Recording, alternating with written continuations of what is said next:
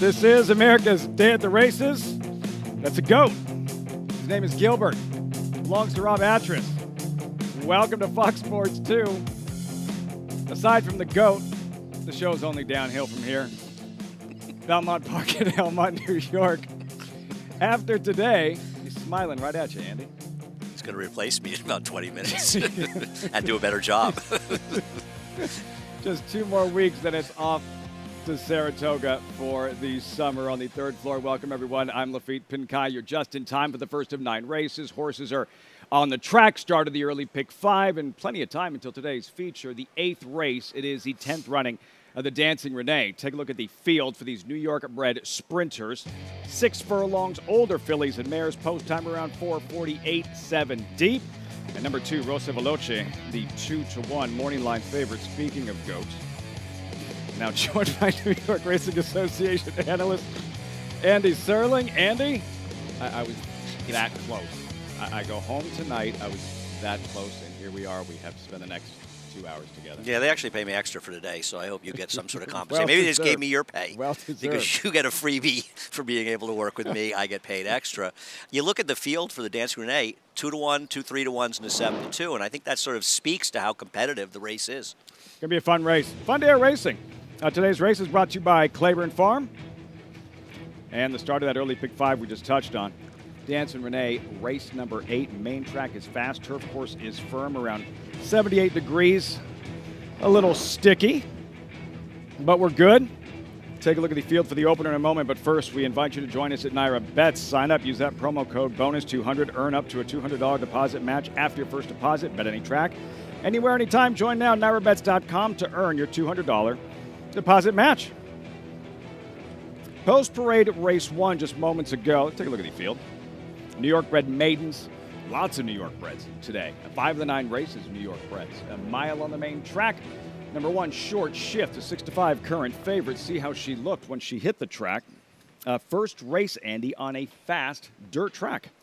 I don't like the fact that she didn't get bet at all in her debut, and she didn't really run a particularly good race. Obviously, she can improve a little bit and win. I don't care what she did in the turf. I only care about her dirt races. And I mean, she's a contender in here, but I don't think she's a 6-5 shot.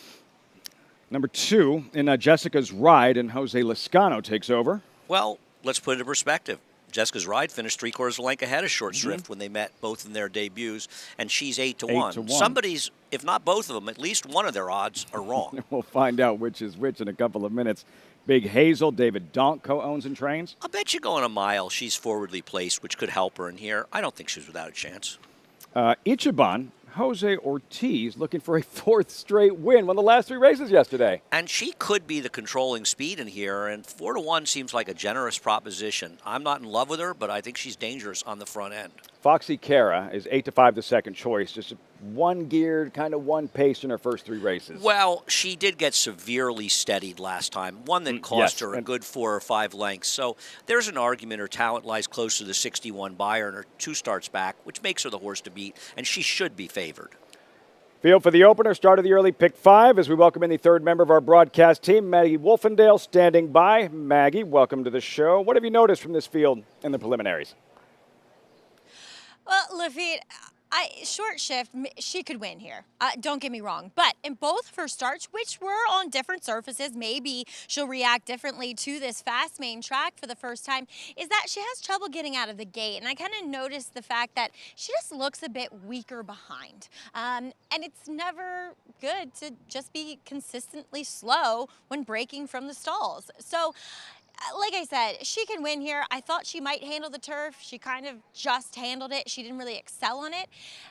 But I don't see anything prohibiting her from being able to handle this fast main track. But at a short price, I thought there were far more interesting propositions. Now, I don't mind number 5 in here, Foxy Cara, on the fact that she makes sense on paper to me, given the trouble last time. But the horse that by far looked best in the preliminaries is the one on your screen. As you see, Jose Ortiz, he has been consistently moving her, and whenever Jose does this, he is saying to his mount, don't fall asleep in the stall, we got to break alertly. You know, sometimes he does it with horses that do have trouble getting out of the gate, but I think this is a time in which he's wanting to set the pace, as Andy said. She has gotten stronger with a little bit of a gap in her racing since earlier this spring at Aqueduct. Physically, she looks as though she should thrive at the mile. She's a long, rangy daughter of street sense. I think she is incredibly interesting, and 4-1 seems awfully generous to me. Definitely made the best impression, Lafitte. With Jose Ortiz, as mentioned, won the last 3 races yesterday, circling back to Foxy Cara. So this is what we were talking about. Her most recent, May 21st, right here, some other company. And Andy, yeah, Foxy Cara with the rail trip until she gets absolutely sawed off. Yeah, somewhere around 5 to 10 seconds from now, you're going to see her steady severely on the inside. And I think sometimes people make too much about trouble. I don't think you can make too much out of this. She was completely and totally eliminated. When you consider the fact that she came within a half length of being second after this, look where she was. She was right with those 2 horses. They're now a good 4 lengths in front of her. She obviously would have been second, and she may have made the race, but she wasn't going to win. Yeah. Would have made it a little bit closer than the 6 3/4 margin. I just think she's very dangerous in here. Listen, I don't have a big problem with Ichabod. I picked her second here. I think she's dangerous, but I just think Foxy Cara is a slightly more likely winner. Short shift 4-5, Andy. Yeah, this is lunacy. Is there a late rider change to Irad Ortiz? He's not riding today. Maybe they're going to latch on to Flavien Prat. I mean, I'm not saying he's impossible, but I think he's the 3rd likeliest winner, or she is, behind the 5 and the 4. Odds on it post time. First one to go in, short shift. First of 9 from Belmont on a Sunday. John Ambrial standing by. It's post time.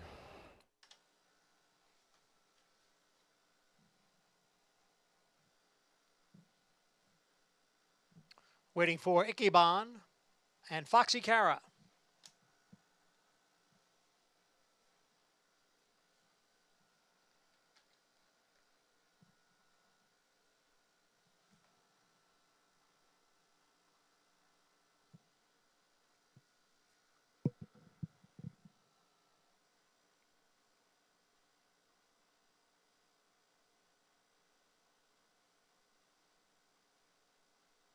They're in the gate.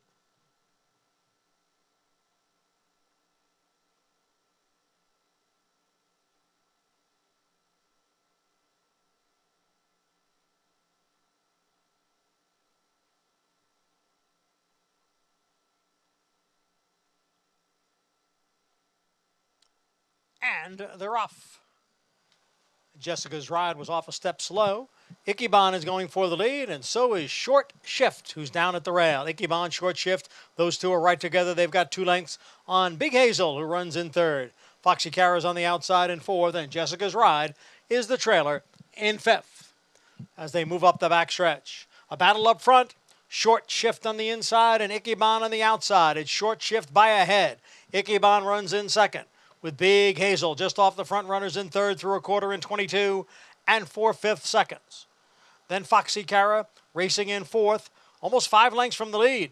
Jessica's ride is still at the back. Short Shift and Ichabod continue to battle it out here as they go around the far turn. Short Shift on the inside, Ichabod on the outside with Big Hazel getting that good trip in 3rd. The half one in 46 and 3. Foxy Cara on the outside in 4th. And now Jessica's ride begins to come alive down towards the rail. Now 3.5 lengths from the lead. And the leaders are still Short Shift and Ichabod with Big Hazel getting closer now on the outside. Big Hazel joins the front runners, 3 of them across. Then Foxy Cara. Jessica's ride is down towards the rail. 3/4 went in 1:11 and 4. It is Ichabod challenged here by Big Hazel on the outside. Ichabod and Big Hazel. Foxy Cara moves into 3rd as they pass the 8th pole. Here is Big Hazel now to take the lead from Ichabod. Foxy Cara runs in 3rd. They're coming on for the finish, and it will be Big Hazel to break her maiden on a Sunday in New York. So it's going to be that kind of afternoon. Longest shot on the board, 18-1. Big Hazel, Dylan Davis, David Donk in the opener. Yeah, I mean, I don't know how she's 18-1, and believe me, I did not like her in this race, but 18-1 seems like an awfully big price. She's had a perfect trip behind the dueling leaders, setting on his pace, and Ichabod actually ran very well to finish second at 4-1, outran her odds. And a nice win there for Dave Donk and Dylan Davis. And now the Jose Ortiz string has stopped. But Dave Donk has now won 2 straight races, winning the last race yesterday. And congrats to him and the connections as well. It'll remain a mystery forever and ever what the one was doing at 3 to 5 in this race. And I will point out, she did finish behind the 2 Jessica's Ride once again. What 3 to 5. What was going on? 3 to 5 at post time, short shift, finishing. You could tell she was struggling. She winds up finishing last of 5. What was the difference today? Focusing on the winner, Big Hazel. How did Davis trigger this upset? Well, I mean, we're redboarding, and I'm just going to tell you but how just, you could connecting have her. the dots well, after the obviously, fact. more distance on the dirt helped her. It's not one of the greatest races of all time, but also maybe getting onto a fast harrowed track because her debut was not bad. I picked her last time because I thought her debut was a little better than it looked. Yes, I picked her 5th in a field of 5, so nice. I was close. By the way, I do not understand how she could be 18-1 in this race. I don't imagine the morning line was that way. Somebody was going to be a bigger price if short shift was taking. Well, the kind of I mean, who could possibly imagine? Yeah, she's 6-1 morning line, and that's probably the range she should have been just because she won. But this is a crazy, crazy price on her, and I guess getting back to a fast, harrowed track really helped her out. And she got a good pace to close out, but it's not like she was that far off of it, right? She was always about a length and a half, 2 off of it. Ichabod ran extremely well to run second in there. Foxy Cara, actually, the perfect trip. She was bad. She was a disappointing 3rd, but none were as bad as short shift. And I have no idea what people thought made her a 3 to 5 shot. None whatsoever. Have you bought David Donk and sent him his Aaron Rodgers jersey just yet? I liked Aaron Rodgers when he was on Jeopardy. He sort of lost me thereafter. Why? Aren't there enough teams in this area trying to buy talent, older players that were very good? That's not working out for a team that plays at Citi Field, right? Not right now. Much to Still your early in the much season. to your happiness. Yeah. You're still on that high for the big Dodger comeback last night. 3 walks in a buck, whatever it takes. Whatever it takes in the Dance and Renee, the Sunday feature. Should be a There's a look horse at the field. It is field to 7 here, older fillies and mares. And here's the key that it's New York breds. As you look at the favorite, Rosa Veloce, who's been mixing it up with Open Company, some graded stakes company, Rosa Veloce, who is exiting the Vagrancy and finishing 3rd to Caramel Swirl, who just finished 3rd to a champion in Goodnight Olive in the Bed of Roses last weekend. Yeah, she's running against superior horses, and I think she ran a very credible race in here. And if you take away the race 2 back where she blew the brake completely, what's there to say since she was claimed by Rob Atras? Man. Every race she runs is a good race. Now, I'm not saying she's going to win today. I picked her 3rd. But she is a tough horse to beat. She's shown the ability to rate. She's got to deal with Granny's Connection at some level. Now, it may get kind of hot for them, and there are some good closers near as well. But to deny the kind of form she's had for Rob Atras is to deny reality.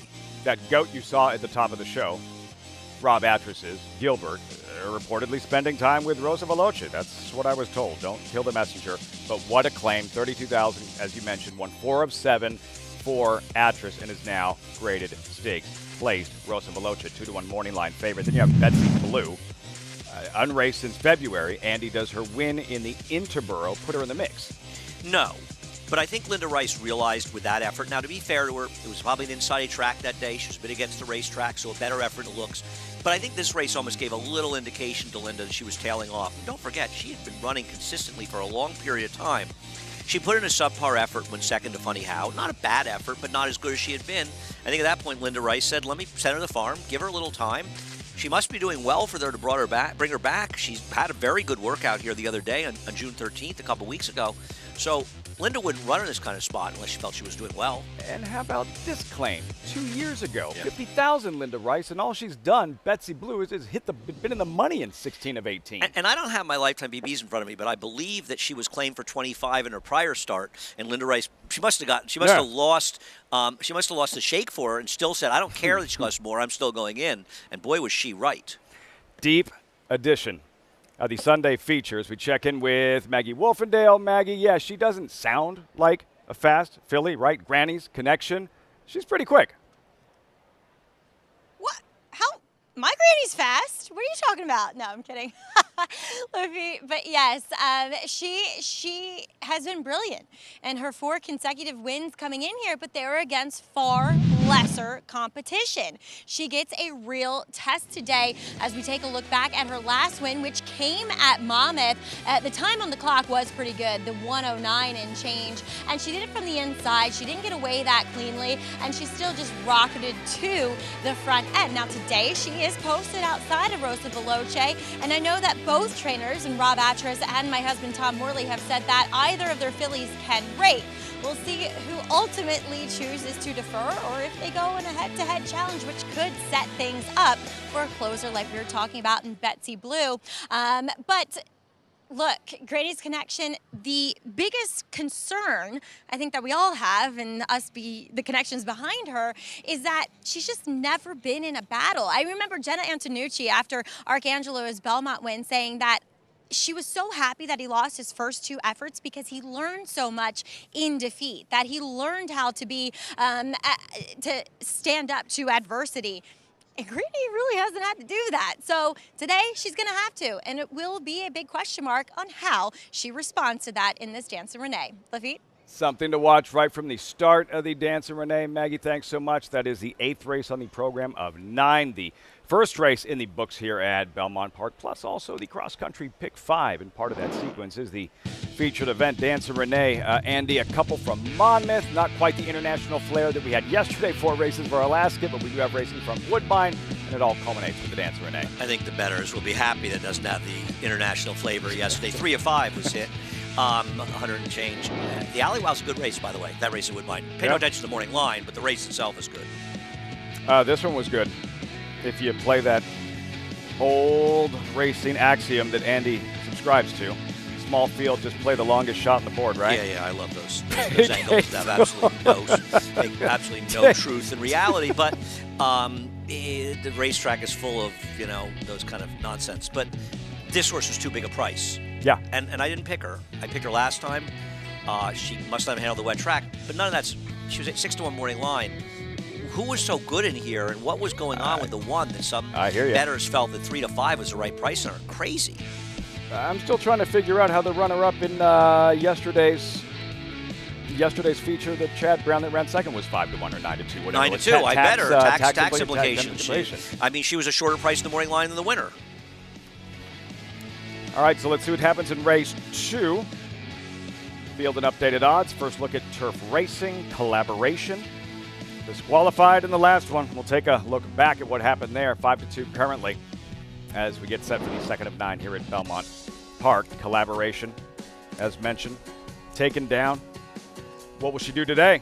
To be ridden once again by Dylan Davis. Victory today might be a little more satisfying after what took place last time on Collaboration. That's next. You're watching America's Day of the Races. Warfront. This son of Danzig ranks among the world's elite sires. Ranked number 1 by percentage of stakes winners, graded stakes winners, and Grade 1 winners. No stallion has a better strike rate. Warfront is the sire of over 100 lifetime stakes winners, including some of the sport's most talented runners both at home and abroad.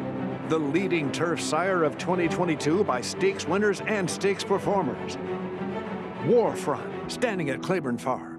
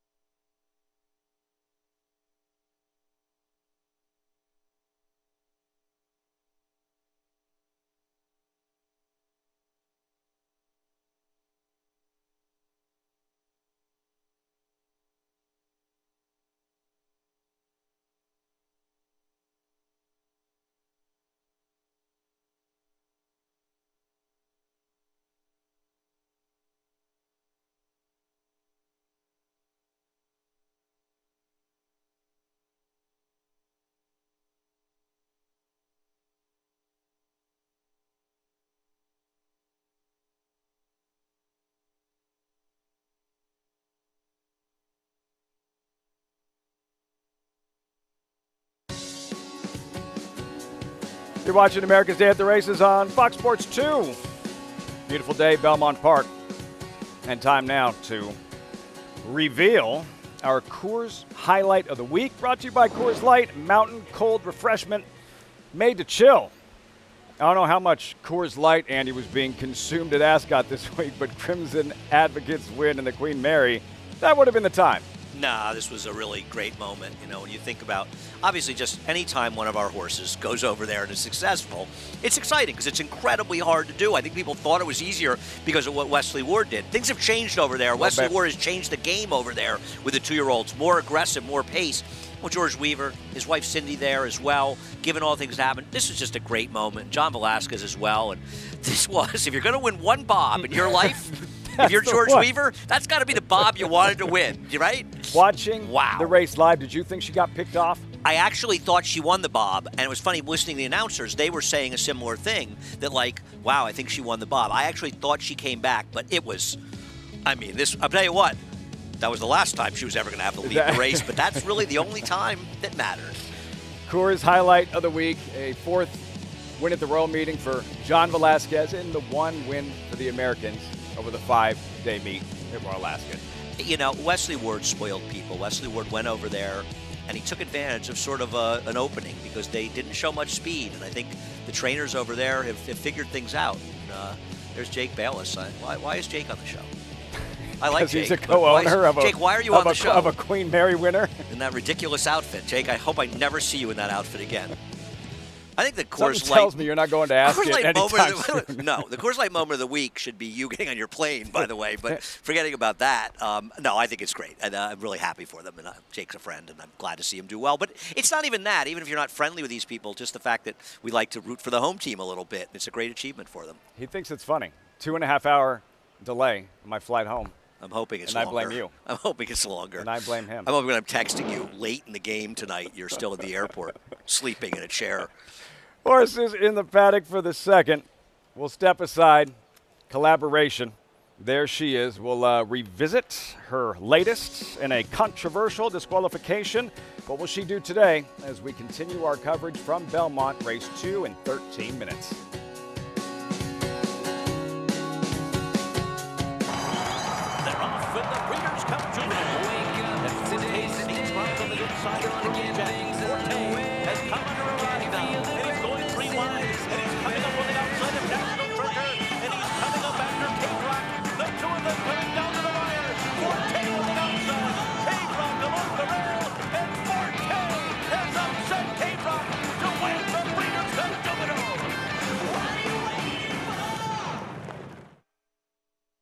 Experience the adrenaline-pumping, suspense-filled action of the Sport of Kings no matter where you are with Naira Bets. It's fast, easy, and secure.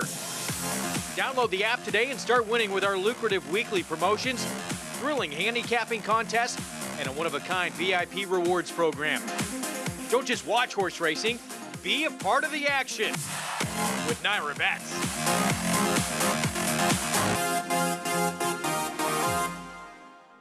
Introducing a stallion, as top class as they come. In 22 career starts, he won or placed in 12 graded stakes, competing in 15 grade ones, earning over $1.7 million. His undisputed speed is evidenced by 7 100-plus buyer speed figures, a 3-time grade 1 winner, Raging Bull.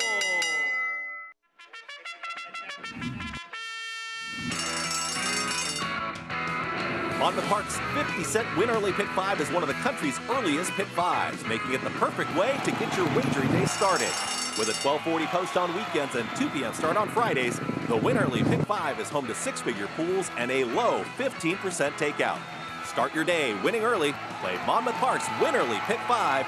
Win early, win often.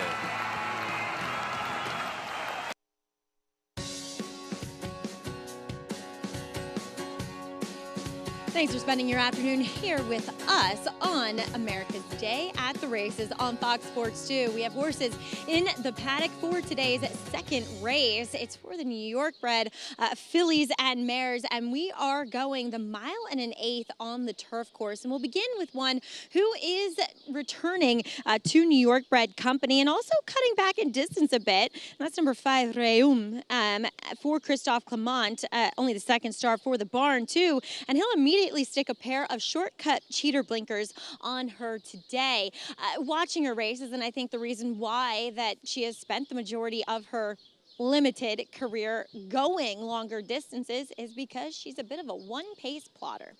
And so maybe with the blinkers, we're trying to find maybe just that extra gear that she's been lacking. I will say, too, it was a long layoff she was returning off of last time out, and she does look that much more defined. She has moved forward with that race under her belt, but still, I would have loved to see her do a little bit more running in that 1 3/8 race. She just kind of ran in place the whole way around there, and actually the margin of defeat quite large at the end. So we'll see what she does. I don't fully trust her, to be honest, but there's nothing to say that she can't be effective going the 1 1/8 miles here. As we'll move on to number 2, Sal's Dream Girl. She's one that in that same race is Collaboration. For the most part, Collaboration was setting the pace up front for the most part, and the pace kind of virtually holding together. Sal's Dream Girl got checked back early. She managed to save ground most of the way, but then she had to pick her way and weave through traffic and really was the only horse running on late. I think with a little extra ground today, it gives her a little bit more of an opportunity to sit closer and just to be a bit more effective. I think she is one that should appreciate it, looking at her physically. She's got a little bit more stretch to her. So I'm going to try my hand here with Sal's Dream Girl. Lafitte. 7-2, Sal's Dream Girl. Jose Ortiz, game face. Had his winning streak snapped. Won the last 3 races yesterday. Try to get another one going here. Snowy evening. Collaboration, though, and let's revisit the scene of the crime. May 29th, right here, same level, Andy. Collaboration is in front. What happened? Well, there's a lot of debate. There are people like Maggie and I that didn't think this was a great call. The Big, he thinks it was the right call taking her down. And listen, and I obviously have the greatest respect for Richie's opinion, and I can understand it. And I don't think it was a terrible call. I feel personally like unless the calls are 85%, they shouldn't take them down. All right. That's okay. This is not in the garbage pail of terrible calls. This is just one of those things. The second place finisher placed first really did run the best race that day. Now, she didn't run well, maybe over her head in yesterday's race in the stake. The Wild Applause, I think Collaboration is going to be tough. She's probably going to have to deal with some speed from La Conquistadora, the 4. Got to get the 1 1/8 miles. I prefer, I think she's the right favorite in here. I'm not trying to beat her. Collaboration, 9-5, the favorite. And number 5 in Reum. Her one start this year, Andy, she didn't do much in that race. This was her last race last year, early August at Saratoga. Reum, who just loses another heartbreaker. I feel like that's one problem. She's got 4 seconds, 3 of them by 2 heads and a nose. Short prices, most of her races, not getting it done. On the other hand, she has consistently run races good enough to be competitive. She has run well at these distances. She doesn't need the more ground to be effective. And maybe she just needed the last start. It was off 10 months. Now, it was an abysmal field last time. And to make it even clearer, the 5th place finisher was eased. So she basically finished last of the horses that finished. And the horse that was eased, I think, was the favorite, as a matter of fact. I do think she's the second likeliest winner. Now, listen, Maggie likes the number 2 in this race. Sal's Dream Girl, I respect that. I didn't think she ran as well as Maggie did last time, but she's definitely one of the players in here. In order for her to be effective today, what needs to happen? They need to move a little more up front. And I think also Joel Rosario needs to want to get her into position here. There's no reason that she can't be sitting in a good spot third behind the 1 and 4. Don't cede that position to the 3 Snowy Evening, much as I hope Snowy Evening wins for my friend Steve Christ. Riders up, Joel Rosario won that exciting turf race sprint yesterday, I believe in the 7th. Incredible finish. It's what he does. Strong finisher, one of the best turf sprint jockeys in the game. Rosario trying here with Sal's Dream Girl. This isn't a turf sprint. Mile and an eighth on the inner turf course. Fillies and Mares. The post parade shortly, but first we'll pause briefly. Welcome in a new audience.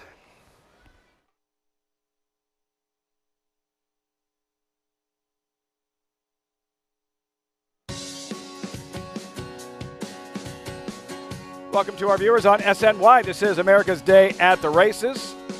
Gearing up for the second of 9 races alongside Andy Serling. I'm Lafitte Pinkai. It is just a couple of weeks until opening day of the 155th season of Saratoga, but we're not done here at Belmont yet. And for the Sunday program, still have the highlight. A little bit later on, race number 8, Andy the Dancing Renee for some very fast New York bred sprinters, and Rosa Veloce, the 2-to-1 morning line favorite. Yeah, and she's been facing much better horses, and it's sort of understandable why she's favored in this race. But she's going to face some early speed from Granny's Connection. She's going to face some pretty good closers in Sterling Silver and Betsy Blue. I don't know. This is probably the best running of the Dancing Renee, and I'm not kidding, that we've ever had. It's a highly competitive race, and it's not a competitive race because they're all mediocre. It's actually a competitive race because these are the kind of horses that theoretically could compete against opens. And this is a really, really strong group of New York breds, named for a terrific New York bred that was trained by Bobby Triola. Richie Migliori? I think she was so good she may have won with Richie. I believe. Yeah. We'll talk Could to be Richie wrong, but I think so. later on about Dancing Renee, the Sunday feature at Belmont Park. We have a post-parade brewing here. 5 of the 9 races for New York breds this afternoon. Fillies and Mares, mile and an eighth on an inner turf course. Another look at collaboration. Dylan Davis looking to sweep the early double. Yeah, and he's in a good position to do it. But then again, you win with a tough one at 18-1, and now the pressure's on. You're the 2-1 favorite. She's been in very good form. She's improved from her 2 to 3-year-old season, and both her turf starts have been good. I think she's the one to beat. We'll see if Dylan can control over La Conquistador or let her go and sit second. Number 2, Sal's Dream Girl. Maggie's top selection, 4th behind collaboration in that common May 29th race. I get Maggie's argument. She felt that she was sort of out of position, and I'll let her talk about it, but sort of whiffing between horses. I thought the race came apart behind the first couple of horses, but she's definitely a player in here. Snowy Evening, number 3, just broke her maiden.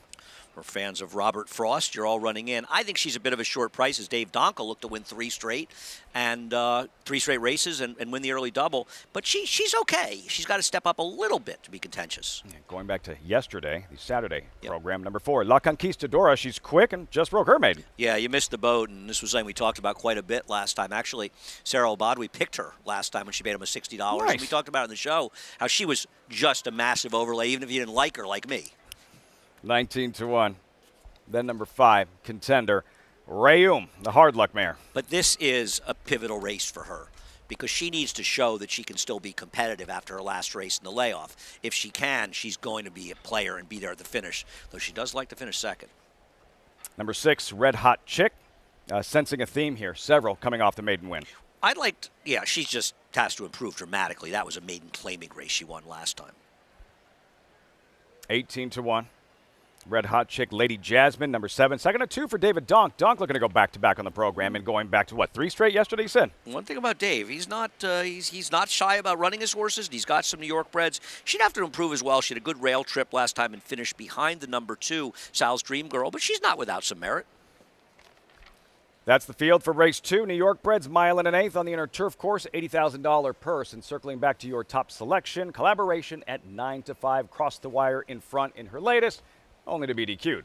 Yeah, I mean, it's I wonder what the record of horses that get disqualified, especially in condition, in like the non-winners of 1, when they come back and win, because, you kind of, if you're not betting, you're just sort of rooting. You want them to come back and win because you feel bad for the connections. The old Rasheed Wallace ball don't lie play. That one? Right, yes. How many times I said watching basketball, there's no saying other than ball don't like when guys go to the foul line. I love that. That's a perfect analogy. Free throw, brick. Yep, that's good. Ball don't lie. If she's going to be, what about the race shape and for collaboration? Because she's quick, but La Conquistadora is quick. What are you expecting? If I were Dylan, I would go with the intention of going because you're inside and you're hitting that turn. Now, if Junior Alvarado wants to be aggressive and go front, let her go. But I think he's supposed to say, I want to have the lead in this race. The only other horse can take it away from her. Don't just cede that advantage because one of her advantages, besides her talent, is her speed. Looking at Rayum. Second choice at 5-2, Trevor McCarthy. We check back in with Maggie Wolfendale. And I think the pace might get a little bit more on the murkier side. And Andy's right. With the one collaboration, she could just go. But I thought there were some others that could pose a little bit of conflict with that plan. As we'll talk about collaboration. Now, I loved her last time in that field. And sometimes in my position, judging horses on how they look physically, there's just days where certain horses show up and just scream at you like, I am going to run the best race here in this field. That's how I felt about collaboration last time. That is not how I feel about collaboration this time. And while she has the pedigree to say that this mile and an eighth should be just fine for her, being a daughter of English Channel out of a Giant's Causeway mare, I mean, how much more distance could you want in a pedigree? She just doesn't scream it physically. Again, I respect her. I hope she wins because I was a little bit sour grapes last time with the takedown. So, but at 9-5, I'm just going to look elsewhere. And I am going to pick Sal's Dream Girl. Exiting the same race, I thought she was the only one to run on from behind. And with 9 furlongs, I think it draws her into the race. And I think she should have, or hopefully, you never know at the break, but I just thought things didn't go quite that well in the beginning of that race last time out. So landing on her, the horse that I wasn't expecting to like that caught my eye is number 3, Snowy Evening, as she'll try to stretch things out here off the back of a wing going 7. I don't know how good she is. She might not be that good, and she's kind of a short price, to be honest. But she's just really grown and lengthened, and I just feel like maybe a mile and an eighth isn't completely out of her wheelhouse. But also, I think with how sharp she is, you see Jose Ortiz having his feet kicked out of the irons and adding the distance, she could and very well be forward in this spot here. Lafitte? Interested to see how this all unfolds early on. With collaboration as the price continues to plummet, 8-5, ridden by Dylan Davis. Manny Franco, however, later on riding Rosa Veloce aboard Red Hot Chick. There he is. And his mounts this afternoon, 7 of them contenders towards the back end of the program with Rosa Veloce, 2-1 morning line favorite for the Dancing Renee, and then Born a Gambler, Manny Franco. And I think safe to say we're going to see the best summer at Saratoga from Manny Franco yet, as well as he's going right now. I just think that Manny's riding with a sense of confidence. He's obviously getting the mounts. John Panagot's doing a great job. Being in Chad Brown's barn's helping him. But all those things have given him the confidence, and that's, in some ways, I wonder if that's what he was missing. I'm not saying he wasn't confident, but I think it's really sort of that knowing he belonged. But sometimes we all need to, somebody needs to sort of prove to themselves they belong. I have bad news for Manny. I picked 2 of those horses, so they're both prices too. But the favorite in the feature, Manny Franco, Rosa Veloce, the favorite in the second. Final thoughts here, Andy, with collaboration, 8-5, and Dylan Davis. I think the beginning of these races is always interesting, but it's particularly important for collaboration that she gets that good position early. And we'll see what kind of speed La Conquistadora shows. She can be in front of her, but if she is, you want to see collaboration get into a comfortable position right outside of her. Otherwise, she should be in front. With Junior Alvarado, there she is, La Conquistadora. Johnny I standing by. Post time for the second from Belmont. Collaboration, 8-5 at post time. For Red Hot Chick and Lady Jasmine.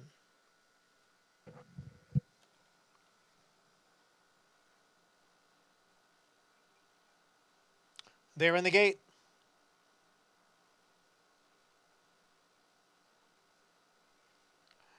And they're off. Rayum going for the lead along with Snowy Evening. Now moving up is La Conquistadora down at the rail, the gray collaboration. It is collaboration and La Conquistadora. La Conquistadora goes on with it and has the lead. Collaboration runs in second. Snowy Evening is now in third, and Rayum has made her way over down to the rail and runs in fourth. Lady Jasmine is next in fifth. At the back of the pack are Sal's Dream Girl and Red Hot Chick. The quarter in 23 and 2/5 seconds. They're on the backstretch now, with long shot La Conquistadora opening up by 3.5 lengths. Collaboration, the favorite, runs in second.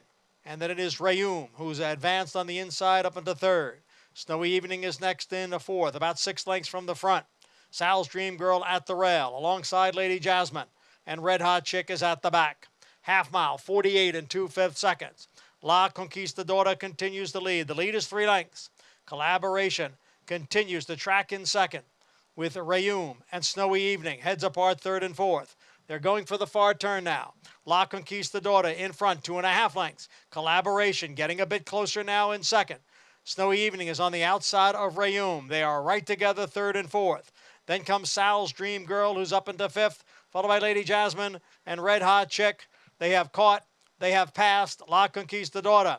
Collaboration is now the leader, with Snowy Evening on the outside. It's Collaboration in front. Snowy Evening runs in second. And then it is Rayum in third, followed by Sal's Dream Girl. Collaboration kicks clear here to lead by 3.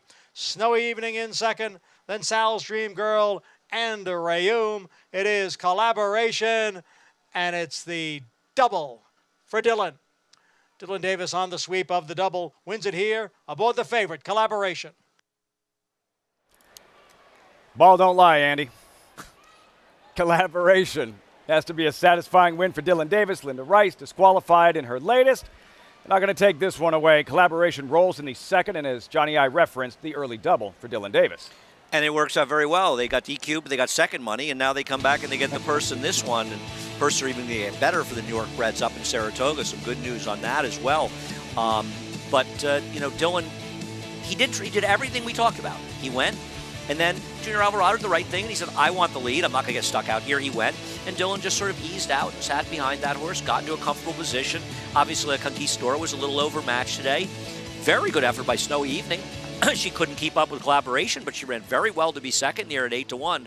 And Collaboration, the favorite for a reason. She was just the best horse at the end of the day. And credit to Collaboration. Here she is running away from Snowy Evening, but when La Conquistadora went by her, she didn't jump into the bridle. She didn't get aggressive, and it makes it that much easier for Davis to sit nice and relaxed, tracking the 30-1 shot. And she really improved, and she's at one thing, and this is something that I've become sort of more and more aware over the last couple of years, how little 2-year-old turf figures can matter. You routinely see horses that are getting in the 60s or so as 2-year-olds that come back as 3-year-olds that run in the 70s to 80s. They improve 10, 15 points. You can call it routine improvement. Is it something about 2-year-olds going long in 2-turn turf races where they're just sort of not ready to do it, that when they mature, they get much better? And listen, she's got to get into a much tougher non-winners of 2 New York bred races. And after that, we'll see what Linda can do with her. But Collaboration, she's got to get better to complete at the highest level of the New York breds. But she is improving enough to say that maybe in the future that could happen. On her way. Barry Schwartz's Collaboration handles the distance just fine. And for trainer Linda Rice, another win here. Collaboration and Dylan Davis, the early double, 1-3-2-5. When we come back, oh, he made that look easy, didn't he, yesterday? 2 fills in the Ohio Derby, putting up a big speed figure in the process. And Tapit Trice back to work after the Belmont. Where will he next race? Stay tuned. You're watching America's Day at the Races.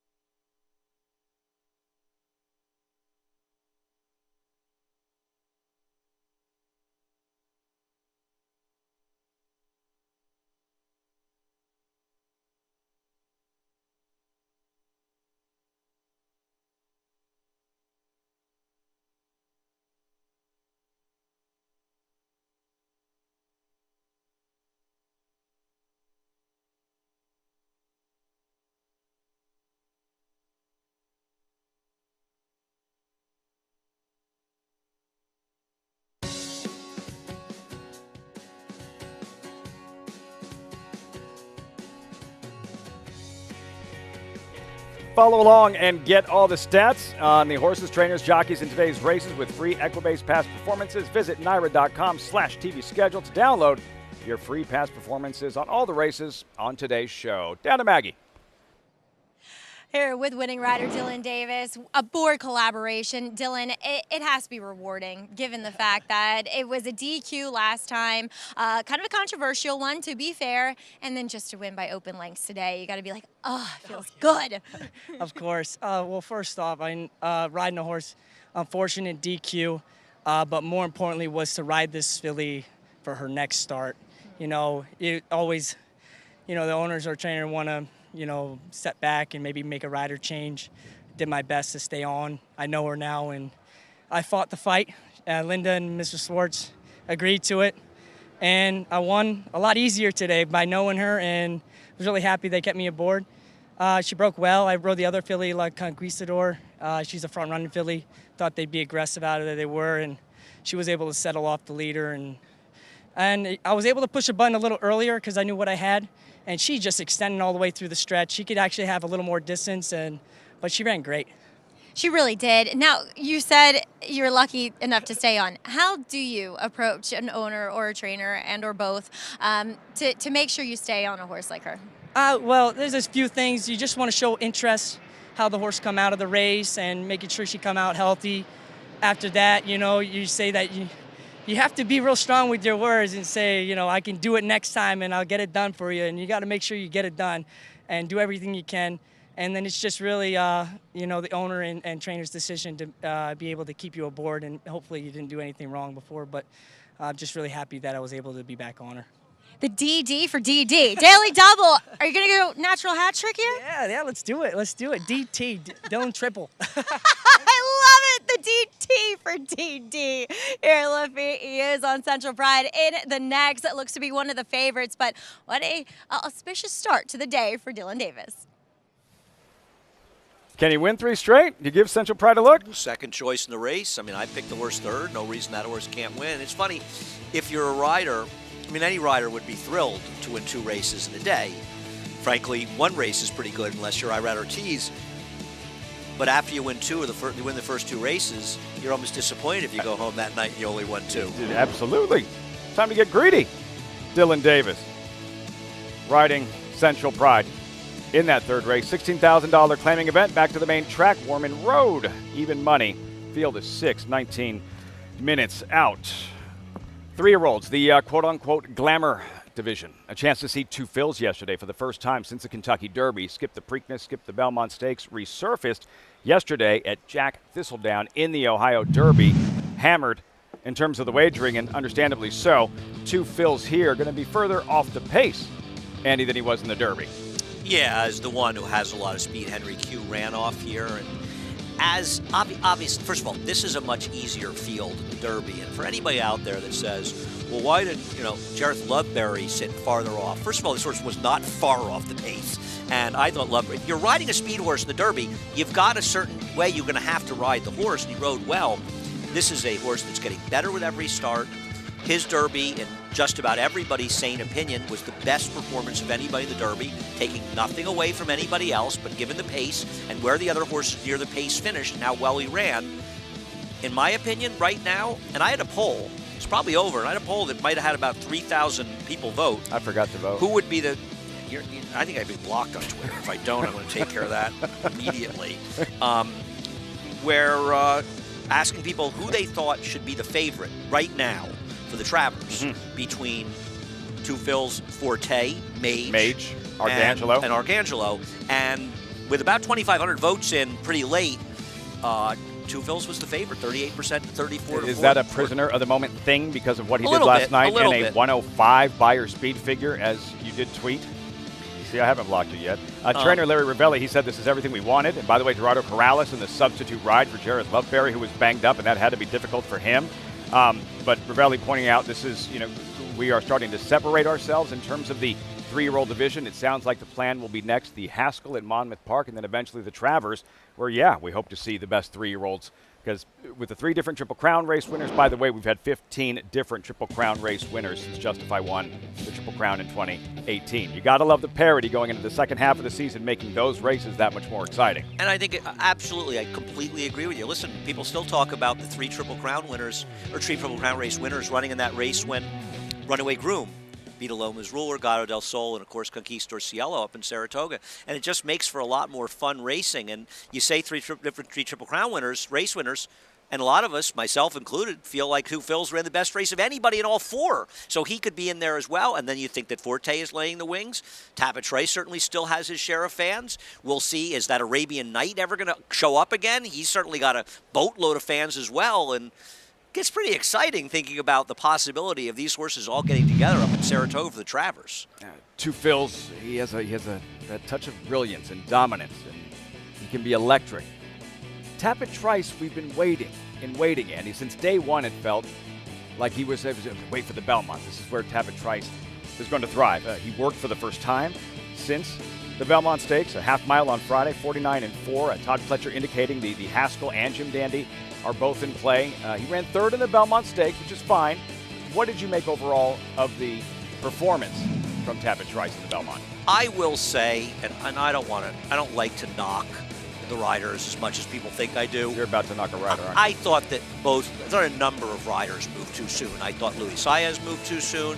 I thought in turn Flavien Prat moved too soon. The Belmont's a very hard race to ride, and I think that they moved a little soon. So I do think that there's a fair argument that Hit Show or Tapit Trice ran the second best race, and because Forte, he just couldn't keep up with them when they were all moving too soon. Irad was trying to motivate him. I think in a lot of ways that sort of helped him finish second in a race where he may not have run the second best race. So I do think that's a credit to Tapit Trice, but I think I agree with what you're alluding to, Lafitte. We keep sitting around and waiting for him to run this race, and everybody else is running that race. And I haven't seen it from him yet, and maybe he gets better at some point. I'm starting to think that Tapit Trice is just always going to be a little bit behind the other horse in the division. Doesn't mean he's not a good horse, but I'm tired of waiting for it. Yeah, Tapit Trice again will next see him in the Haskell or the Jim Dandy for his next start. And the Travers, now because of all the parity in the 3-year-old division, this is where championships have been decided the last couple of years. Andy was Essential Quality, the reigning 2-year-old champion in 21. His victory in the Travers for trainer Brad Cox and Godolphin, and more of the same last year. Epicenter, Derby runner-up 2 fields. Epicenter, who essentially cemented his 3-year-old title up at Saratoga in the Travers. But based on what we've seen so far, nobody's winning the Travers by 8 lengths the way Epicenter did, or whatever, Monumental, 6 lengths. And we're not going to see an odds-on favorite in the Travers because this is a really fun group. And sure, the Jim Dandy and the Haskell are going to settle some scores in there, but until they all get together, it feels like a pretty evenly matched bunch. And you almost wonder, a lot of us forgetting a little about Arcangelo, who's so lightly raced, Mage as well. This is a really fun group of horses. They may not be all running huge numbers, but they're a very fun, competitive group. And some later developing 3-year-olds in the Dwyer next weekend for Bragg for Bob Baffert, Saudi Crown for trainer Brad Cox. Big debut at Keeneland. And then, Andy, his second career start, and watch the moxie that he shows in his second career start at Churchill Downs here. A determined effort in this one. And I want to say that the second place finisher was a Rusty Arnold horse that had run a very fast figure, breaking his maiden in his prior start. Sounds and right. He looked like he might have him beaten. And Saudi Crown just kept coming back. And this is a very, very good horse, and there's a very interesting race coming up because the Bob Baffert horse that had finished second in the Pat Day Mile, that was a late scratch for the Woody Stevens, Bishop, no, I don't know. Fort Bragg. Fort Bragg. He's running in the Dwyer. He's coming back, supposedly. Harrodsburg for Rob Atras, who's run extremely well with a 9-9 Beyer in his second start. He's supposedly coming back. These are some very good horses, and you think these horses weren't even the Woody Stevens, where Arabian Lion ran this gigantic race, and them heading towards the Alan Jerkins up in Saratoga. This is a very exciting horse, and it may not end up being a big field, but there's a lot of talent. Even Gilmore. I thought Gilmore ran very well in the Woody. This is the race Chargett won by 23 lengths last year, and in 2019, a Code of Honor won the Dwyer eventual Travers winner. That's next Saturday.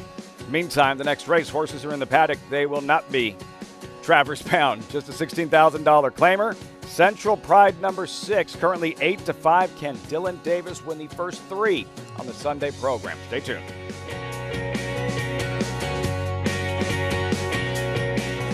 for a horse with strong family values and the performance to back it up. It's going to be early voting in the opener. And early voting wins the Withers wire to wire. He took his campaign to Pimlico with a classic win in the Grade 1 Preakness Stakes. Epicenter trying to gain late. It's early voting to take it from Epicenter, a length and a half. Early voting, Gun Runner's only classic winner. New to Coolmore America.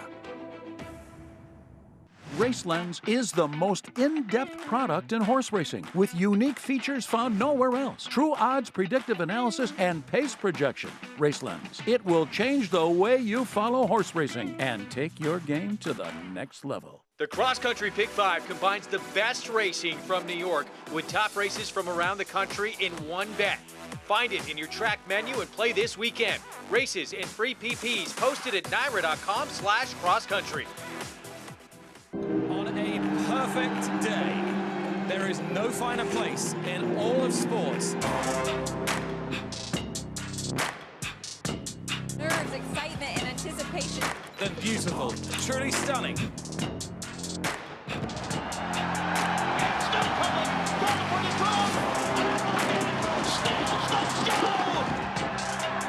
To the Breeders' Cup World Championships. Racetrack Television Network brings you every race, from every track, on every screen, every day. With monthly packages starting as low as $5, RTN gives you great value and access to more live HD streaming and race replays than anyone. Visit RTN.tv today to sign up and watch on almost any device, including Roku and Amazon Fire. RTN has packages that start at $5 per month.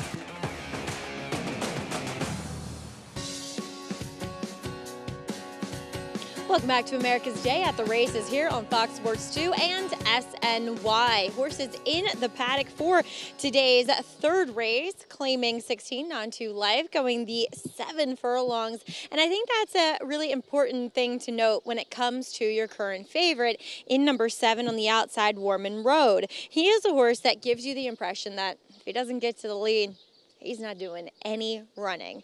And the 7 just allows him to find it a bit easier. Good with the outside post as well, because usually last one in, first one out is how it goes. And 2, with a horse that does get easily intimidated for whatever reason, you want to keep them kind of farther away from horses in the end. I don't love him in here because I don't feel like you can trust him, and he's one that certainly did not go on from his kind of 2 to 3-year-old year. But I get it. The 7 furlongs really makes him an interesting and strong proposition. Moving on to the horse who gets them class relief, that's number 4, Juggler. He faced a world better field last time out in Defusky Island, who looks like a stakes will be in his near future with a 101 buyer and a subsequent start. And Oceans Reserve coming back to complement the form too with a win. Looking at Juggler here, the one thing I don't like is that the front wraps do return and stay on for this effort yet again. But he looks very well turned out from a health perspective. His coat's got that hydrated look to it, and his weight looks good as well. And I just feel like this is probably the easiest company that he has faced. You don't love to take 1 for 20 horses, but again, I think he just makes a great deal of sense, and I think Trevor McCarthy will do his due diligence to keep this horse a little bit more involved early on. And then let's take a look at number 1, Sways in My DNA, and he is aptly named because he is a sway-backed horse, but he's also one where maybe after breaking his maiden in his 9th start, does the light bulb go off here? Because I actually thought he ran pretty well given who he was facing that day. And this is one of the best times he's ever appeared prior to a race. They take the blinkers off the back of a win. Now, they did have to get approval from that. And if you change anything off the back of a win, you do have to get approval from the steward. So I don't know why taking the blinkers off, that kind of makes me scratch my head. But there's no doubt about it. This horse is trending in the right direction, Lafitte. 32-1 shocker in his latest. Maggie, Sways in My DNA. Riders up momentarily. And Andy, what's the coming up?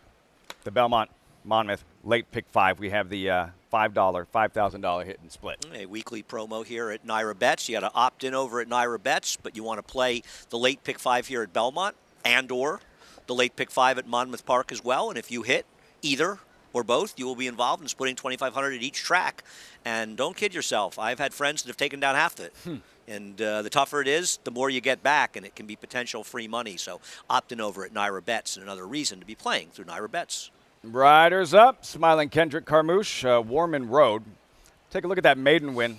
Maggie referenced March 11th. It was Aqueduct in the slop. Warman Road, Andy. Catch me if you can, and they couldn't.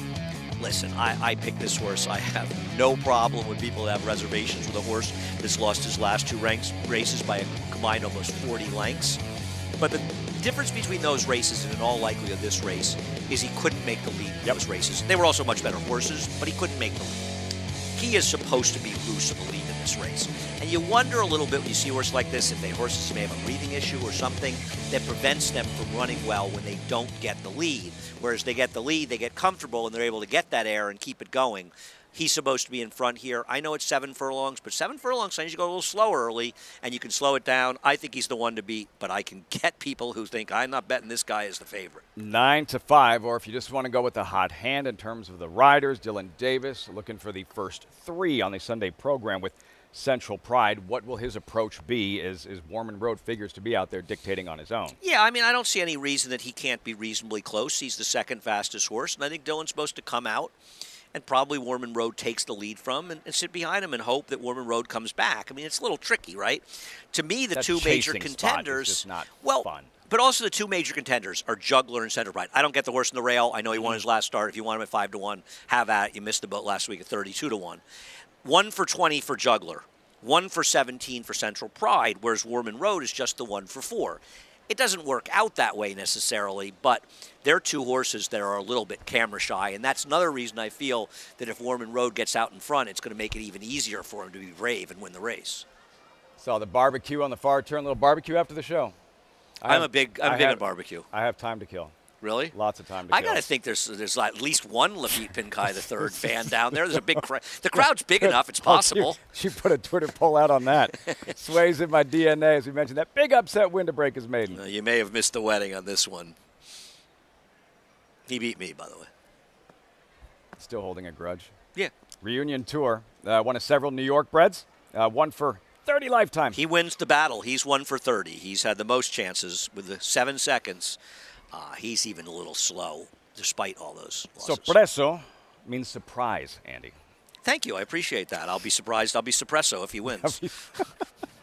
Chuckler, Trevor McCarthy. He's going to have to ride this one like he did Empire Ride yesterday. Right. I mean, he's probably looking forward to it as well. I actually picked him second and considered putting him on top. I like getting on Trevor on board, and he's been running against much better horses. My gosh, Fuski Island, he looks like a stakes horse. I'll be suppresso if he wins. That's good. Central Pride, a second at this level 3 weeks ago. I get it. He has fast enough figs to win it. He's sort of the reliable guy. If you think the 4 is just, I know he's running against better, you don't want him, and the 7's not going to hold together. I get why he's the second choice. Warman Road, the favorite, pedal to the metal. Kendrick, let her rip. This is what Kendrick wants to do if he can, and this horse, he's supposed to be able to do it. 6 of them, just a $16,000 claimer, all 1 for something, non-winners to lifetime, 7/8 of a mile. And the second choice, co-second choice, Juggler with Trevor McCarthy. Yeah, he rode the hair off of Empire Ride yesterday for Tom and Maggie. I mean, he should have gotten a time and a half or 2 times for that ride. He rode that horse for at least 5/8 of a mile. It was like his Luis Saez impression, riding that horse along. And one thing I'll say about Juggler, look at the only time Trevor's ridden him. He ran a 71 buyer that day. He runs a 71 buyer. He's a major, major threat to win this race. So maybe Trevor getting back aboard can get him back the best race he's ever run. And his 4th 2 back behind the likes of Jester's Song and Improper. They're better horses than these. His lack of speed's a little bit discouraging. But if you're of the camp that thinks that Warman Road's the kind of horse that may just fold his tent at some point, that enables the race to collapse. I know you hate to red board. I know you hate to connect the dots after the fact, but what was the difference with Sways in my DNA? How was he able to graduate at 32-1, and why can't he do it again today? Well, one thing that helped him was he found a field where the 8 other horses were slower than him because he frankly didn't run that much faster than the best dirt race he ever ran. That was in a wet track. I don't know. I really don't. He stumbled to start. It's not like everything went his way. There was a heavy favorite in the race, a Wesley Ward horse that Irad rode, that would gotten massive trouble in the stretch, shut off. I'm not saying I thought that horse would have won. He was actually, I thought, a little dubious. But that certainly helped his chances in there.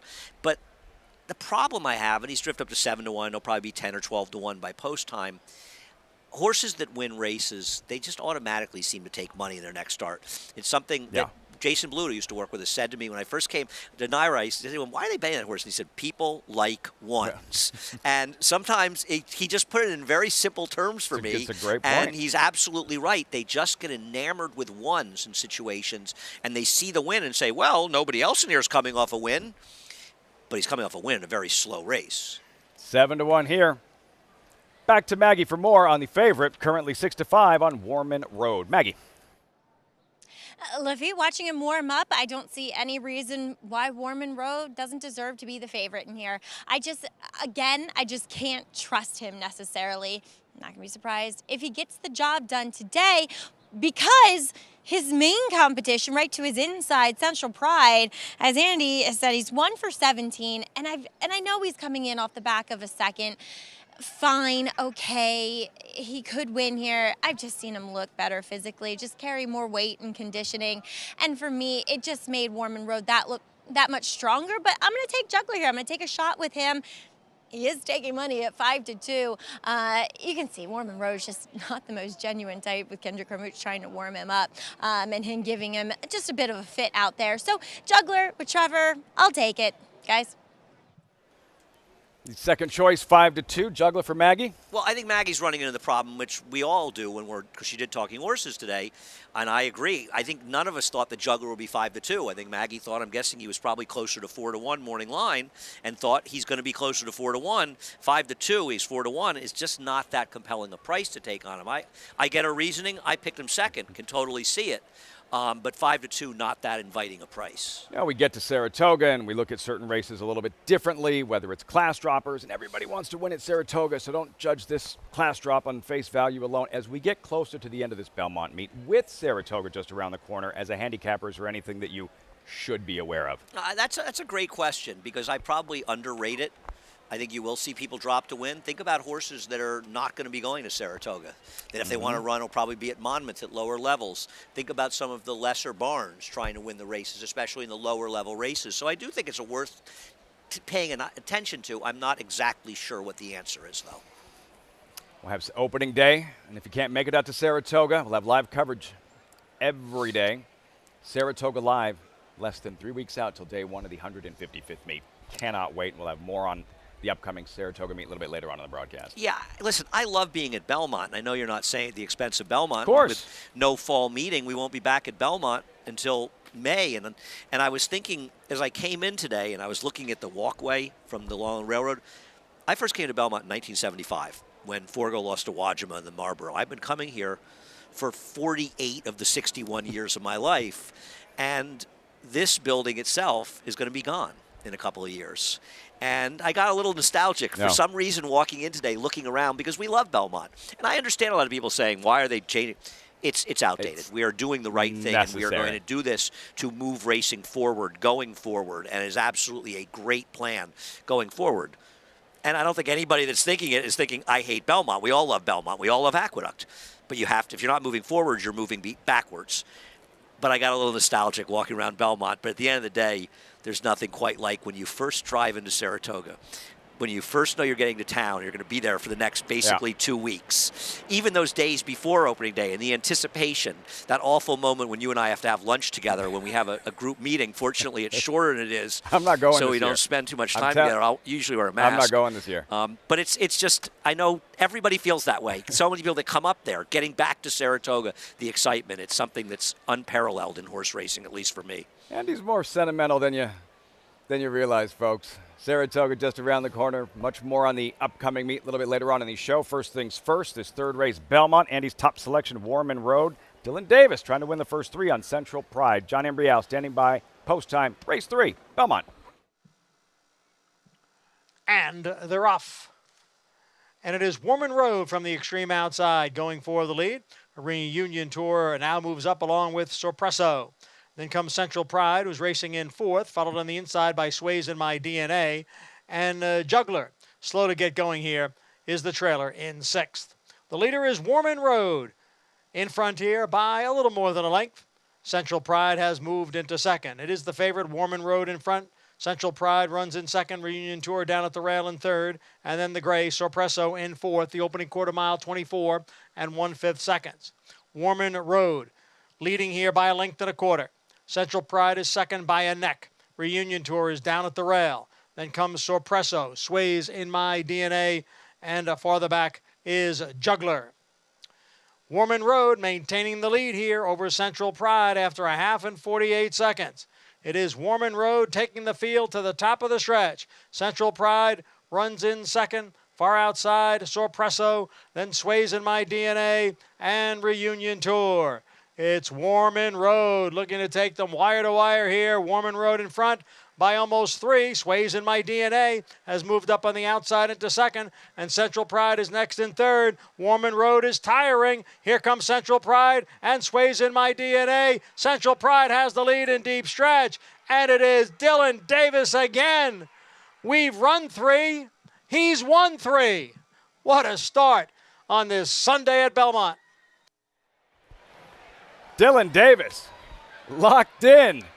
The first 3 at Belmont. Central Pride with a late surge, closing at 2-1. Wow. And the slow pace enabled Dylan to be in a good position in this race, but he just was able to grind out the win. It really felt like Sways in My DNA was going to get the money, and I'm embarrassed to have picked Warman Road, frankly. He went 24-22, 48.13, and I don't think it was a question of Kendrick inviting the others into the race. If this guy couldn't win setting that pace, there were no circumstances he ever was going to win this race. I don't know how he coughed that one up. He Coming up small when it mattered most late. Big run from the horse who apparently is figuring things out. Sways in My DNA, but in the end, too much Central Pride. He did pull up shortly after the wire. There he is, looks fine. 2-1, and Dylan Davis, 6-1, 7-3, just has that confidence going. 3 straight. Who's he riding in the 4th? I think no mount in the 4th, so somebody else has a chance. Central Pride might have been just a little surprised there was nobody in front of him when he crossed the wire, because he's now getting his second win after 7 seconds and thirds and 18 starts. And congrats to the connections, Randy Persaud, but also Dylan Davis. Doesn't get much better. Where's Dylan going from here? Should we do a quick? He doesn't. Yeah, somebody else has a chance. He doesn't ride in the 4th. He's alive in the 5th with Cupid's Claws. Will be one of the favorites. He is not riding the 6th race. The 7th race, he's riding New Guinea, who has a major chance to win. The 8th race, he is not riding the 8th race. Oh, no, he's Bank on Anna, who's a long shot. And the last race, if he's in there, he's on the horse I picked on top, Watasha, so he better win one before that. Watch Fritz repeat. 3 thus far. Well, you mentioned this about half hour ago. After you win the first 2, he's going to be disappointed at the end of the day if he only has 2 wins. I think he'll be okay with 3. No such concerns. I think he'll be okay with 3. Results when we come back. Reaction, Dylan Davis on fire at Belmont Park, 6-1, 7-3.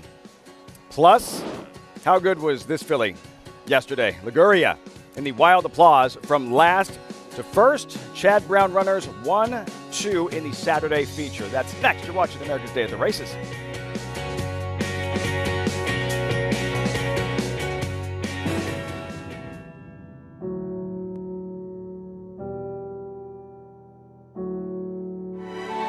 Independence Hall is hands down one of the most impressive horses I've ever seen physically. Independence Hall is pouring it on here in the Nashua Stakes. Won by maybe a dozen lengths. Independence Hall wins the Hagyard Fayette.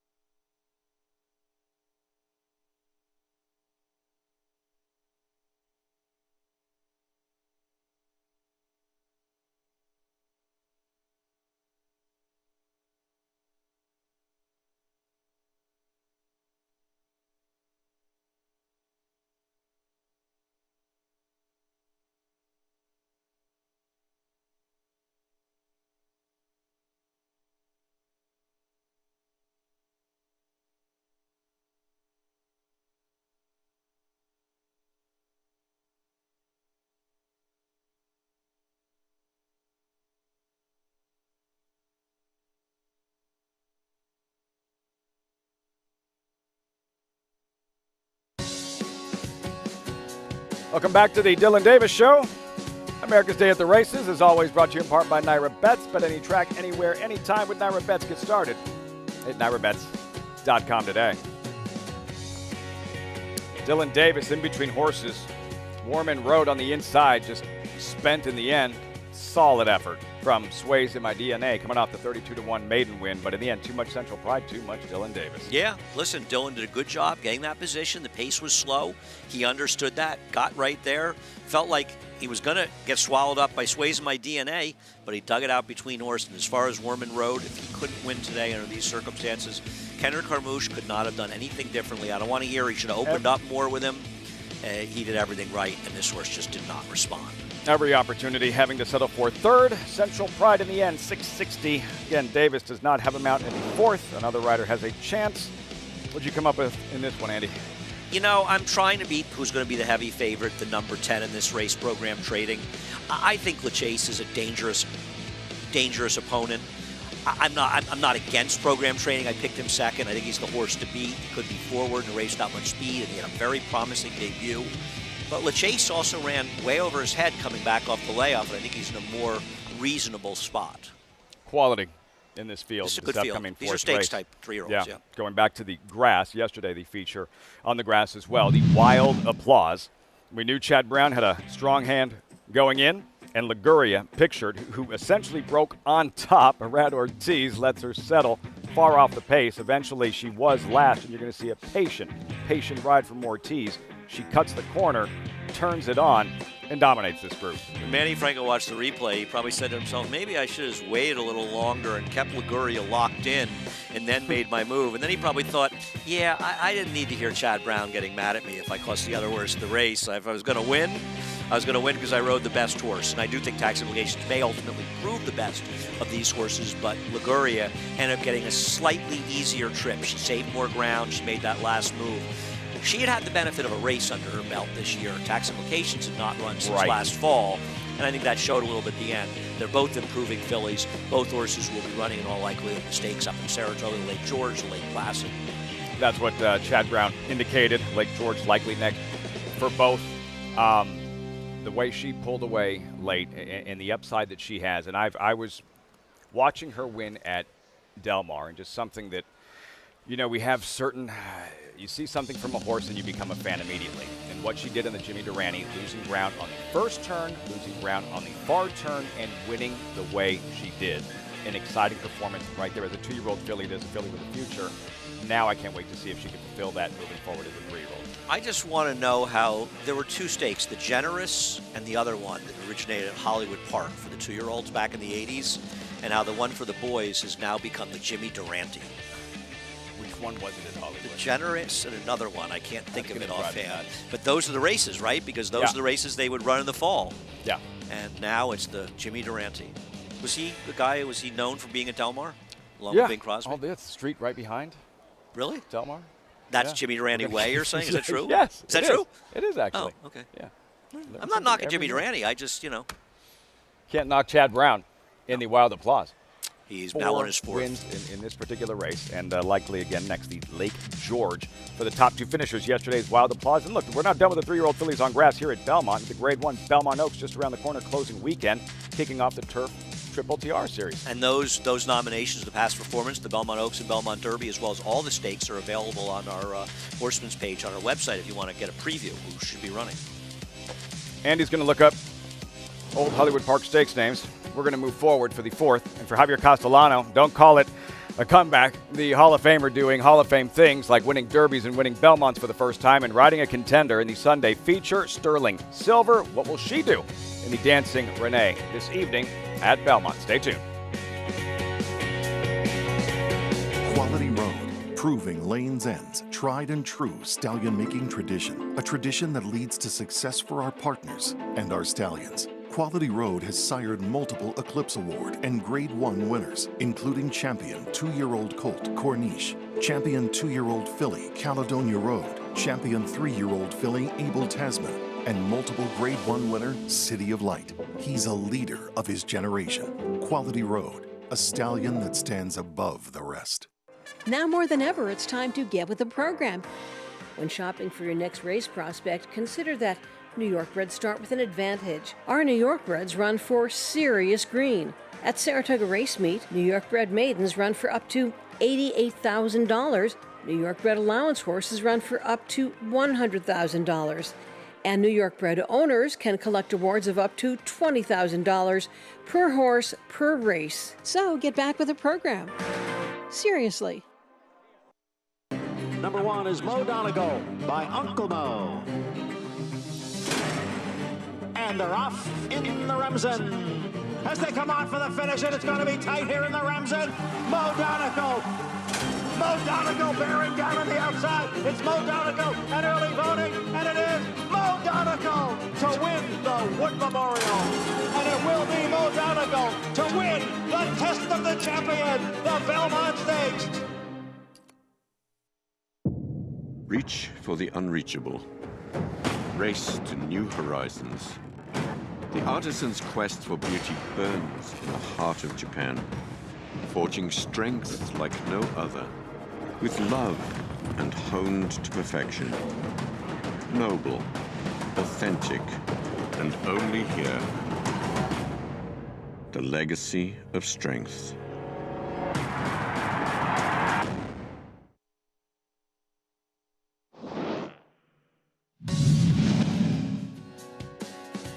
Dancing Renee leading the pack around the far turn, letting it out a notch. She leads by almost 2. Ashborough running second. You're Not Listening third. Golden Gale is now fourth on the outside. Then Vivace in a bit of traffic in 5th position, 2.5 lengths back to a wide Mamadine. And the field turns for home.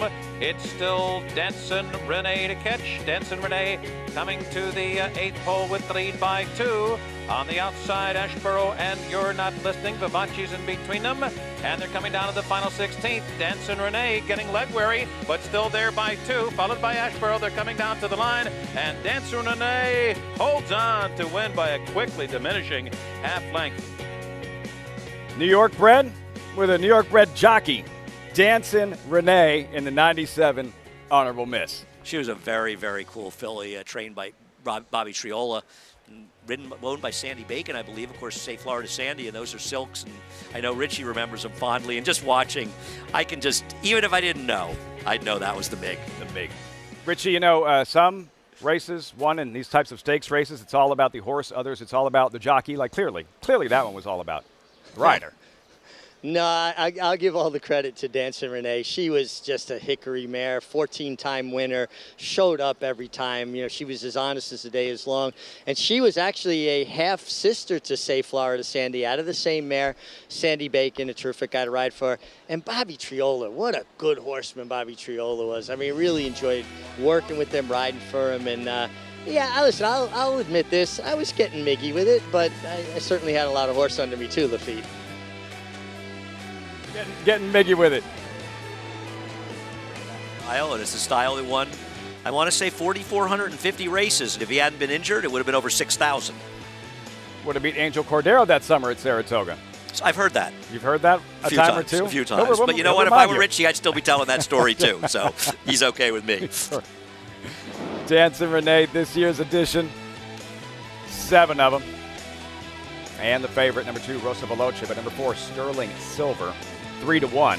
Let's go back to last summer's priorist, closing weekend, Saratoga. Sterling Silver, who's 37-1 in this one, but not running like it, Andy. Yeah, I chose this replay because I wanted to remind people the kind of quality she can have at 6 furlongs. For those that look at her last race in the mile and a 16th and say, well, she needs more ground to be effective. No. She's a closer who's better going shorter, and I think the fact that she ran as well as she did a mile and 16th last time shows how much she's improved as a 4-year-old, because taking a look at her route races last year, most of us couldn't understand why she was taking any money last time, and she ran a huge race. I think the best buyer she ever ran, and she's almost beating Wicked Halo this day. Wicked Halo's taken a huge step forward. As one of the best members of her division this year, and Sterling Silver should get pace to run out. She's my top choice. She's also just another layer of how strong the Dancing Renee is today. A really good addition to the Dancing Renee. If she's going to be coming from off the pace, what does the race shape on paper look like in terms of speed to set the table for the horses that are going to be a little bit further back? Well, they've got to go with Granny's Connection, and also because you've got Rosa Veloce inside of you, you want to go, and in theory, you like to get her in that sort of uncomfortable position where she's lapped on you, but inside of you. But I think she's a horse that has been able to rate a little bit or stalk Granny's Connection, but I think you want to use her speed. Rosa Veloce's going to be forward regardless. We'll see how quick the pace is. I don't know that it'll get super, super fast. I don't think that Sterling Silver needs to have a total meltdown to be effective. She's a good closing sprinter that can run effectively as long as the pace is honest. And the same could be said for Benson Blue. Solid effort at Saratoga last summer. Meantime, horses in the paddock for the 4th year. Quality race. $62,500 allowance optional claimer, 3-year-olds, potential stakes horses moving forward, and program trading. Who you're looking at. Let's take a look at his debut, his maiden win, mid-May at Monmouth, Andy. Seth Klarman, his English colt, is on the attack. Listen, he got a very good trip that day. There's no doubt about it. But he also won incredibly impressively. The second-place finisher got a 75 buyer. He came back and won a 77 buyer in his subsequent start, justifying how good this number was. And Sacred Rhythm, the third-place finisher, was a first-time starter for Chad Brown and Peter Brandt. This was a quality field at Monmouth, and he was very impressive. And I look at him as a European in this race in a mile and a 16th, and I can't help think of Domestic Spending, who broke his maiden. He came back in a mile race roughly the same time of the year here. He ran down and nailed Danny Gargan at the wire, making this crazy late move. He went up to Saratoga. They used at that point the Hall of Fame as a prep. Right. And he ran a decent third behind Gufo? Behind that Decorated Invader. And then he won a very tough run in Saratoga Derby when he beat Colonel Liam, among others. He beat Gufo that day. Yeah. That's correct. He held him off. And Domestic Spending turned into this absolute monster later in his career. And the same thing could be said for Bricks and Mortar, who also won a non-winners of one. The same kind of race. We ran that one the day before the Belmont. Richie, what kind of prospect are we talking about here looking at program trading? Well, I really like what I see here in the paddock, Lafitte. You know, when a horse wins first time out, I always want to get a good look at them second time. How do they react to that experience? And I think when horses are very well prepared and very fit for their first start and win with something left, they tend to be more relaxed even the second time, where if it's a really tough race on them or they weren't maybe 100% tight but had to gut it out, it wasn't a fun experience. I'm seeing a horse that's just very relaxed, very clear-eyed, and I think that speaks to the fact that he was well prepared for his first start and had a really nice experience, and he ran, and I think there's probably a step forward in him. I'm just really important to me to see a second-time starter act the right way, and he's checking all of the boxes. The 4, La Chaise, making a first start for Mike Maker, comes from a good horseman in Jorge Abreu, well taken care of. I like the step he made from 2 to 3. He came back in the Pennine Ridge. I think he's a major player here. I believe he is the horse to beat. And then the 5-horse Scramble from Barclay Tagg. This horse has been a gem of consistency. He has the one win, and coming out of that maiden race, he came right back with a good second against winners in this condition. And I like when horses are consistent and they show up every time. And he's just making a really nice physical impression, which I expect from a Barclay Tagg trainee. Barclay puts a lot of foundation in his horses. They, carry good weight, but they have that kind of sinewy look at old school horsemanship, and the miles that are put in their training. Just looks like a very fit individual. Barclay Tagg, and there he is, the ride he took us on with Funny Side back in 2003, Derby Preakness winner. Still smiling about it. Love talking to Barclay. Ran into him in the winner's circle recently, and he was talking about it was a horse that he won for Bonner Young, and he's ran so many of his great horses from that family line, and the first one being Bull Josh, who I guess was the dam of so many of those good runners. He was, I think your dad won honor in California.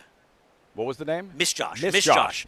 Yeah, he won honor. Yeah. And I think that Barclay said that your dad said to him after the race, never run her in California. She had bad feet, he was saying, and the courses were very, very firm. Harder track. But she won like the Gamely or one of those big races with your dad riding. He was telling me the story. And Barclay's got a lot of stories back there. Worked for Frank Whiteley, of course, trainer of Ruffian, one of the great trainers in history, eventual trainer of Forgo after Cheryl Ward. And Barclay worked for Frank. The run with Tis the Law, the run with Funny Side, Barclay Tagg, Scramble at 7-1. Never got the credit he deserved until Funny Side came along, right? I mean, so many people were saying, who's this Barclay Tagg guy? Yet any of us that had been around the game knew he was a great trainer. It does feel like we have the video now from program trade going back to Monmouth Park in his debut, and you pointed It's out better. that he gets the second time you see it, that he paid $8 on this afternoon. The English Colt for Seth Klarman, his debut winning one at Monmouth with Flavien Prat. And listen, they were high on him going into the race, and he really delivered. He got a very good trip and a good ride that day. But you can still run well even with a perfect trip, and clearly it was a fast pace, but he wasn't that far off the fast pace, and I think that'll bode well for him today in a race that doesn't have much speed. And these are connections that you could argue they had a lot to do with bringing the sire, Loop de Vega, to the forefront, because really the first European, when Chad Brown and Peter Brandt went over to Tattersall, and Chad bought 5 horses for Klarovich, the first 4 of them were stakes quality horses. It was an amazing group, including Digital Age, who won a Grade 1. Good 3-year-old Turf on Classic. grass, I remember. Very good. But newspaper record, winning the Breeders' Cup, and Loop de Vega. Her Breeders' Cup Juvenile Filly win, sensational on grass at Churchill Downs. Operation Torch pictured 7-2 with Junior Alvarado, his most recent, early May right here. This is what we're talking about, Andy, his how rank and aggressive he was in giving Joel Rosario all he could handle. And what Maggie pointed out, and you can see it, if we roll enough of this, how sweaty he was, worked up he was. You see that sweat in his neck? And listen, this was one where Joel Rosario, I think he knew early, I got a problem on my hands. And he ends up rushing up inside of horses like that. I mean, he just can't control the horse. And if Joel can't control the horse, nobody can. Right. Maybe if your dad got back in the game, he could. But, I mean... Maybe it's more finesse that's necessary with Operation Torch. And Junior Alvarado, he knows that going in and trying to get him to settle. And now he starts to run off. This is a bad combination that usually doesn't end well. I don't think it ever ends well. This is a horse who's just obviously expending too much energy at the wrong time. And I think at this point, Joel realized, I got to at least run up in there. And it took a toll. So if you want to toss that race, his prior 2 races were obviously good enough to be effective here. You wonder why he did it that afternoon. And will he do it again? Right. And so to see what he looks, sure, and to see what he looks like pre-race, because as you mentioned, how you can still see all the lather on his shoulder there, and how washed out he was. And today is a much warmer day. We'll see what he looks like out in the track now. And if ever he's going to act up again, today's the kind of warm, humid day he may. And I'm sure it's very frustrating. If a trainer like Shug McGay, then they're just horses. It doesn't matter how good their trainers are. They're going to act up in their races a lot or sometimes. Horses leaving the paddock. As always, we invite you to join us, and what better time to do so with Saratoga just around the corner at Naira Bets. Take advantage of that promo code, or use the promo code bonus 200. Earn up to a $200 deposit match after your first deposit. Bet any track, anywhere, anytime. Join now, NairaBets.com, to earn your $200 deposit match. Good crew of 3-year-olds here. And this allowance grass race with a $95,000 purse, this classic creation, overmatched at this level last month. Yeah, finished well behind Scramble while sitting on top of the moderate pace set by Kalick, who came back and won our Pennine Ridge and will be heading in as one of the favorites in the Belmont Derby. Number 2, Operation Torch. All right, so looks much better this afternoon. Yeah, so far so good. Now, I don't know if she acted up later or got sort of heated, he's obviously got talent. If he can get back to his good ways, then he can win this race. Number 3, Baby Billy. He's raced on everything, but turf is probably what he does best. Yeah, I'd say he had a smidgen of trouble in his last turf race at Keeneland. Not enough where I would take him here, but he's not far from being a contender at a big price. 9-1.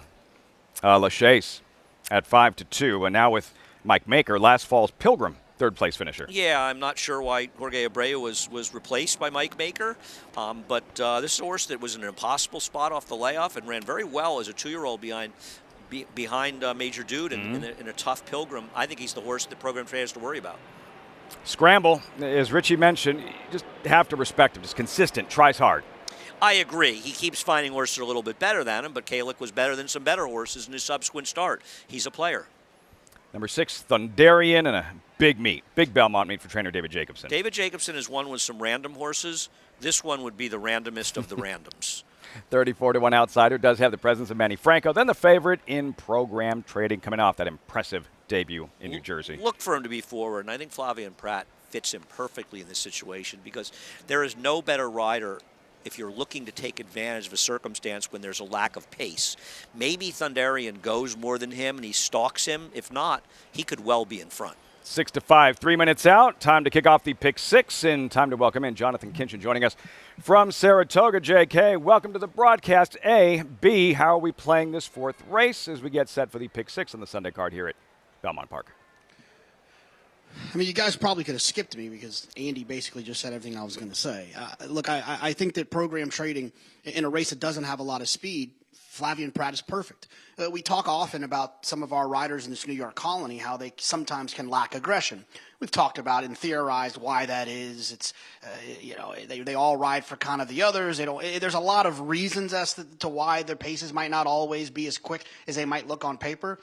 But Flavien Prat, being somewhat of an outsider, coming from California and starting to spend a lot more time in New York, he doesn't necessarily play that game. He'll find himself on the front end often. And I think that being in California, speed being a little bit more important and a little bit more viable out in California, I think Flavien kind of really realized out there to take the front end if they'll give it to you. And when I see a Chad Brown horse forward or on the lead, you got to know that good things typically happen in those situations because they take themselves there with their talent, but they're still trained in the morning to finish like horses that are coming from off the pace. I don't think the 7 program trading will be on the lead. I wouldn't be shocked if he's on the lead, but I do think that he'll be in a forward position to be able to take advantage of that nice, comfortable outside draw in a smallish field. So I'm going to go with the 7 program trading. I do think the 2 Operation Torch is interesting. The thing with Operation Torch is that performance that if you're betting on Operation Torch, a lot of why you're betting on Operation Torch is because of the performance at Keeneland. Now, there's 2 differences there. One, that was going 1 1/8 with a very, very fast pace. I'm not sure the fast pace is going to happen here, and they're going 1 1/16 this time. I wouldn't be shocked if this horse wins. He obviously has a lot of talent, but he's up against it a little bit from a style standpoint. I'll go with the 7 program trading. You know I love a Lope de Vega. And now I know you love tie-dye as well. That is strong, even better than the Sharks yesterday. Richie is not in tie-dye, but he does have some insight on what the race shape might look like early on. Yeah, just to follow up what Jonathan said about pace, I really believe that in general, and this doesn't mean every rider, it's a general statement, I don't think riders formulate as strong a clock in their head anymore. Years ago, we worked a lot more horses.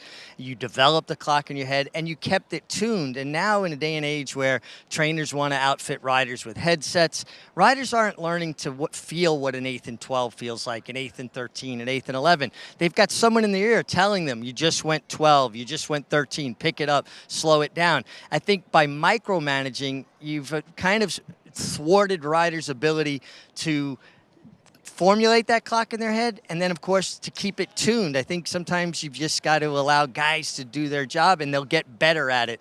And I think guys are reluctant to go to the lead or make the pace because they're just not quite sure how fast or slow they're going. That being said, I'm going to pick the 2 Operation Torch. He was very calm today. Cool, quiet, collected. I talked to Shug McGahee about it. He said, yeah, he got very worked up last time. He said he's acting much better today. They did a lot of schooling with him, and he just looks like a much more settled individual for a horse that was very difficult to handle last time. Now, in a day like this, you do want to see a bit of a sweat on some horses. It's very humid, and if they're sweating, it means their natural coolant system is working the way it's supposed to and keeping them a little bit cooler. Also, a lot of these horses are getting sprayed down with a hose. So if you see a horse dripping wet leaving the paddock, most of it is because they are being sprayed down with the hose, cold water, before they head out, keeping their body temperature down. The 4, Lachey's making a nice impression. Like him from a physical perspective. I think he's definitely a player here. And the horse to beat, no doubt, is the 7 program trading. A horse that's been acting well for a second-time starter. Lope de Vega is a tremendous sire. Horses can run a little bit hot at times, so you like to see a horse that has got that clear-eyed and placidity to him, and you know he's got ability. Why do I feel, Andy, like you'd be, if you were a trainer, you'd be that guy that, like, here to the job, like, here's a playbook. No, I'd be the guy that couldn't jockey. be a trainer because they get up early in the morning. 3 to 5 on this horse? This is not a 3 to 5 shot. I hope he wins like a 3 to 5 shot. But you cannot. The connections. They win so many races. That debut, this doesn't surprise me, actually. This is not a bad field, though. They're these betting him as though nobody else in here can run, and I think that's a mistake, and that was just his debut. They don't all come back and run back to their debuts. He's probably supposed to be close to the morning line of 7-5, not 3-5. He's running against some good horses. I picked LaChase in here. I do think Program Training's the one to beat. And, Jonathan just has Grateful Dead envy putting on a tie-dye, okay? JK, you want to put on tie-dye. I unfortunately have embarrassed myself in tie-dye far more than you have. Nobody needs to see that. Not recently. No, it's a bad Nobody look. needs to see It's a any bad of that. look, believe me. Program Trading. What will he do in his second career start? The odds-on favorite, the English colt for Seth Klarman, Chad Brown, Flavien Prat. Johnny I standing by. Post time for the fourth. Belmont.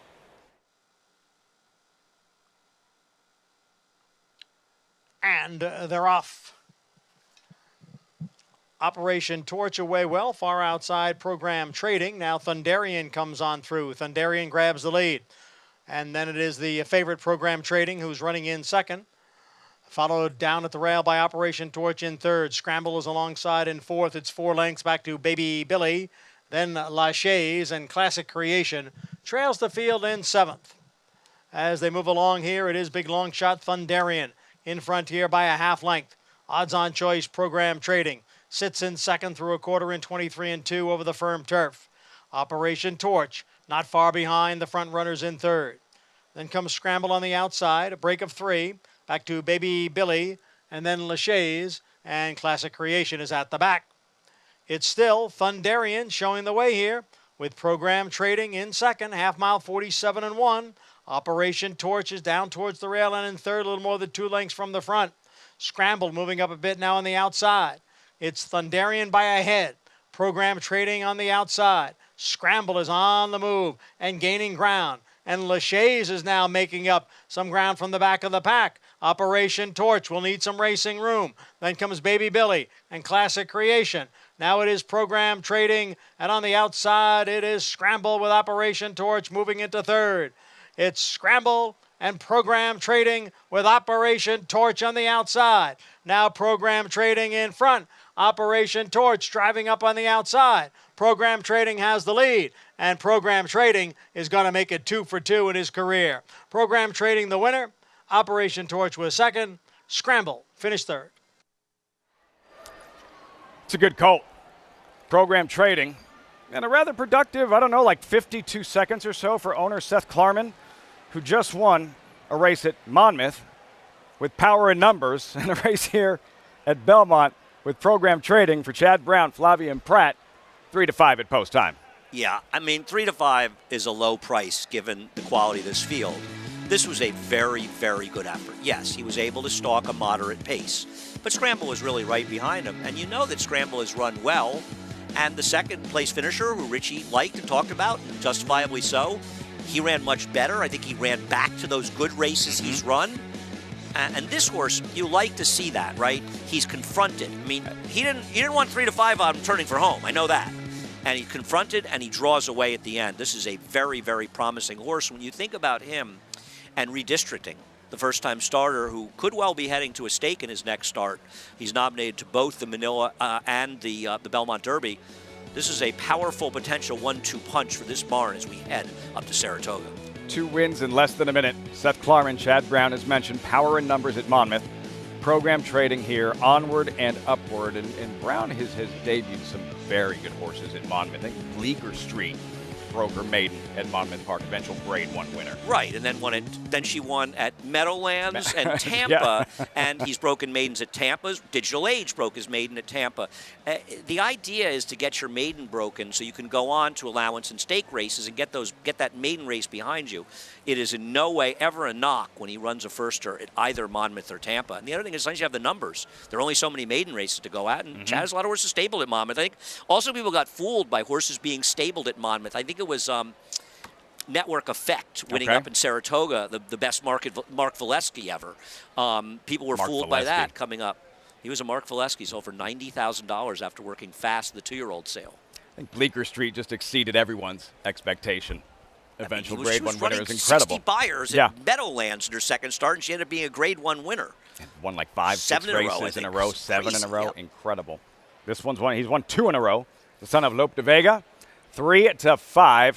program trading in the 4th at Belmont. Results, reaction when we come back. Plus, the track will likely next see program trading. The countdown continues 2 weeks from Thursday, opening day at Saratoga, 155th season. The crowds, the excitement, all the racing.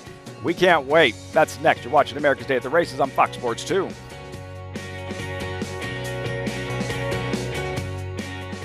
DeMarchelier offers breeders a rare opportunity as the only son of Dubawi standing in Kentucky.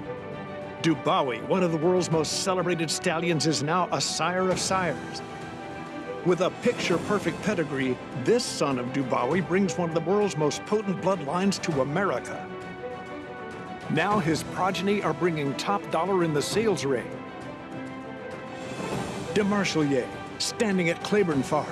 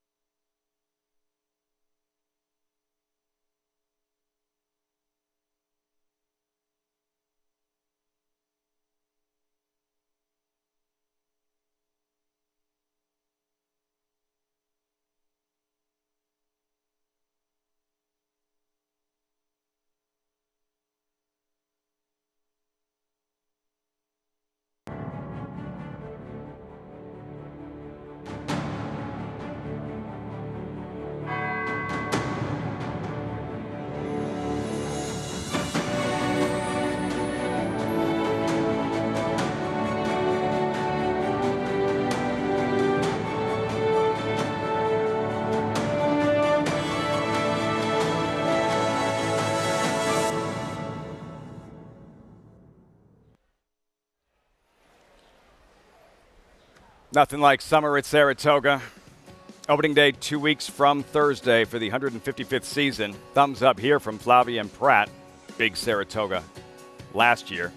He'll be there and riding a lot of Chad Brown trainees like this one in program trading onward and upward 2 straight. It's a very good colt. My guess is he won't be looking to give this mount up. This is a very nice horse. And sure, he was able to put himself in position because of his natural speed, but to display those other gears the way he did, the horses came to him. And listen, he had a good trip in here. He's had both of his starts, but he creates his own good trips, and he's still finishing very strongly in these races. And look at the distance. Winning by 2.5 lengths, another 4 lengths back to third. And these were some good horses. Yeah. Operation George Scramble, the 4th place finisher as well. So this is a good field, and he beat them convincingly. For Klarovich and Brown, that win at Monmouth, that was a stakes race, the tail of the cat. Power and Numbers. Yeah, Power and Numbers won 3 straight races. He ran a maiden 75 back when Aqueduct got it done, and now he's won 2 straight at Monmouth. Turning the page, guess who's back? Dylan Davis, 3 wins already. If you're just joining us, $32,000 claimer, mile and a 16th. Older horses, he's on Cupid's Claws, the favorite, last chance to glory at 8-5. What do you think? Well, keep in mind with Glory Road, who I'm thinking was the morning line favorite, scratching out of this race. So be careful if you say, well, the morning line's getting wrong. He was a 7-2 second choice, so all the horses' odds will come down. I mean, Cupid's Claw is the horse I put second. Hasn't won a race since winning the Tokyo City at 1.5 miles on September 27th, 2020 at Santa Anita, a long, long time ago. He's a player, though. We'll see how it works out. I'm going to try to wire the field with the number 7, Little Demon, who could be the speed of the speed and last chance to glory. question with him is, how concerned are you about the layoff off the claim? Or maybe did Linda Rice think, like Betsy Blue, maybe needs a little freshening? Feels like a little will go a long way in this $32,000. This is a very here. competitive race. Competitive, race, yes, yeah. but yeah. Yeah. That's coming up next, the 5th here at Belmont. Kicking off the late pick 5. Meantime, Saratoga opening day, July 13th. Those massive crowds, over 1 million anticipated. That's seemingly what we get every summer at Saratoga. The most prestigious individual race meet in North America. Arad Ortiz will be there. He's won multiple riding titles. So is Johnny Velasquez. He's broke just about every record at Saratoga. Last summer, his 1,000th win at the Spa. It all gets started 2 weeks from Thursday, racing at the Spa. Daily coverage right here on Saratoga Live. I mean, you can just keep talking about it, and it doesn't get any less exciting. The fact that we're this close, it's going to be great to get up there. And I know the nice thing is, we appreciate all of you watching, that watch us in the show, but a lot of you will be joining us for at least some period of time up in Saratoga. And every year, and I think a lot of people will agree, Saratoga is like a giant family reunion. And about, I don't know, 18 hours or so on Big Fox, those highlights, some of the bigger races on Saturdays, giveaways on Fridays. You that bucket hat. You modeling that for us? We're going to have about 65,000 the day they give away the bucket hat. Gilligan's Island hat? It's the Gilligan's Island, right. We'll give out the skipper. I like the shirt, the red shirt. With the bucket hat. That. I'm going to wear that while Jonathan's wearing tie-dye. I'm going to put that on.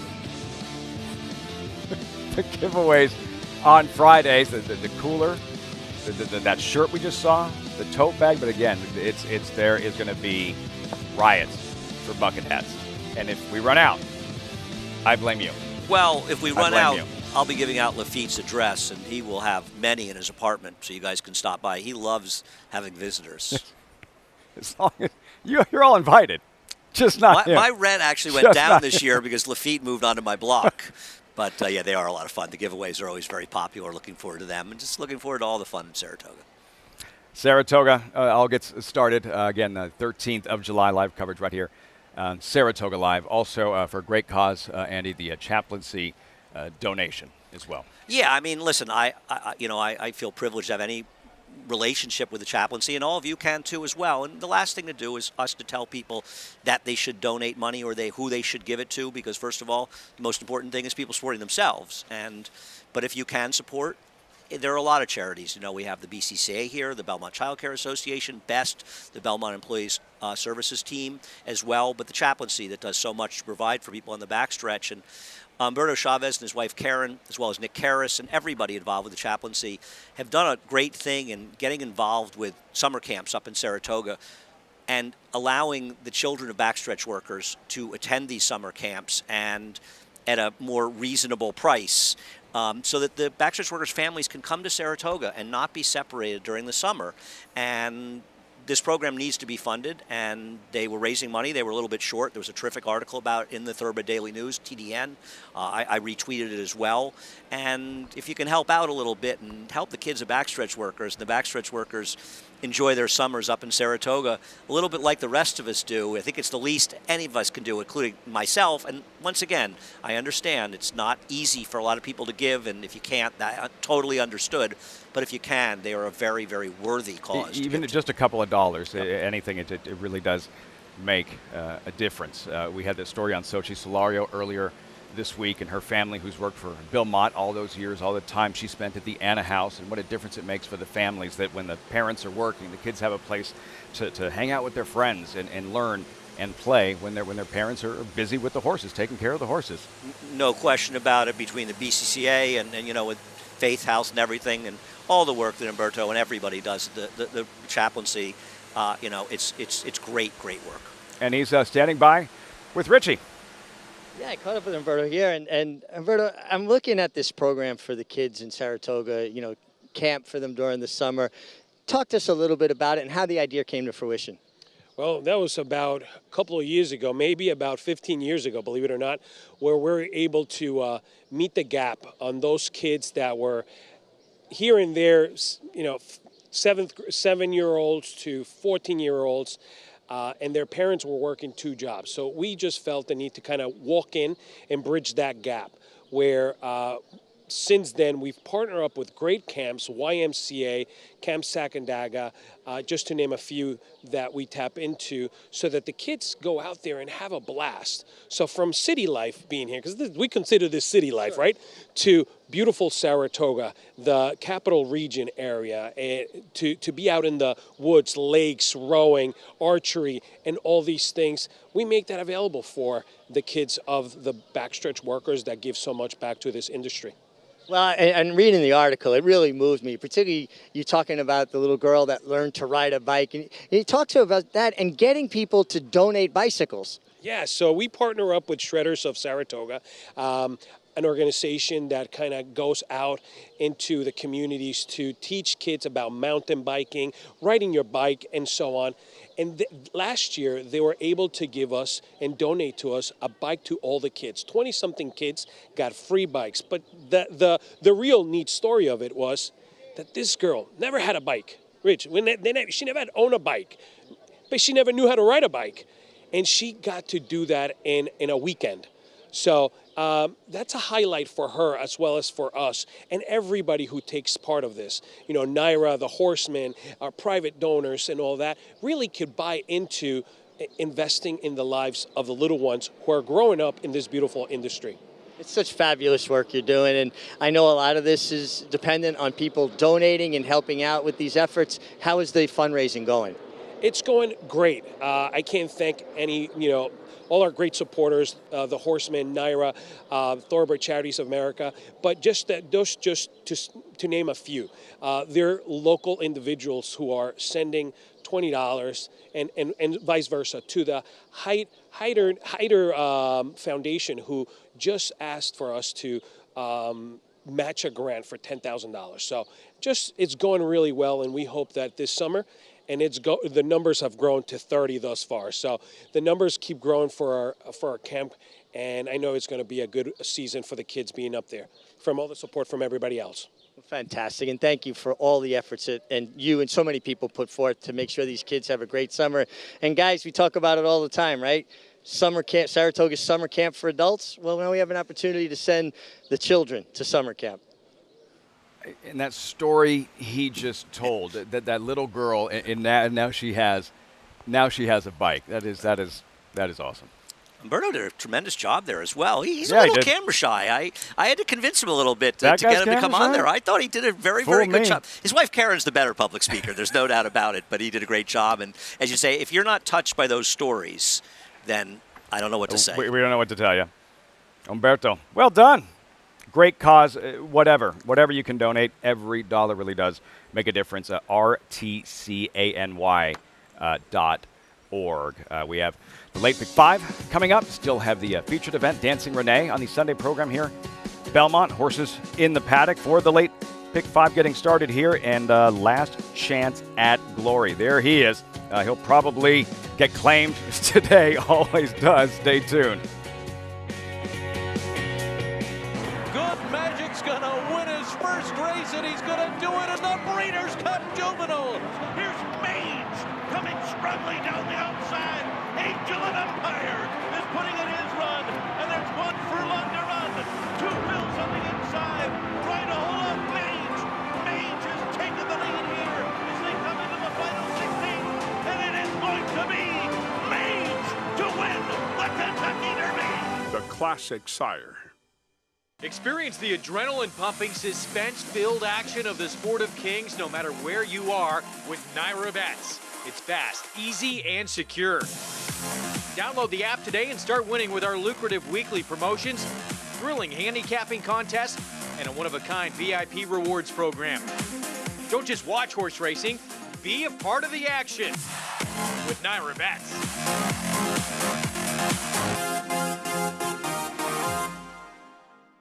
The momentum continues for War Dancer as Ms. Big Bucks goes wire to wire to win the New York Stallion Stakes. Ms. Big Bucks, who got the job done today. Ruse also wire to wire. Ruse, rough draft, one last try. Ruse holds on. And Long Shot War Museum delivers at Monmouth. War Museum is now in front. War Museum at 41-1. Shouldn't you have a War Dancer? War Dancer, proud to stand in New York. Racetrack Television Network brings you every race, from every track, on every screen, every day. With monthly packages starting as low as $5, RTN gives you great value and access to more live HD streaming and race replays than anyone. Visit RTN.tv today to sign up and watch on almost any device, including Roku and Amazon Fire. RTN has packages that start at $5 per month.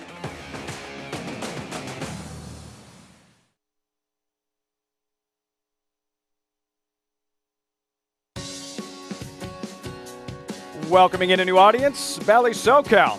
Welcome to the party. Belmont Park, you're just in time. America's Day at the Races.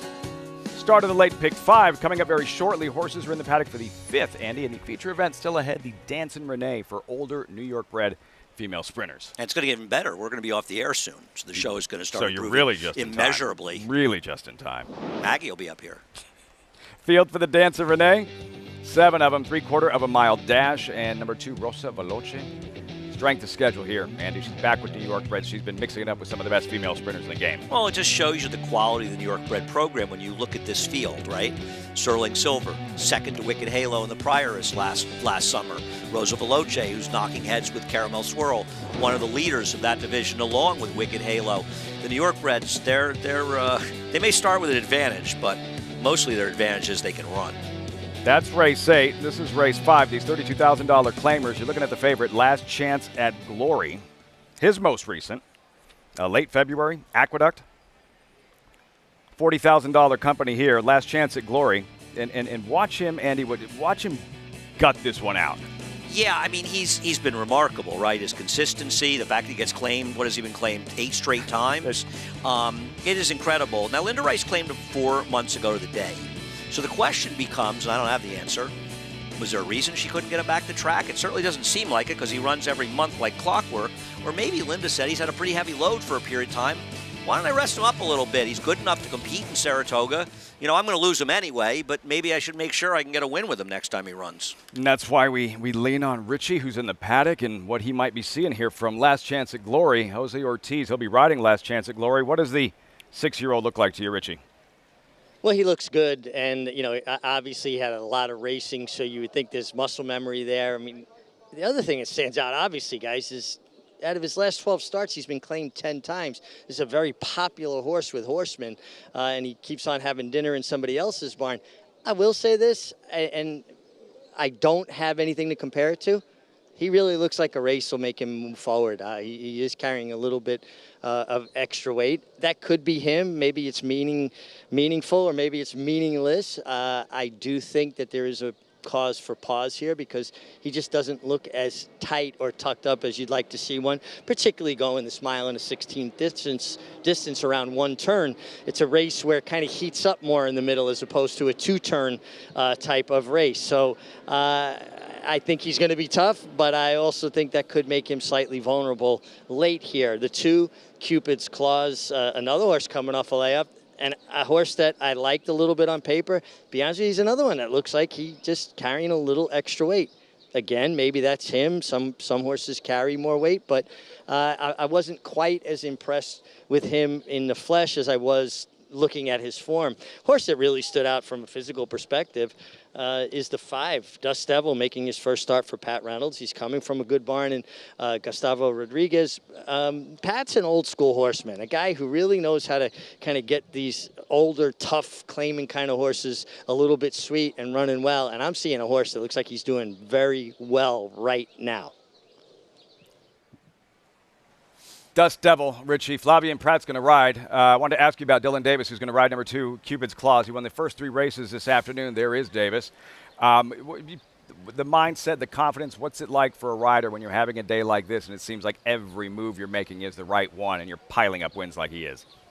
Oh, yeah, you know, you're reacting on instinct then, right? When you're riding your best, you're not thinking as much as you're reacting, and that's what I'm seeing from Dylan right now. I feel like the slow start he got off to at Belmont, accumulating so many seconds and thirds as compared to wins, I think he was overthinking it. I think he was trying too hard, not allowing things to happen, but trying to make things happen, and it kind of spiraled out of control a little bit for him, but he's really turned it around in a big way the last few weeks, and evidenced by those 3 wins today, his confidence level's back where it needs to be to compete at a high level. In the hot pink colors of Gary Barber, Dylan Davis seeking a fourth on the afternoon for trainer Mark Cassie. I wonder when the last time is that happened, Andy. Jose Ortiz won the last 3 races here yesterday. Dylan winning the first 3 here today at Belmont. Well, I can't imagine that's happened too many times. I imagine when Eric Cancel won 7 that day back at Aqueduct, I think, to Cap, and I think he won 6, and he had won the last 2 races as well the day before when he caught Kendrick Carmouche, and I apologize, Kendrick, for bringing that nightmare up. Oh, that was brutal again. for Kendrick. I imagine that he may have won quite a few races in a row in that streak, but it's two different jockeys. Ortiz the last 3 yesterday, Dylan Davis the first 3 today. Yeah. Yeah, and before that it was 2 IRADs, and there are a lot of very, very good riders around here as well. And listen, I mean, it's a question of getting on the right horses, but I think it's a question of riding them the right way too sometimes. I mean, listen, the horses are the ones that get there, but the riders certainly matter in certain situations a great deal. But around here, it's such a great riding colony that I don't really pay much attention to the riders, and I mean that out of respect, not as an insult, because they're all so good. It's very unlikely you're going to get a bad ride around here, and that's the best thing you can say about having a colony like the one we're privileged enough and lucky enough to have in New York. A very good lineup in baseball. Like, they can all hit. These guys, they can all ride. Cupid's Claws with Dylan Davis. Jose Ortiz aboard the favorite.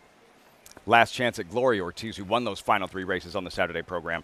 Here at Belmont, of course, we invite you to join us. Naira Bets, get signed up and take advantage of the $200 deposit match using promo code BONUS200. Earn up to a $200 deposit match after your first deposit.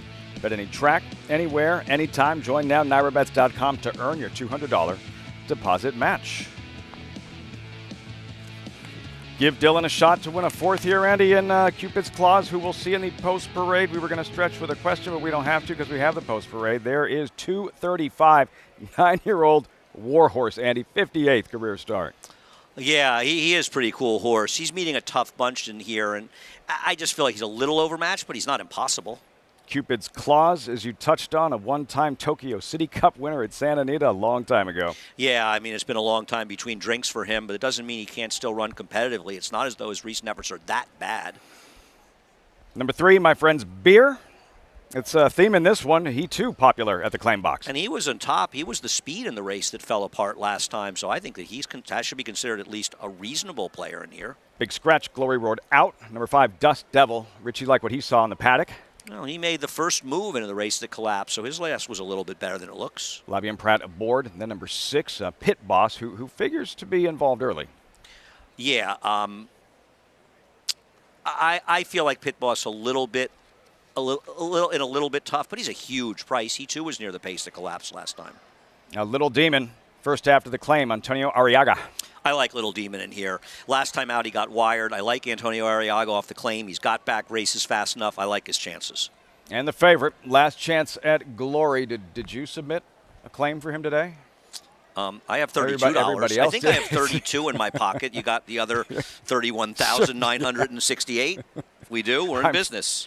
We're investing into bucket hats. It's bucket hats. Number 9, I can't Rocco wait to Strong. see you know, that's what you're going to wear, since you never wear the Mr. Met outfit.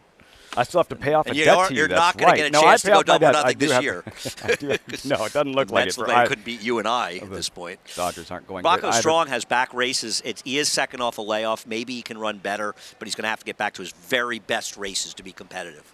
That's the field. This $32,000 claiming event. Mile and a 16th. First leg of the late pick 5. Another look at Little Demon. Let's revisit his latest on a gorgeous afternoon on Long Island in May. Little Demon in a match race in the mud here, Andy. Yeah, he just could not get by. Salippo. Speed was very good this day. I don't know where Salippo came up with this race, but he did run it and run a fast one. He's going to have to run better in here if he's going to win this race. I'm hoping getting into Antonio Arriaga can get him back to those fast races. I don't know where they came from, but he ran 2 at Aqueduct this winter that would make him extraordinarily tough to beat in this race. The potential for a quick pace exists, which could work against him. On the other hand, maybe Manny Franco is the most aggressive at all, and maybe he can try to wire the field here. I'm betting my money that he can, but it won't be easy. This is a competitive race. Competitive, deep $32,000 claimer. JK, your thoughts? Who takes down this first leg of the late pick 5? Yeah, I mean, I think it's interesting. I mean, I'm going to pick the 8. I think the 6 is a little bit interesting. I thought that horse ran sneaky okay last time as a huge price. A horse I'd probably use underneath, not necessarily a win candidate. But I do think the 8, Last Chance at Glory, does seem to be the one to beat in here. It's not often, I know you guys have mentioned this, that you see a horse who's been claimed in every one of their last 10 starts. It's pretty crazy. I think it says a lot about what kind of horse this is, that so many good operations have decided they wanted to try to have this horse in their barn. The reason that I kind of got over the hump on this horse is that, Linda's very aggressive when she plays the claiming game. I don't mind if she claims one and runs it for 32, claims one for 40, runs it for 32. She's aggressive when it comes to that situation. But the thing I liked about this horse the most is it appears that on June 18th, this horse worked extremely well with a horse by the name of Guntown who can run in the high 80s, 90s type buyers. And this horse worked well in that work. There's various workout reports you can look at. The DRF covers a lot of the Belmont races. That's where I got this information from. But Guntown, who was working with Last Chance at Glory, is a horse that runs in the high 80s or the 90s in the buyers. And this horse worked well with him, got a B+ grade with that horse. That gives me the indication this one's ready to run. I'm going to go with the 8 in here on top. But like I mentioned, I think the 6 is interesting underneath. At 24-1, Pit Boss. 7-5, the favorite. Last Chance at Glory, Richie. And then Dust Devil, who caught your eye in the paddock. What have you noticed in the warm-up? Yeah, he went off without the pony under Flavien Prat Lafitte, and I wish he would have picked up the bridle a little bit more. Now horses need to warm up and they get going, and I'm sure he was, more in the bridle after he passed me as he went further down the track. But he got higher marks in the paddock than he did on the racetrack for me. The horse that elevated for me on the racetrack was the 7, Little Demon. Antonio Arriaga does really good work. His horses always are well turned out. This horse's coat is just resplendent, spectacular. It appears to me like he didn't really appreciate Oaklawn very much, and he's been good every race he's run in New York. So he's going to be my top selection. And the 8, Last Chance at Glory, listen, he makes a lot of sense. He's your favorite. He's consistent, hard-knocking, 9-time winner. But I don't know. I've just got a feeling he's going to be better for a race. He probably is good enough to win anyway, even if he's not 100% fit. But I just thought he looked a little bit soft around the middle to me, and we'll see what happens. Last Chance at Glory at 7-5. Andy, what are we looking for? Early race shape. Who has the speed? Well, Little Demon, could he be the speed of the speed? It depends how aggressive my friend's Beer is. And also Last Chance to Glory as well. This could be a heated pace. You don't get a lot of them around here. It's possible. I think Last Chance to Glory is very vulnerable at 7-5. I think he's too short a price in what is too competitive a race. It's a good $32,000 claiming event. Time for the late pick 5. This Sunday at Belmont Park. Filing into the gate. Johnny I standing by. It's post time. They're all in. And they're off. Last Chance at Glory and Little Demon go out for the lead. Rocco Strong runs in third. From the inside, 235 is next in fourth. My Friend's Beer is in fifth. And then alongside is Dust Devil, who's moving up a spot from sixth. Pit Boss has one horse beaten at this time, and it's Cupid's Claws, who trails the field in eighth. Little Demon, the leader here over Last Chance at Glory, the favorite, sitting in second, the quarter win in 23-2, 235 in behind the front runners and in third. Then comes Rocco Strong in the clear on the outside in fourth, followed by Dust Devil, and My Friend's Beer is down at the fence. Then comes Pit Boss and 2.5 more to Cupid's Claws, who continues to trail. Little Demon continues to lead here by a length. Last Chance at Glory in second. Opening half was running 46-3. And now they're midway around the turn. It is Little Demon by a neck as Last Chance at Glory moves up a bit and then gets closer in second. 235 is down at the rail. Dust Devil is in between horses. Rocco Strong far outside. And then it is a Pit Boss and Cupid's Claws. They're at the head of the stretch. 3/4 in 111. Little Demon at the rail. Last Chance at Glory on the outside. And now the two of them are heads apart with 235 racing in third. A furlong to the finish. Last Chance at Glory now with a head in front. Little Demon fighting back on the inside. It's Last Chance at Glory with the lead. Then Little Demon, 235, and Dust Devil. And it's going to be Last Chance at Glory to prevail. a hard-fought victory as the 7-5 favorite. Exciting horse race. Shoulder to shoulder, stride for stride. Finally, the favorite, Last Chance at Glory, and Jose Ortiz able to wear down Little Demon and Manny Franco. Not exactly winning like a 7-5 shot should, but winning nonetheless. And a nice job by Linda Rice getting him ready. Another win for Jose Ortiz, not today, but in general, as he's fighting his brother for a potential chance to win this meet. And listen, Little Demon ran very well. I don't regret betting him. He ran a winning race. He just wasn't quite good enough and might have got nipped for second by the number 3, My Friend's Beer, who sort of picked up the pieces at the end to maybe just nail him at the wire. Your top selection, Little Demon, bet 7-2 at post time. Yeah, I'm surprised he took that much money, and he may well have gotten nipped for second. I'd like to say I had a good time working with you, Lafitte, but we know better. I don't want to do we that. all know better. I don't want to do that. I want to be honest. It sucked. Thought I was. I thought I was home clear. Thought I was home clear. But your like plane's tonight, your plane's taking off in like 10 hours. No, so you'll be Andy. fine. What do you do in the next 10 hours? Laughing at you. Want to hang out? Want to go to the barbecue at the top of the stretch? Want to go watch the Dodger game? I'd like to go watch the Dodger game. Never been to Chavez Ravine to the game. I'd like to go. We got a guy coming up here who's been there television. A lot. Paula Duca, perfect segue. Well done. You've done this before. I'm on top of my game right now. Maggie Wolfendale, Paula Duca coming up. Did the 5 got up for second? No, the 5. Dust That was Devil. the 5, yeah. not the 3. The 5. 8-5-7-1 Dust Devil completing the exacta. Really, I'm not on top of my game anymore. I thought that was Linda the Rice 3. is. Last Chance at Glory. She's not done unraced yet. since February. He had to be claimed, right? He had to be claimed. Yeah, I imagine he was claimed. Saratoga's coming up. Somebody wants to win a race with them up there. Think you'll like the Wilson shoot? We'll find out. Winner was claimed, according to Richie Migliori. Last Chance at Glory. Again, just a $32,000 claimer. It's not a stakes race, but 2 horses putting on a really good show. No, agreed. This was a really nice performance by these horses, and they all ran well. Really, Little Demon getting nipped for second, but he ran a winning race. Last Chance to Glory is just too tough. 4 left here at Belmont Park. Who did you have in the dancing, Renee, the feature I like later on Sterling this afternoon? Silver, but it's highly competitive. Looking forward to it. Rosa Veloce, 2-1 morning line favorite. The feature coming up, race number 8 here, Belmont Park. Maggie Wolfendale, Paula LaDuca will be on set.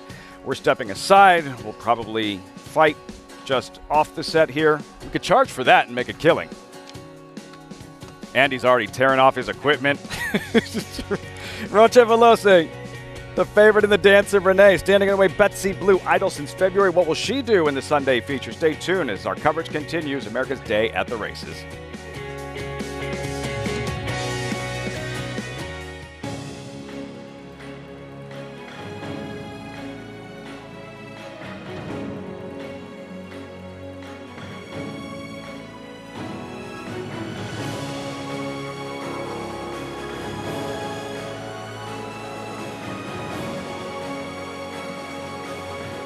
Olympiad leads American Revolution. Olympiad gets the gold in the Jockey Club Gold Cup.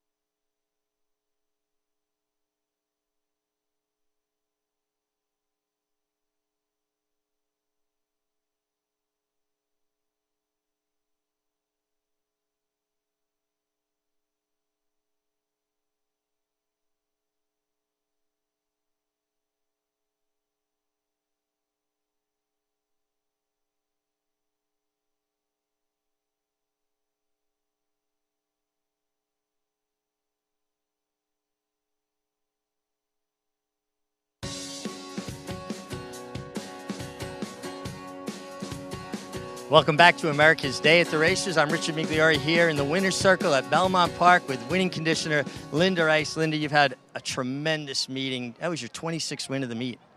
Yes, it's been a very good meet, and it's really been a good winter and spring, and Belmont's been good to us as well. And last chance at glory, here's a horse that's very popular at the claim box, claimed again today. Looking at him in the paddock, and obviously I was wrong. I thought maybe he'll look like he'd be better with a run. I thought he might have looked just a touch soft, but obviously he was very game to the wire. Yeah, he's just made a little soft. That's his body type, and I think that he's a little better at 7/8 to a flat mile. But the way things came up, this was the race, the best spot for us, and I thought against the right company he could do the mile and 16th. So. And he did it. He was very game. A horse that's so popular at the claim, what makes him so popular? He's a winner. He's a winning type. If you just look at his form, he gets claimed all the time because you can count on him. He wants to win, and he wins every other start usually, and everybody wants to train horses like that. Well, talking about winners and consistency, you've got Betsy Blue in the feature, the Dancing Renee, 10-time winner. How is she doing? What do you expect from her today? Betsy is coming off of a 3-month freshening. She had gotten a little, she was showing a little wear and tear. She was a little tired, and I gave her a break. The trainer and me, of course, would like to have one more breeze. We're always thinking, well, maybe we're a little short, but it's a good place to get her started. And then we'll go on to Saratoga. I'm hoping she's fit enough today. It came up to be quite a tough field for a New York bred, stake. So we'll see where we're at. Well, the way things are going, I'm sure she's going to run very well for you. And we got 2 new people on the set, Maggie and Paul. Welcome back to the show, guys. Well, thank you, Richie. As Linda Wright, she is well represented in today's Dance Renee. Maggie Wolfendale, Paul LaDuca, along with you to, ride out the rest of the show, yeah. Paulie, as we have a nice, as Linda was saying, a nice Dance Renee coming up later. No, it's very, very, very competitive race. Listen, there's only 7 fillies in there, in mares, but there's some up-and-comers in there. You have to decipher whether Rosa Veloce is the same mare that she once was. Obviously, from the Tom Morley barn, Granny's Connection, we'll see how good she is today, sort of like the up-and-comer. And Betsy Blue is that kind of workhorse where she's, 18 out of 22 in the exacta. You're a pretty darn good racehorse when you have that in your credentials. Absolutely, and she was one that was once claimed for 25. Linda was in for her that day, got outshook, went back in for the 50,000 2 years ago. But here's one in Rosa Veloce that was picked up for the 32,000 a little while ago by trainer Rob Atras back last September, and she has done nothing but win for this barn, seeking her 5th win for the Atras Connection. Yeah, and she's the type of mare that when she gets loose and gets to the front end at the top of the lane, she's usually tough to call her. Does she still have that same speed? I get it. She's coming out of a lot, probably tougher races, but she's going to get tested today by a younger filly in Granny's Connection that could be faster. So what's going to happen early in this race? And you wonder if Rosa Veloce is going to reach back to that form. Yeah, I hope she's had her friend Gilbert, the GOAT, with her preparing for this Dancin' Renee. But we just saw today's 5th race, and that went to Last Chance for Glory. He's just the most consistent horse, I almost want to say, that we have on the grounds, Paul. He just shows up and does his thing. He was tenacious in victory, though this had been...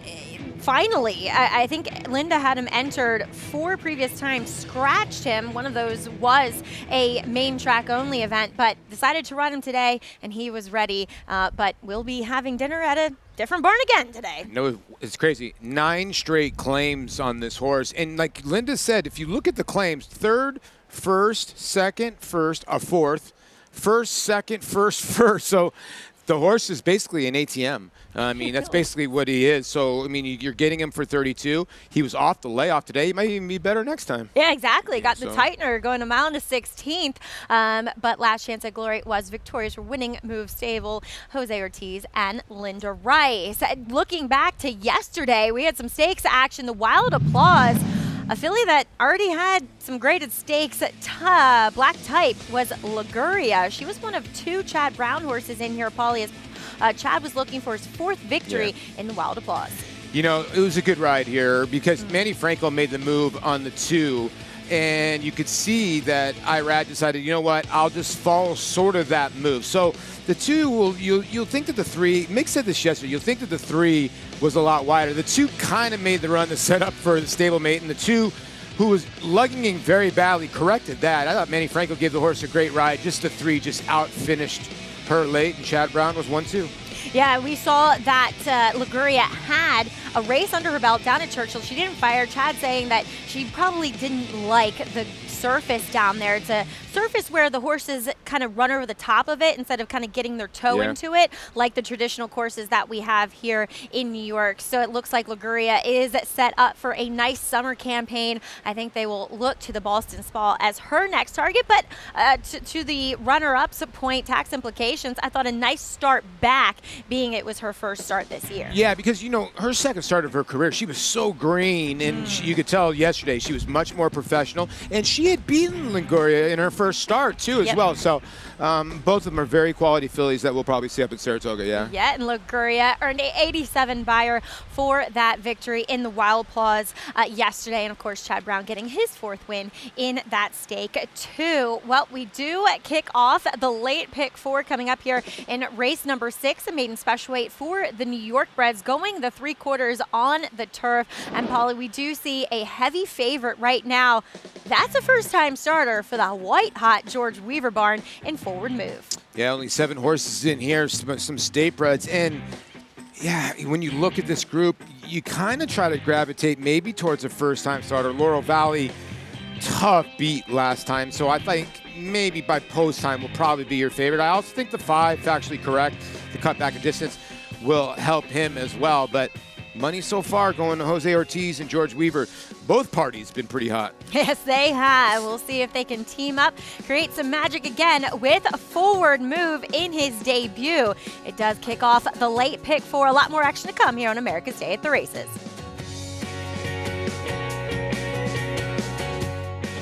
It's 1,000 words fighting back, coming down to the finish. If a picture is worth 1,000 words, this is one stunning picture. 1,000 words just in front. 1,000 words wins the Robert B. Lewis. Honorary P is full out now, second on the outside. And they're coming down to the line, and 1,000 words has done it.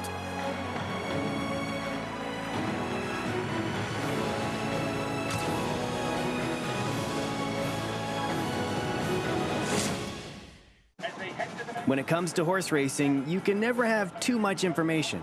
With Twin Spires, you can place your bets with confidence. Whether you use handicapping insights, like our Brisnet speed ratings, prime power and past performances, the guidance of our experts' top picks, or just choose a name that catches your eye.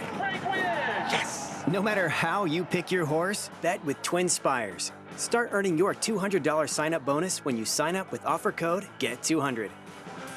Every sire hopes to have a son to follow in his footsteps. An impressive debut. For Munnings, that son is Jack Christopher. Jack Christopher to win the Champagne. Unbeaten Grade 1 winner at 2. Dual Grade 1 winner at 3. And he is pouring it on here. It is Jack Christopher winning the Grade 1 H. Allen Jerkins Memorial. Jack Christopher, new to Coolmore, America, home of champions. Monmouth Park's summer season rolls on with live racing action Friday through Sunday. Fridays features a 2 p.m. first post, while weekend action begins at 12:40, kicking off the win early pick 5. Home to full, competitive fields and big paydays, Monmouth Park continues to prove itself as a place to profit. Joining us on site, be sure to lock in your odds with fixed odds wagering at Monmouth Park Racetrack.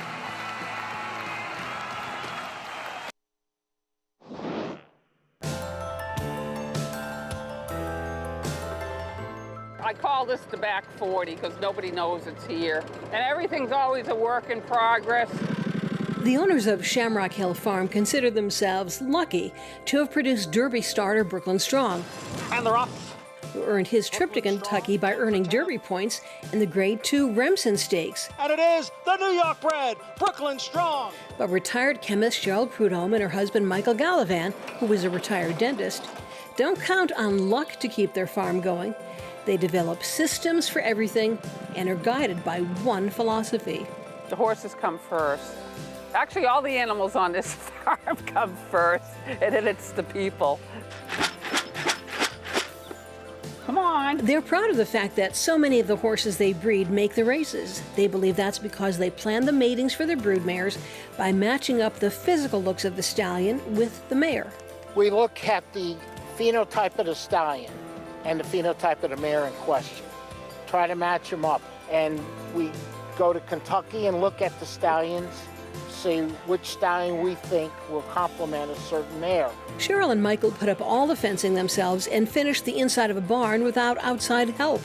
The only time the two of them left the farm at the same time was to watch Brooklyn Strong and the 2021 Derby. In spite of working 24/7, it's a labor of love, but it's labor.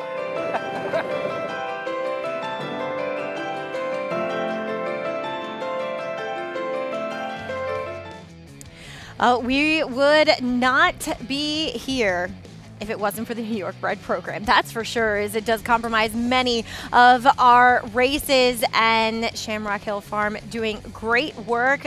Brooklyn Strong, I think he was $5,000 purchase. I know, $5,000 purchase. Yeah. Pretty crazy, made it to yeah. the Kentucky Derby. Never stop dreaming in this game, as we do have some maidens looking to, well, some of them kickstart their career. One of them is your 8-5 favorite in his debut. Number 3, Forward Move, definitely has some pedigree, and they paid $225,000 for this horse as a yearling. For more, though, on this field, we check in with Mig in the paddock. Mig? Thanks, Maggie. Yeah, I mean, I'm going to talk about one horse that's run a lot, and then 3 first-time starters. We'll start with the one, Shazando, who comes off a very good effort going 7 furlongs, beating a half a length there. And he has 16 tries, but I got to say, this is the best I've ever seen him look. His coat is great, his fitness level is great. He makes a lot of sense to me. He's a horse that at times doesn't get out of the gate as handy as maybe you'd like. I don't mind post 1 for a horse like that. At least you're not running the risk of getting pinched between 2 horses. You have some space inside of you to work with. Shazando looks good. Again, he's had a lot of tries, but I think this is the best I've ever seen him look. The 2 horse, Frustutus, a first-time starter who introduced himself to me up close and personal, nearly jumped on me when I was by the paddock stalls here. He looks a bit agitated about things, keeps on kicking out, and kind of doesn't look like the happiest of fellows right now. I don't know if he's maybe getting bugged a little bit by flies or what, but he just seems a little bit on the agitated side. The complete opposite for the 3, Forward Move. He could not look any better. This horse is really fit, very well turned out. George Weaver's barn is going great guns, and this Son of Army Mule is making a really nice impression. And then the outside horse, another first-time starter, the 7, Mission Hill. He does look like he might be better for a race. What I really found interesting, he does carry himself well, classy-looking individual. He's owned in partnership by John Cummings and Bobby Reinecker. Bobby Reinecker used to be the head trainer for Green Tree Stable, a terrific horseman. Now he owns a horse in partnership, trained by Bill Mott, and a really nice-looking horse that I'm going to keep an eye on, certainly going forward, Maggie. All right, Mig with Mission Hill. They paid $65,000 for this horse, Paulie, at the OBS April sale last year. There's a little bit of turf pedigree. Street Bosses are great, but the dam half to multiple graded stakes winning Dirt Router and Hollywood Story. But you had some interest in number 5, Factually Correct, as he does exit a 7 furlong turf sprint. Yeah, you know, he added the blinkers last time out, and he tried to clear from the 11 hole, and they ran really fast, at least early, 22:44. I just don't think they'll go that fast in this small of a group. Now, the way they're betting the 3, maybe the 3 has a little bit of speed. When these horses get bet like this, they usually show speed in the morning. Very interesting pedigree, because Army Mule has been very, very good first time out of an Arch mare. So you got Sprint on the top side, and Arch is All Day, who won the Super Derby. So pretty interesting pedigree. Arch for the turf. I don't know about Army Mule, but obviously the horse has been working well in the morning. And you know, the one thing you can get when you go to Saratoga, you get those nice little works over the turf, so you kind of know what you got coming in, you know? Well, when I was looking at this race, the most shocking thing I found, or surprising thing I should say, is how good Army Mule is so far with a limited number of stats. Obviously, this is, he only has 2 crops in With racing turf runners, right yeah, now. right? Turf runners, he's 19% with his sprinters and 20% with his routers. So he's definitely good at influence. The dam went 2 for 8 on the turf. The second dam, we're reaching a bit here, but the second dam is a sister to a Grade 1 turf winner in Magnificent Song. So there's plenty of pedigree for this New York bred. They definitely paid up for this guy as Jose Ortiz is in the irons looking for back-to-back wins for Jose. You make a good point. I mean, Army Mule's been unbelievable. It's crazy to look at it because Frisian Fire, who was favored in the Kentucky Derby and did not run well for Larry Jones, but obviously his best son, and he wasn't a great sire, but Army Mule has carried his torch and has been just tremendous. The 7 in here for Bill Mott, the times have kind of changed. You always used to look at Bill Mott first-time stars, go, oh, okay, we'll wait a little bit. Shug's first-time stars, we'll wait a little bit. But we live in a world now of what have you done for me lately? And so the trainers have adjusted accordingly. So Bill can win first-time out, so can Shug. So I wouldn't be surprised it's the 7 who's been getting some fine-tuning. And a horse that has been working so slow on the turf, I love it. Slower the better. I mean, you do have those dogs to contend with, but Bill Mott winning with the first-time starter in yesterday's first race in Three Rivers. She looks to be a promising filly. Well, as always, if you want to play, especially this late pick 4, do so with your Naira Bets account. You can earn that $200 deposit match bonus when you use promo code BONUS200. Check out NairaBets.com to get signed up and started today. Turf looking resplendent, as well as the barbecue revelers. I always love coming out here, Paulie, and just smelling the barbecue. It. Yeah, it's like watching the Food Network. You end up just getting hungry. Yeah. Yes, I feel you. As number 1, Shazando kicks off the post right, looking for win number 1 in start 17. Yeah, I know 0 for 16. Mig liked this horse in the paddock. Maybe blinkers have changed him around a little bit. He's been running better with blinkers on. Coming in from Fair Hill is Fortuitous. Make the rider Jamie Torres. This one for Lisa Lukovic, first-time starter, not taking much money, and looks a little green, too, in the post parade. Yeah, here is your 8-5 favorite and forward move. Yeah, taking a lot of money. Those are fast works. When you have the dogs up, when we mean the dogs up, they're cones, and they're way outside of the turf course, and they work around them, so the times will be a little slow. So 49 is actually very fast. Laurel Valley, he will step up in class to this maiden special weight. I'm surprised he's 9-2, considering he just missed last time in a pretty fast-paced race at 6-1, but I guess you're getting your price today. Here's factually correct. He'll stick with the turf, though he's run faster numbers on the dirt. Yeah, I'm going to give him one more shot. I think with the blinkers on, going 6 furlongs, there's some pace in here. He's going to have to run. Yeah, speaking of pace, it could be Sharpaz as he adds blinkers. Yeah, he's adding blinkers for David Duggan, who's a sharp trainer, cuts back from 7 to 6 furlongs, comes out of the same race as a lot of these. Son of Street Boss will round out the field, making his debut. Wow, he's good looking. It looks like he wants to go a little bit further, though. I think Meg was kind of hinting at that. Yeah, he could be rolling late. Wow, he's presenting himself very well at 7-1. Son of Street Boss, you do get AP Indy on the bottom side, so yeah, I could see that. But he could be rolling late. You never know. This racetrack has been playing fast, the turf, but it's been playing fair. Very fair. Yeah. It feels as though you can make your moves anywhere you would like. As Scherzando, he's at 4-1, arguably a little bit chilly here on the board. To me, Paulie, he just likes to hang a lot. Granted, he was continuously kind of forced out here by the runner-up. Yeah, it kind of was. When you're 0 for 16, you have so many chances. Like, okay, when is the time going to be? This is a kind of a salty group, and you think he's kind of home here, right? He put on the emergency brake right here. he does tend to do that. And then he kind of sees the 3 go by the 4. He never really went by the 4. He got the bob. He didn't really get the bob for second. The other horse ran through the inside. But that was his best race in a while. Now, to be fair, this is only his 4th start on the turf. So, JK, is today Scherzando's day? I think it might be. You talk about this being the 4th start on the turf. The previous 3 starts, not perfect trips. right? The last 2 starts were extremely wide all the way around there, not getting any cover. And then the time prior to that, the first start on the turf, was kind of in between horses in an uncomfortable space. Now drawn inside. Now we get to see what's going to happen when this horse kind of saves ground and can kind of get produced for that one run. Maybe it works, maybe it doesn't. But in a field that's so wide open, I thought a horse with experience, a horse that had some numbers that were competitive with this group, with a bunch of question marks with some of the first-time starters, or some of the horses that kind of they all look the same on paper. I went with the horse who was kind of trying something new, which is getting some sort of an inside trip. Also, shout out to DT Stables, Steve Bick, the godfather of horse racing radio. And then the other one that I thought was a little bit interesting was the 6.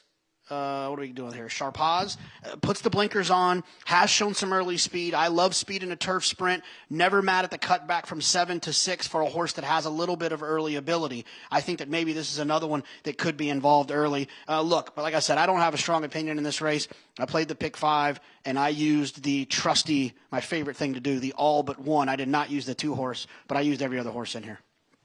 And with that one being the only one at double digits, JK, I think you're probably safe here when it comes to your ticket. Paulie, looking at number 6 in here, Sharpaz. Now, on the surface of things, it doesn't appear as though he's run quite fast enough. But what if, there's always that what if, he gets clear here going the 6? Could be tough. I think anybody that clears here is going to be tough because you really don't know, besides the 1, who can make up ground. Now the 6 it's warm. Believe me, it's very warm out today. Yeah. It's humid, so I wouldn't worry. So you have to look at the 3, the 7, and the 2. Your first-time starters in here. Are they going to show any speed? Because if they don't, this is going to be 5-6 clear to the hoop here, and whatever happens early is going to really factor what happens late. And if obviously the 3, the way he's getting bet, I would think shows speed in here. Meg, number 7, Mission Hill, impressed us when he stepped foot on the track. I'm guessing you saw the same thing. Yeah, he actually won me over in the warm-up. I liked him in the paddock. I do think he's going to be better for a race, and I do think eventually he'll go further. But the way he warmed up and the way he framed up, he's going to be my top selection. And full disclosure, I mean, I'm really good friends with Bobby Reinecker, a horseman I have so much respect for. My wife, Carmela, was the assistant trainer to him for a while. And, I'm going to let my emotion play into it a little bit. I'm rooting for a friend here as well. Shazando looks great. Again, another friend. It's Steve Bick, DT Stables. This is the best I've ever seen this horse look. And he has run 16 times, but only 4 times on the turf. So I think Jonathan made a great point. If you just focus on, let's say he only had those 4 turf races, you'd like him even more, wouldn't you? And the 3-horse forward move, he looks like he's going to be fast. He's by Army Mule, who knew one way to go. And the way he warmed up, I got to think he's going to have some speed on debut. He does look like a speedball there, just really rounded out type of horse. And we've seen these George Weaver horses, Paulie, whether they're 2-year-olds or they're older horses, they have been, not that they're necessarily ones that are gunning for the lead. They're just naturally forward. And then they seem to have something seriously left in the tank to finish up their races. George's horses, just been running tremendous. And they're betting this horse, and he looks tremendous as well. If you look at all the other horses, especially for a first-time starter, he's not sweating at all. He's looks tremendous. Looks like his ears are ready to go. And again, I think the price you're getting on the 4 Laurel Valley, we keep going back to, and this horse just missed by a nostril last time, for the maiden 40. So everybody's thinking, okay, on the bump up in class, well, a lot of these horses haven't really ran that number. So, the 4 could be tough. I'll stick with the 5 factually correct with Jose Lescano. I think the blinkers will help, but this is a tough group. I'm kind of with Jonathan. If I played the pick 5, I probably would have pressed the all button in here. I can't go all in one. I've been burnt before. I know. Oh, woof. As you do see Laurel Valley acting up a little bit there as they approach the gate. He's the one stepping back up in class. He did look as though he would handle the turf, but he had a perfect trip. And by my estimation, I think he just hung. And that was against a weaker field. Yeah. So it's Mike Baker. Am I going to be surprised when he wins? No. But yeah. I thought of the ones that were going to be short-ish prices that he was one to stay away from as we continue to see Frostuitis acting up. Mig saying he was agitated in the paddock. He looks agitated at the gate as well. Yeah, he's just acting very green the first time doing this. I see the 3 being very professional so far. Yeah. And George, having the bulk of his horses up at Saratoga affords him the opportunity and the luxury to work horses on the turf course there over the Oklahoma training track. Whereas here, you have to have horses entered in a stake to be able to do that at beautiful Belmont Park, especially with the construction that we have going on here. As we do see them moving into line 8-5. He opened up a short price forward move in his debut. Will it be a winning one as we get it up to John Embrial, and he'll bring you the call of race 6, kicking off the late pick 4.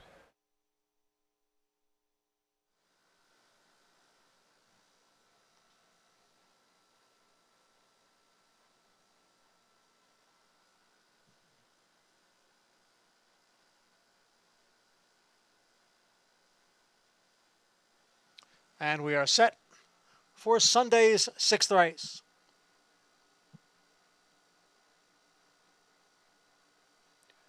And they're off. And it is Factually Correct along with Sharp As. Sharp As has the lead. Factually Correct runs in second. And now it's 2.5 lengths back to Laurel Valley, who's in third. Down on the inside, Sherdondo runs in fourth, alongside his forward move in fifth. Another 2 back to Mission Hill, and farther back is Frostuitis, who trails the field in seventh. Sharp As leads by 1.5 lengths, with Factually Correct racing in second. Laurel Valley is down on the inside and in third. Then it is the favored Firster forward move, who is running in fourth. About 3.5 lengths off the lead. The quarter went in 22-1. Scherzando is in fifth. And farther back, Mission Hill. And then Frostuitis, all chasing Sharp As, who has the lead at the top of the stretch, with Factually Correct now moving right alongside. Factually Correct and Sharp As, and it is Factually Correct on the outside to grab the lead. Sharp As is back running in second. Then comes a forward move with Laurel Valley and Scherzando on the outside. Factually Correct has a 3-length lead. Scherzando continues to gain, but the wire is coming, and Factually Correct gets there first. Scherzando up for second, then forward move and Laurel Valley. Factually Correct had plenty left today as he was able to stalk Paulie, and Jose Lascano asked him, and he delivered. Yeah, listen, he put the blinkers on last time, and he just drew a bad post, the 11 post, and Trevor tried to clear with him, and today Lascano just dropped his hands and then had a target with the 6 Sharp As in front of him, and then he was just able to take off. I just thought the cutback, second time blinkers was going to help. And the one, Scherzando came with that run. The only horse that really could make up any ground, just not enough to get to Factually correct late. And unfortunately, the first-time starter that took all the money, that was number 3, Forward Move. He didn't break as sharp as we would have thought for a firster, that was taking money from this George Weaver barn. He made up a little bit of ground, reluctant to switch leads, and just kind of idled late. See, that that's why I always say when you project pace, it's hard to project pace when you have 3 first-time starters in the race. And what did it look like on paper? That they were going to run around 5-6 for a while, and the 5 just took over and just had the advantage on the rest of the field. Forward Move settling for third. Factually Correct, though, at a decent 7-2. Rudy Rodriguez kind of heating up here as of late. Jose Lascano teaming up for the win, as we saw a trainer that won today's first race. That was Dave Jonk, the affable veteran trainer. We'll catch up with him. Spend a morning with Dave at the spa, just 2 weeks away, a little less than from opening day. We'll find out more what makes the Donk Barn tick after the break.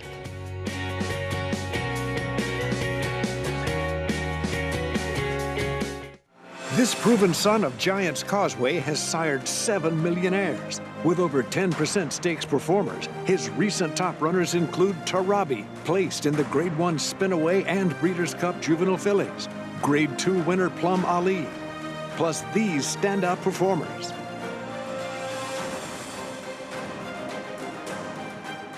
A proven value sire, First Samurai, standing at Claiborne Farm.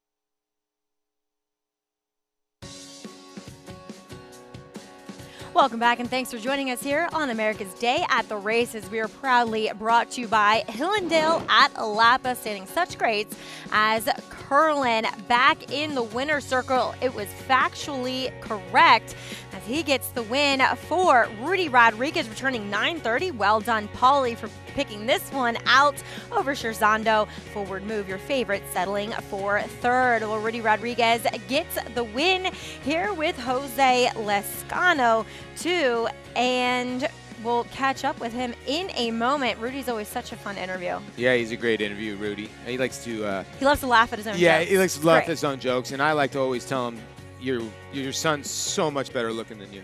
I don't know. He's looking really, really good in those sunglasses. Dang, Wow. look at Rudy. Oh, man. Terminator. Wow. You feeling the heat from Rudy? He's giving off? Yeah, it's coming up. Rudy, we're talking about your glasses and how sharp you look today. Yeah, you look like the Terminator. I don't know, but I think the age is getting to me because now if I don't wear it, my eyes start tearing up. So I don't know if it's allergies or the age or something, but we got to make it work. Well, Rudy, I think you're looking good, but your horse, factually correct, was really looking good as well. I mean, this horse really made a nice impression.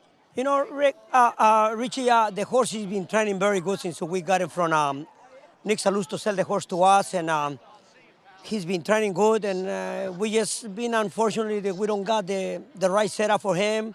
Even we set up, we send him, we chase him, we do this and that, but I guess today was his time.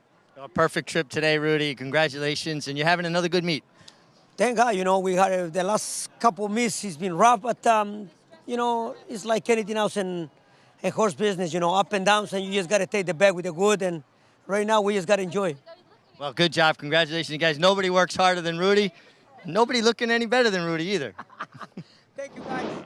You're both looking awfully sharp down there, Mig and Richie and Rudy Rodriguez. Allowance optional claimer coming up next for the New York bred fillies. We're going 7 furlongs on the turf, 3-2 on the likely speed Moon Age Daydream. Well, if you know anything about this business, the one thing people will say to you, it's not a job, it's a lifestyle. Being a trainer, it's a 24/7 commitment to the horse, and the venerable, affable Dave Donk lets us in on what it takes to run a thoroughbred racing stable.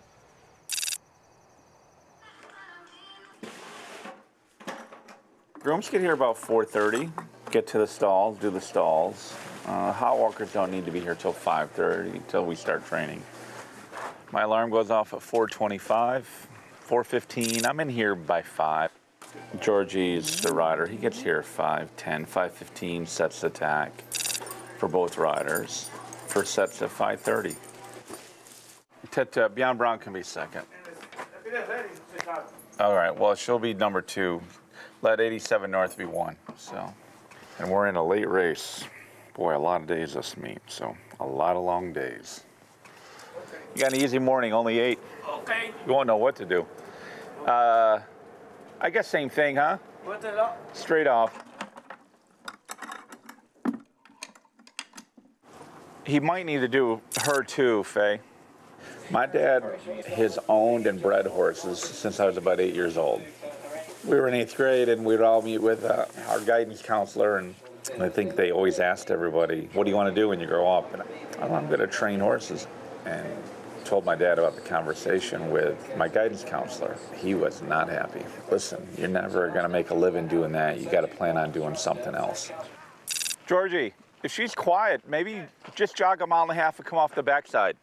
I had worked a couple of years out of high school. I'd been on the track, and my dad said to me, my dad owned some horses, and he said, listen, if this is what you're going to do, I'm going to help you get started. I was going to be 20 in May, so I went and got my trainer's license. And I started in 1980 at Finger Lakes, training horses. And when you're there, you do everything. I did everything but ride. I went to Florida when I was training after my 5th year.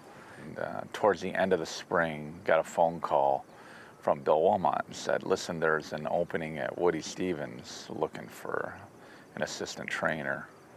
I drove over to Hialeah and then met Woody, and Long story short, he hired me. I called up my dad and said, Dad, I'm not coming home. A couple weeks went by, and I think he realized it was what I knew was the greatest opportunity I was ever going to get. I always said I came to New York 35 years ago to go to work for Woody. Good, Georgie. And I'm very fortunate to be able to have stayed and make it work. Woody wrote a book while I was there. It's titled Guess I'm Lucky. I guess how appropriate, because I'd say the same thing. I'm lucky. I've been really fortunate in the sport. Really good clients. Been lucky to have some good horses. Great staff, a lot of great employees. It makes it a lot of fun to do this, to do something that you love to do. Experience a place like Saratoga. I guess I'm lucky too. Well, thanks to Dave for letting us spend a morning with him as Georgie, in that piece, Dave's exercise rider, he's still with them. Talk a little bit about what it takes to be an exercise rider at the track. Yeah, you've got to be fit. You've got to be strong, as you know, Maggie. These horses can be headstrong. You've got to have good hands, a lot of patience. And you got to like early mornings. You're getting up in the dark to work with horses. You saw there them getting the set list ready. And I love that piece. I love Dave talking about, Woody Stevens. He's in Woody's barn up in Saratoga. That's Woody Stevens' barn, so he's got the history there. He talked about going to his guidance counselor. I met with my guidance counselor once, only to steal working papers out of his desk so I can get to work at the track.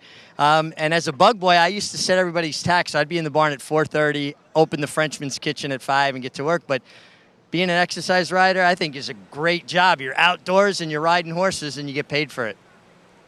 Well, Richie, it put me through college and led to many, many great opportunities. That's for sure, Paulie. It's always good to catch up with Dave Dong, too. No, it's great. I galloped horses when I was 12 years old, when I was 5'2", and then I grew to all my 5'8", and that ended my jockey career. Then you're a professional baseball player, so all worked out for you. We want to say goodbye to those who have joined us on SNY. Stay tuned to America's Day at the Races. Flightline is in full flight. Flightline turns it on at the top of the stretch, and he's in cruise control. And Flightline takes off. Take a good look at this, because you're not going to see this too often, maybe never again. Flightline, 20 lengths clear. World-class racehorse, world-class performance at a world championship event.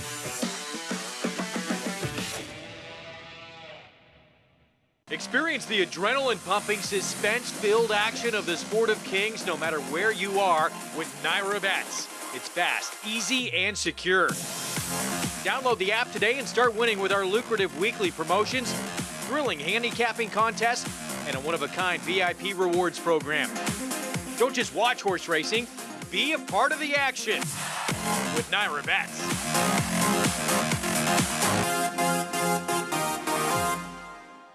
I'm very bullish on it.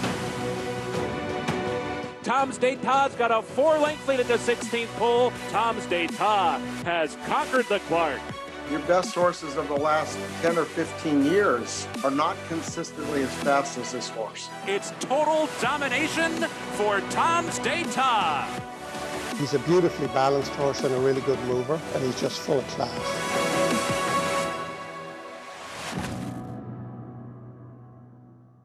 Racetrack Television Network brings you every race, from every track, on every screen, every day.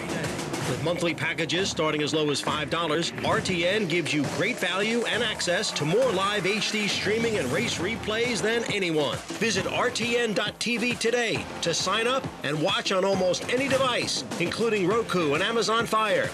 RTN has packages that start at $5 per month.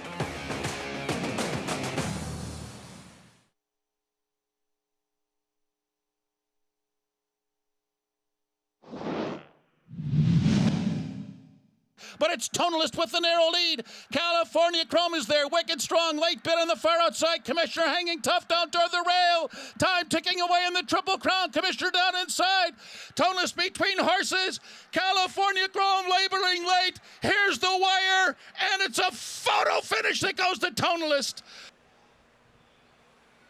Tonalist getting the win for Christophe Clement, Robert Evans, and Joel Rosario, upsetting California Chrome, who was looking to become a Triple Crown winner. Paulie, were you here that day? Yes, I was here I that was day. too. Yeah, Commissioner on the rail just kept on grinding away. Was he like 23-1? Yeah, he was a a huge price big for price. Todd Pletcher. Yeah, he was, and he just. Todd's had he's won so many Belmonts. He's got beat with Commissioner and Destin by a nose, 2 horses. You know what I mean? Yeah, exactly. As Nuginia, she is a daughter of Tonalist for the same connections, minus the jockey. Dylan Davis will be aboard her, as he has been for every single one of her career starts so far. But Nuginia, it's funny, Tonalist actually, despite not having run on the turf, has been able to get some turf horses and some decent ones as well. As Nuginia, she will be turning back in distance to the shortest that she's ever run in the 7/8. Yeah, she's going to be flying late. I think she's a player in here. Dylan Davis actually won the first 3 races of the day today, so he's already got a hat trick. This is the horse that's going to be coming late, and I would think your favorite's going to be the one that's going to be in front. So if you want the combination of the horse that's going to be flying late, it's probably going to be the 3 if, she gets the pace to run into. But the 8, the 3-year-old against the olders in here is probably can maybe control or at least sit close up to the pace. Yeah, exactly. As Moon Age Daydream, she looks to be the fastest. I think, her 1 race, 2 back at Aqueduct, she was a bit disappointing that day. And last time, fleet-footed, I think is okay. And really, Moon Age Daydream just kind of chased her around the racetrack while losing more ground. She really tried hard going the 6 furlongs. Does the 7 extend her too much, or do you think it just puts her in a more comfortable position to dole out her speed? It could. So sometimes the longer they go, a lot of people think, okay, well, the longer they go, her speed will not help. I thought she grinded away here pretty well. And, she didn't break that sharp, Maggie. The problem is the last couple times she's kind of been a little flat-footed at the start. So if she can break just a little bit better, she's wired a group before at Aqueduct in a stakes race outside of New York Company. So she has the ability to go to the front end. I'm wondering right now, at age 3, if she wants to be covered up. Flavian Pratt, though, is a forward rider, so I don't think he'll take that away from her. I tried to watch Moon Age Daydream, the documentary on David Bowie, on the way back from England. It was too weird. Well, Bowie was out there. Let's go there. But I would have to say probably a lot of his intros to his songs, like Fame and some of the other ones, have been so ripped and shredded. His music's amazing. Yeah. And it really is. Yeah. As we get down to the paddock with the Mig for this paddock report. Maggie, we'll start with the 1-horse Road to Remember. Natalia Lynch's horses are always very well turned out, no exception here. And I really more just wanted to make a point with Road to Remember. She's drenched, soaking wet, but it's not from perspiring, it's because she got hosed down with the hose. So sometimes I think people see a horse dripping wet and they worry, oh, this horse is washing out. Now, you want a horse to get a sweat on today. It's humid, but she was hosed down with the hose. So, people shouldn't get fooled by that. It's just a way for these trainers to kind of keep their body temperature down as much as possible on these warm, humid days. The 3-horse Nuginia, I like the turn back for her. I think it's going to just really accentuate her closing kick. I think from a physical perspective, she'll really appreciate the turn back to 7/8. She's handling herself well. She's got cotton in her ears, and she just really got a good demeanor about her today. I like what I'm seeing from the 3 Nuginia. The 5 Shinful had a lot of excuses when she got back to the turf. 2 back was really squeezed and hampered at the break. Last time, not really a lot of excuse. Kind of gave a flat or dull effort, if you will, but I like what I see from her today. I think she's going to rebound. I think you're going to get the A effort from Shinful today. Bias Shin forward.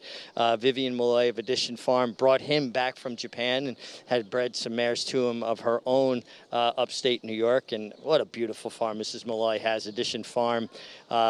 Just a really nice area by Hyde Park. And then the 8-horse Moon Age Daydream just makes a lot of sense. You get Flavian Pratt from the outside and a filly that's already shown to be very proficient in turf sprints, and she could not look better here in the paddock for conditioner Jorge Abreu. Good to hear when it comes to your 6-5 favorite. Thank you, Mig. I like also what he said about Nuginia here, Paulie. She is one that in the past I've seen get a little bit hot, a little bit nervous, Yeah. and he's right. She looks calm, cool, collected. I think that's a good sign.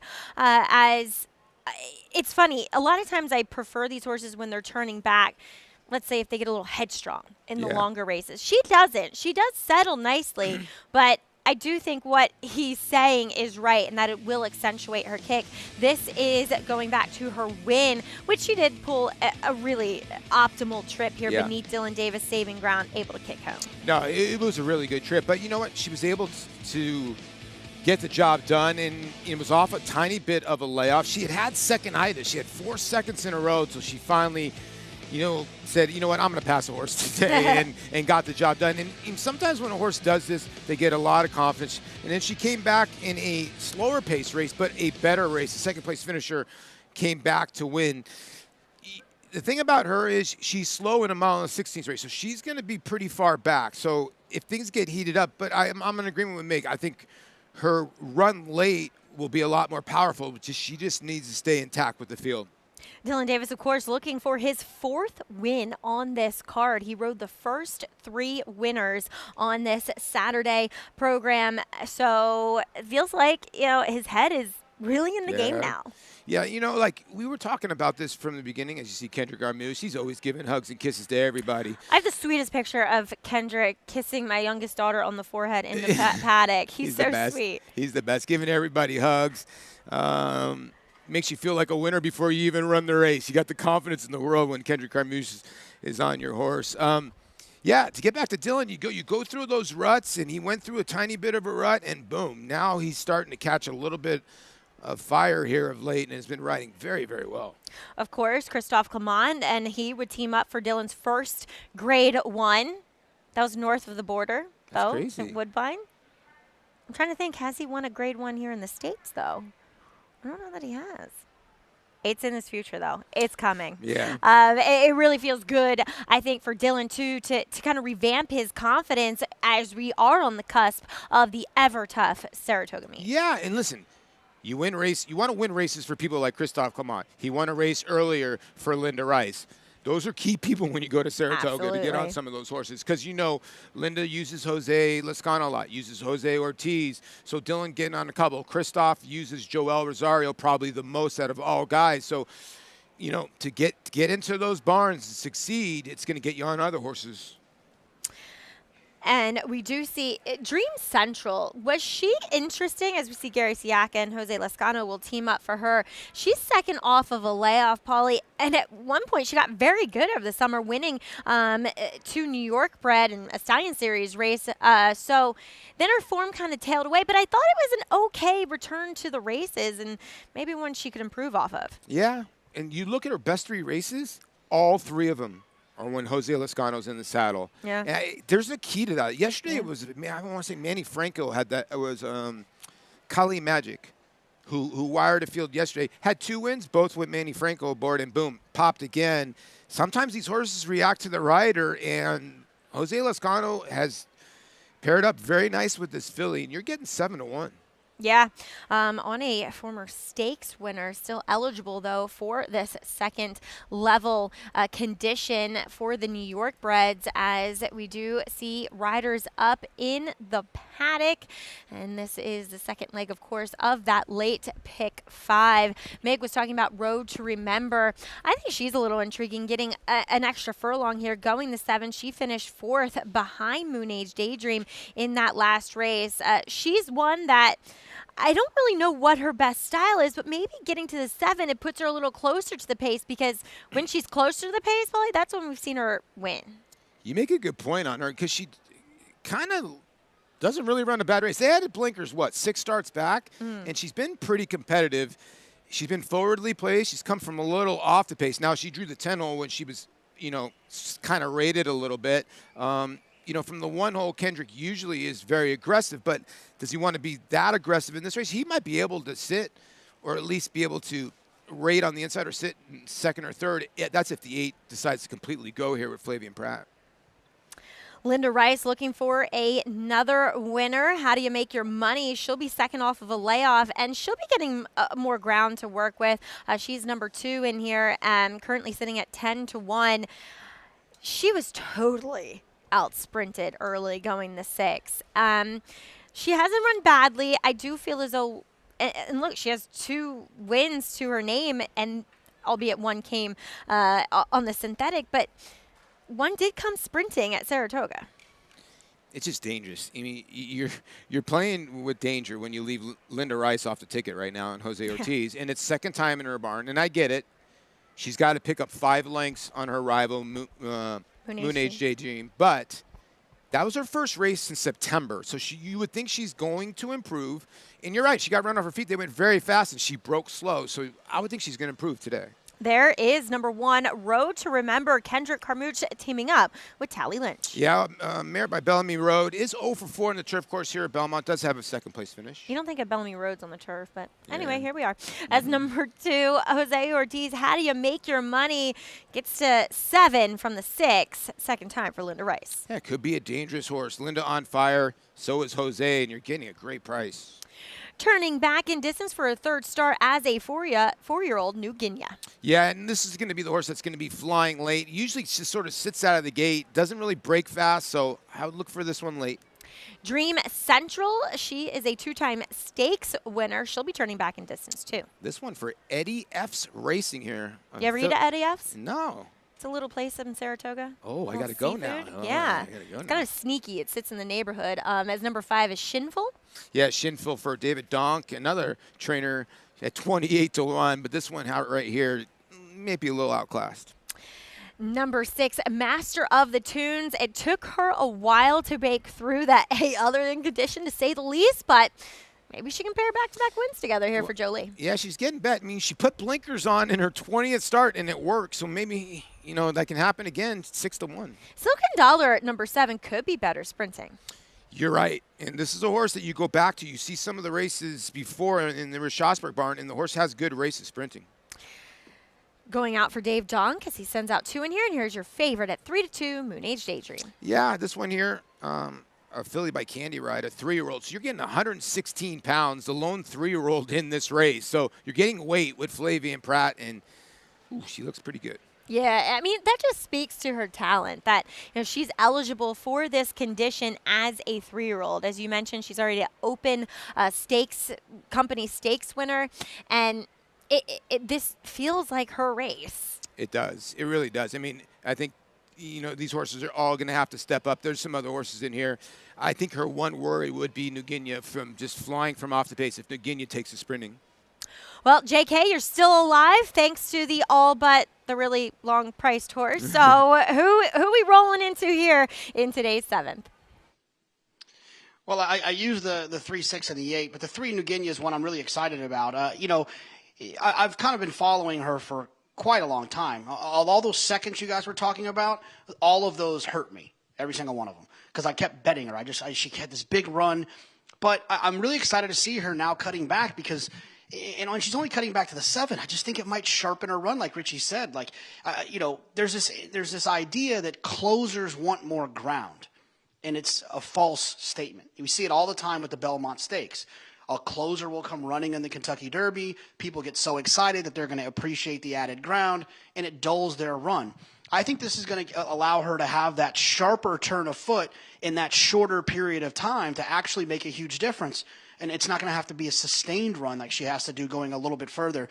The biggest issue is she going to stay connected enough? And I know I'm saying a lot of the things that we've already heard, but it is important. If she can stay connected to these horses in here, she can get a little place to close into. She feels like the type that's just going to come rolling down the middle of the track. But we'll see what Dylan does there. If she doesn't, then it's obviously going to be the 6 or the 8 who could take advantage of what I love, which is speed in turf sprints. It's a dangerous, dangerous weapon. I think Moon Age Daydream is a talented horse. She's perfectly drawn. She gets Flavien Prat, who's a very forward rider, which you don't necessarily expect. You think of him more of as a finesse rider, but he's very, very forward with horses. We saw it a little bit earlier with the big Chad Brown favorite that won a little bit earlier in the card. So, look, I like New Guinea, but I do worry a little bit about the setup. She'll be my pick in here, and I know Richie had a little bit more to say about the 8 Moon Age Daydream. Yeah, thanks, Jonathan. And listen, ultimately she's going to be my top selection like she is many other people's at 7 to 5. I just think well-drawn, outside, 7/8, Flavien Prat should just an absolutely perfect trip. And as much as I thought she looked good in the paddock, I liked her. I elevated her on the racetrack the way she warmed up. The 4, Dream Central, every time Jose Lezcano rides her, she runs her A race. Her 2 wins last year in the Stallion Stakes came under Jose. He didn't ride her again till last time, and was another one of her better efforts. And sometimes a rider and a horse just hit it off, and I am a fan of Eddie F's. I like going there, get the fried shrimp. And then the 3-horse, New Guinea. I asked her trainer, Christophe Clement, about the turnback. He said it wasn't my idea. It was the racing secretary's idea. That's the race he wrote in the condition book, and he actually said, I was hoping to get a race to go with more ground, a mile or over. So it was more a function, the turnback, of just what was available to runner. You're always a slave to the condition book when you're a trainer. Yeah. At times, it's always funny, listening to my husband as he goes through the condition book and he pinpoint races for these horses, and he'll get to the end and be like, "Ugh, none of these races are any ones I can win with these horses." You're kind of forced into spots where, as Christophe's stating, distance isn't quite right. The claiming tag isn't quite right. The spacing in between races isn't quite right. And that's why a lot of the barns with more horses, they win more races because they have the right horses for the right spots. You're at the mercy of the condition book sometimes, and sometimes if your horse don't go, you got to run them if they're ready. Well, they're heading into line. Moon Age Daydream completes the field as your heavy favorite. John and Brielle has your call.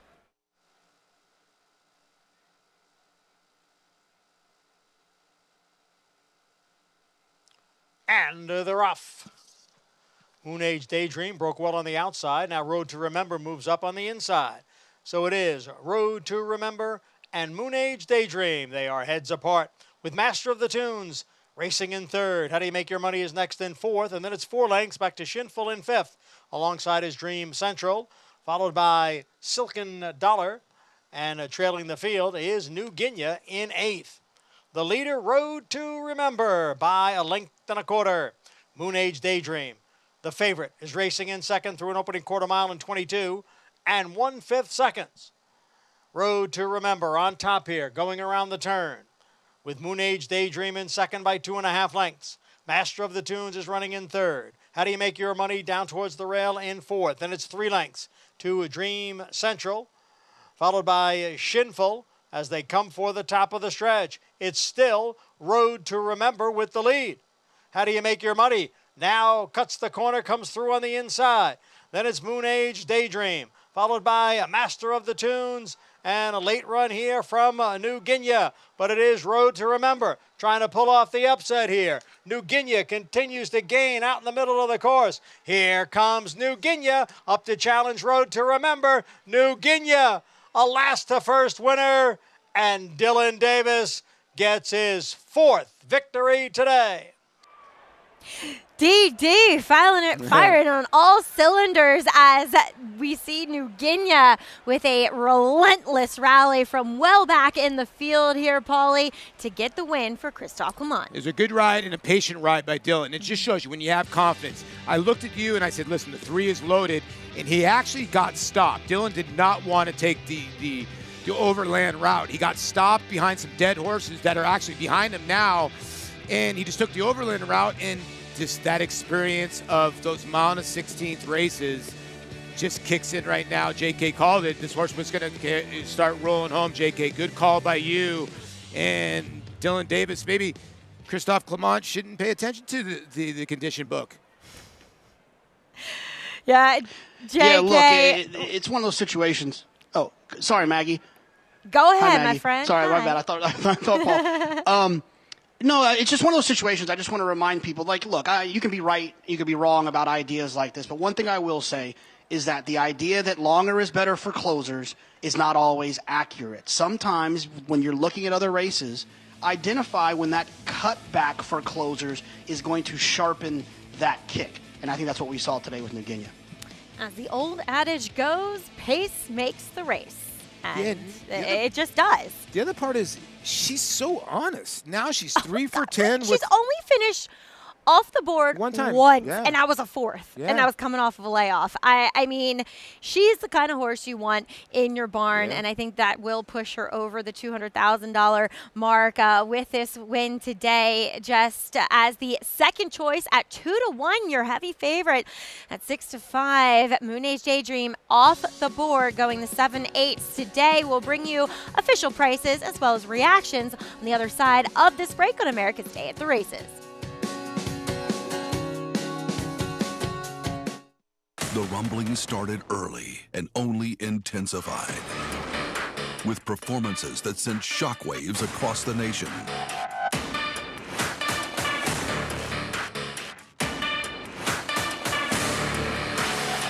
At the center of it all, Epicenter is at the top of the 3-year-old class in the Run Happy Travers. Epicenter, 3-year-old champion by Not This Time. Coolmore America, home of champions.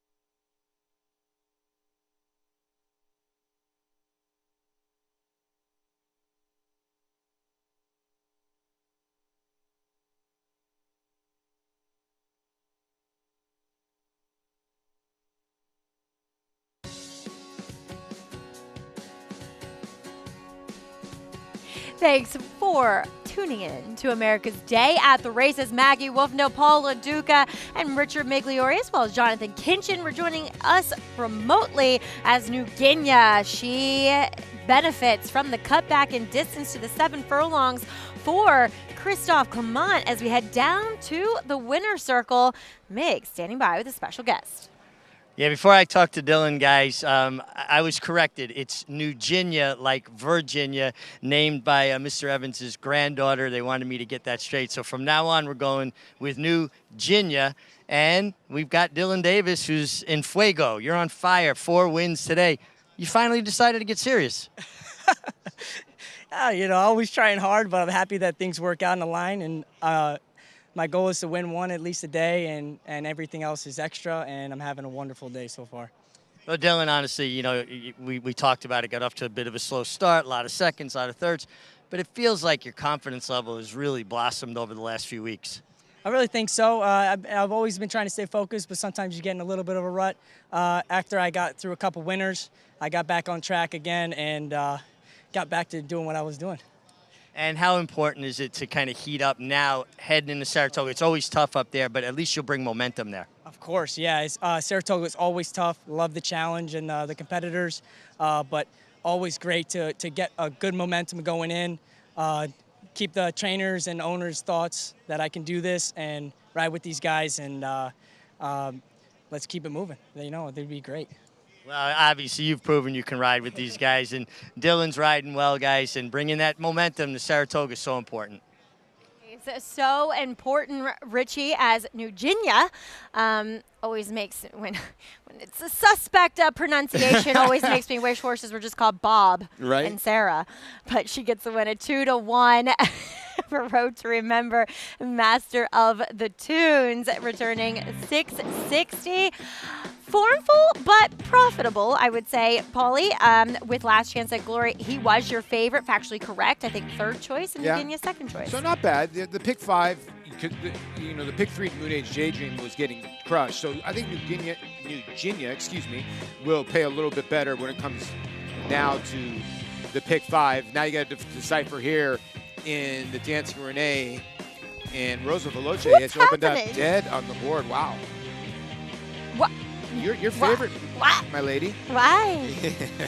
Because you got a very talented filly. That's why. She is very talented, but we don't know. This is by far and away the best field she's ever faced in her career. Betsy Blue at 3-1, your current second choice, along with Sterling Silver. But sometimes it's all about the future, as Jolie, he finished third in that race just there, but he had a nice New York bred winner. Works for me, as we'll dive into the Great Jones New York bred performance of the week after this break.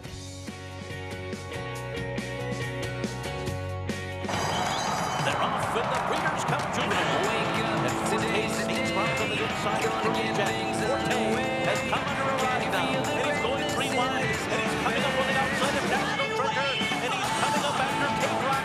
The two of them coming down to the wire. Forte on the outside, Cape Rock along the rail, and Forte has upset Cape Rock to win the Breeders' Cup Domino.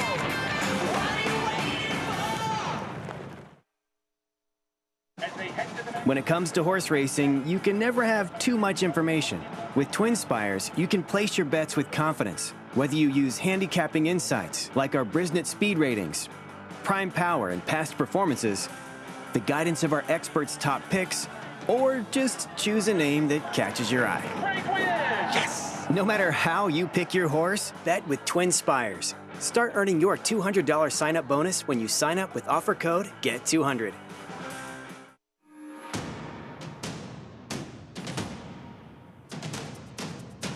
Drain the Clock will win and win by as much as he wants. He'll win by 6 in the end. It is Drain the Clock who will bound home the winner in the Bayshore. Drain the Clock, Jackie's Warrior, a terrific finish in the Woody Stevens that goes to Drain the Clock by a head.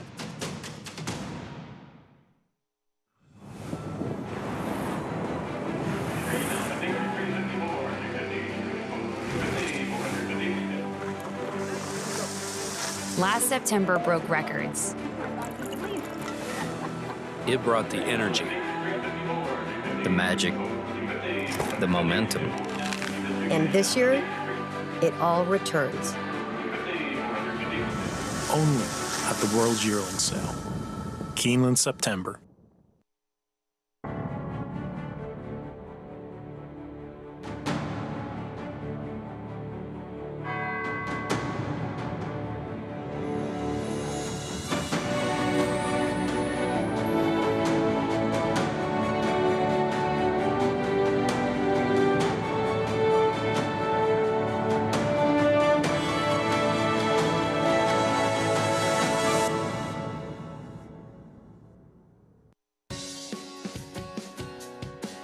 Thanks for tuning in here on FS2. It's America's Day at the Races with live racing from beautiful Belmont Park, as we are on the cusp of the Dancing Renee Stakes for the New York bred fillies and mares. But sometimes you start thinking about the future, especially when we just saw that Saratoga commercial, Paulie, as we saw a nice New York bred break his maiden by the name of Works for Me in his second start, when you saw down at Churchill first time out. Yeah, got to see the horse down at Churchill, and the horse is a flat runner. So we're going to probably see this horse up at Saratoga as well, running in some nice New York stallion races. I would think that's going to be the next step.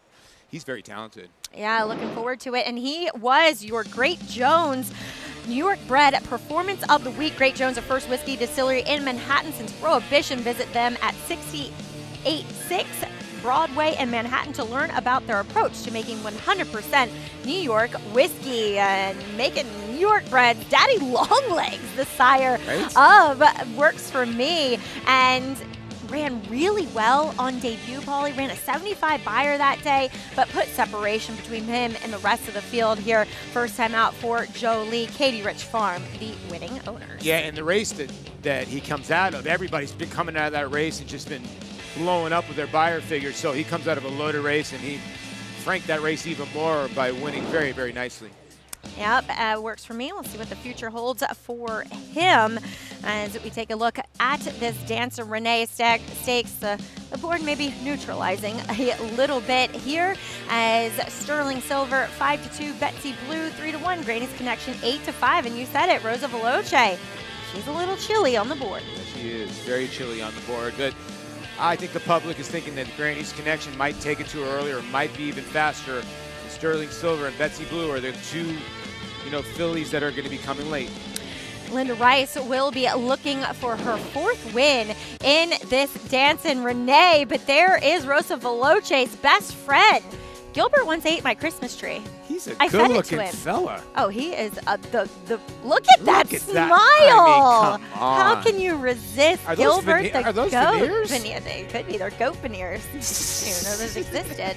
He's got a haircut too. He's got a summer cut on. Buzz cut for Gilbert, Rosa Veloce's boyfriend. But more on the rest of this field.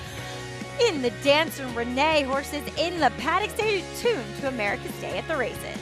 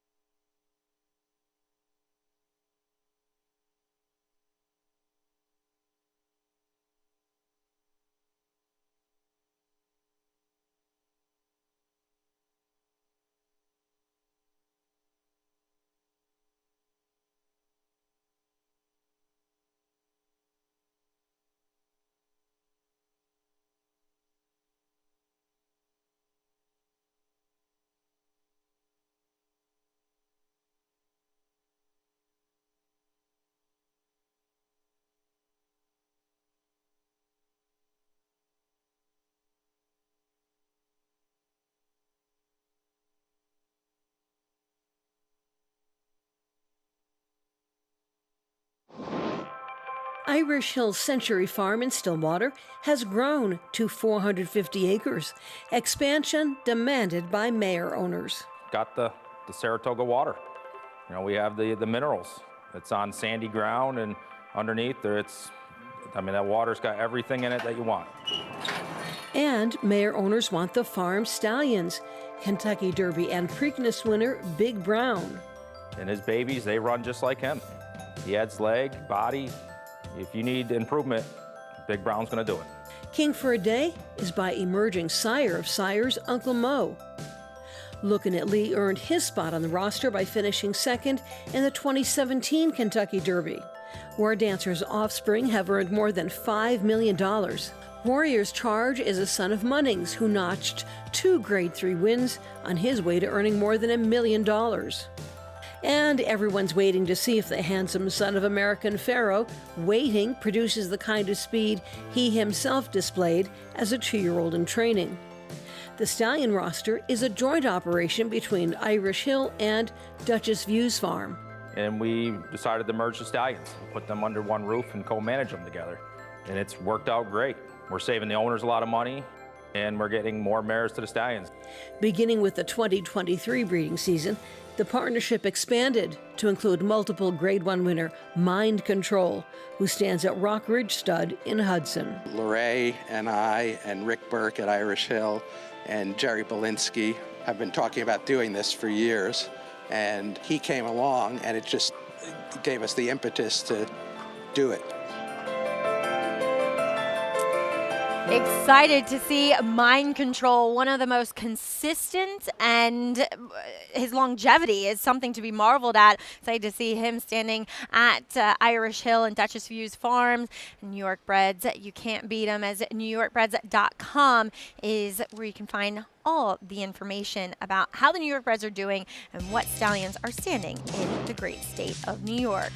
We check back in with the field here for today's Dancin' Renee Stakes, 9 to 5 on Granny's Connection. She is seeking her 5th win in a row out of 6 career lifetime starts, so certainly gets the serious class test today as this race namesake named for the hard-knocking Dancin' Renee, taking a look back at her win in the 1997 Honorable Miss. It's starting to make me feel very, very old now because I remember this race when Dancin' Renee, she was a really nice runner. She loved Saratoga, but she actually could take her racetrack anywhere because she just had that kind of speed, and she was very, very rateable as well. And I'm glad she has a name, race named after her. Love her blinkers. I always loved her blinkers. You can pick them out with the bars, and we also pick out the guy on her back. He's part of our team. Yeah. Meg, tell us about Dancin' Renee. Yeah, Paul, if that makes you feel old because you saw the race, think about how it makes me feel. That was kind of in between injuries, and I was still sort of in my prime, but Dancin' Renee was such an honest mare. She was so comfortable. She had such natural speed. 14-time winner from 21 starts, and she just showed up every time. She always gave you an effort. She was really good this day. Bobby Triola, her trainer, a really good horseman, had her just primed for her best effort. Sandy Bacon, such a friend and a guy that I wrote a lot of winners for, and her half-brother, Safe Florida Sandy, also owned and bred by Sanford Bacon, another horse I had a lot of success with. So just a really good, strong family, and I agree. I think it's really proper that she has a race named for her, as tough and hickory as she was, guys. And I was getting Miggy with it. Let's be honest. Let's start talking here, horses here in this Dancin' Renee, starting with the 2, Rosa Veloce. Listen, she's good. She's coming out of a much tougher race against Carmel Swirl in the Vagrancy. She has speed. I think she's going to have her hands full with some legitimate speed to the outside. I thought Sterling Silver making a nice impression, turning back off a good effort in the Critical Eye. She just looks really good for Tommy Albatrani. And just much like we saw with New Ginia the last race, turning back, intensifying that late kick. I think that's what you're going to see from Sterling Silver. Betsy Blue looks outstanding. She's had a freshening. She comes into this off a real nice work, and she has the right style for what I think is going to be a quickly run race. And it brings me to what I think is the true most natural speed in the race, and that's the 5, Granny's Connection, who's making just a lovely impression here for Tom Morley. Just Tom having a terrific meeting. She comes off a nice win at Monmouth Park. And I have a hunch here. I came out, I looked to my right, and on the bench, 2 very pretty young ladies, Grace and Willow. I went over to say hi. They're decked out. They look fantastic. And Willow told me, my mommy and daddy bought me this dress. I think they're looking for a win picture. Well, Meg, they're also joined by their granny as Tom's mom. Right there, right over his shoulder, is here as well. You can see Tom already. Okay, I got to know Tom a lot better at Oaklawn. He's doing the pace right now because he's nervous. It's a jaw. And I always ask this, and I asked this to him, and every trainer will say this. When you're the favorite and you're 9 to 5, there's way more pressure than when you're 20 to 1. It's bottom line. You know what I mean? And there they poor are. Willow. I told her to wear that dress, but I didn't realize how hot it was going to be. Long sleeve. They look adorable. And Grace has tights on. What the? Oh, I'm trying to sweat my children out. Anyway. Hot yoga sessions. Well, at least they found a shady bench in the iconic Belmont paddock beneath the white pine as Granny's Connection. You know, she doesn't look like a very fast horse. You know, she's diametrically the opposite of the other pace horse in here, Rosa Veloce, from a physical standpoint. Rosa Veloce is just very round, very short coupled, and Granny is quite long and scopy. You don't think of her as being that fast. But if you want to play the late double here, get into your Naira Bets account. If you don't have an account, make sure you do so today. Use that promo code BONUS200 when you sign up at NairaBets.com. So, Maggie and I were getting ready for the show, and I like the 5. But I told her, I said, Maggie, do you want me to pick the 5 or not? Because I don't want to be the hex or the jinx behind this. Pick whoever you want. And you just said I could pick whoever I want. So I put my check mark on Betsy Blue. I'm just going to be honest with you. Okay. But I think you have a real filly here that's going to run a bang-up race, and I'm knocking on wood because I know you're superstitious. Thank you. Yes. I unfortunately am a bit. I don't know, but there is reason to be doubtful at 8-5, Polly, because again, this is a class test, and she does have to deal with Rosa Veloce, and it's just she hasn't beaten anything. She's beaten them by open lengths, which is always a good sign, but. Again, these are some serious rivals where you have stakes winners. You have graded stakes placed horses. Yeah, it was just a little bit difficult for me to, especially at 8-5, to feel like Granny's Connection was the most worthy of being the favorite. Although when you look at her, though, Maggie, her 5 furlong splits are ridiculous. I mean, I understand where she stops the clock, but she's fast where she opens up. She's opened up 12, 14, 22 lengths by the 5 furlong pole in her last 4 races. Well, we kick things off with Captain's Daughter, another horse coming from Monmouth. Yeah, this horse won by a nostril last time out. It does like Belmont, though. Does have a win in 2 seconds from 3 starts. Number 2, Rosa Veloce. Pretty big price at 6-1. Yeah, she's really not getting played. Maybe it's because she doesn't really love Belmont. She's only had 1/3 from 4 starts.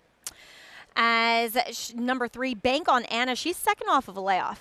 You know, she's another one that has, some speed. Dylan Davis, obviously hot today. He's got 4 Ws. She's 14-1, 5-2 on Sterling Silver, who did post the best, at least buyer last time out, went second in the Critical Eye, going a mile and 16th. Yeah, she's the filly for Toby Amatrani. That's going to be flying late, her and Betsy Blue. And the public's kind of buying into the 4 and the 6 here if the 5 and the 2 do hook up. There is Miss Granny, daughter of Connect. Always love to see. She was bred by the late Paul Pompa, who campaigned the sire. Yeah, I mean, she's fast. And like I said, she's been able to open up on her competition. The hardest thing in horse racing is to get a horse to break away because they're herd animals, and she's been able to do that. Coming in off of a break is Betsy Blue. She is 10 for 22, lifetime earnings of nearly $700,000. It's crazy. 20 for 22 basically on the board, 18 for 22 in the exacta. Wow. It's crazy. Can't Hurry Love. She got very good over the winter at Aqueduct. Is she going to maintain that form now? It just shows you the quality of this field because she's really not bad. She was a nose away from 3 in a row. She threw in a tiny bit of a clunker last time, and you're getting 10-1. That just shows you how tough this field is. It is a good rendition of this Dancin' Renee Stakes, but we want to get JK's opinion here as it's our featured race. Thanks, Maggie. Look, I really like Granny's Connection in here for a couple of reasons. One, I would expect Granny's Connection to take another step forward off of that last performance. I thought it was very impressive. Showed a lot of early speed. Her early pace figures, the higher the better, just like a speed figure. It says how fast she ran early. Were faster than anything else in this race. Her final number is right there with everyone else in this race. So if she can show some early speed, use that speed, she's got her main competition in terms of speed inside of her with the 2 Rosa Veloce. She can set off of her. She can see what happens if Rosa Veloce breaks a little bit slow.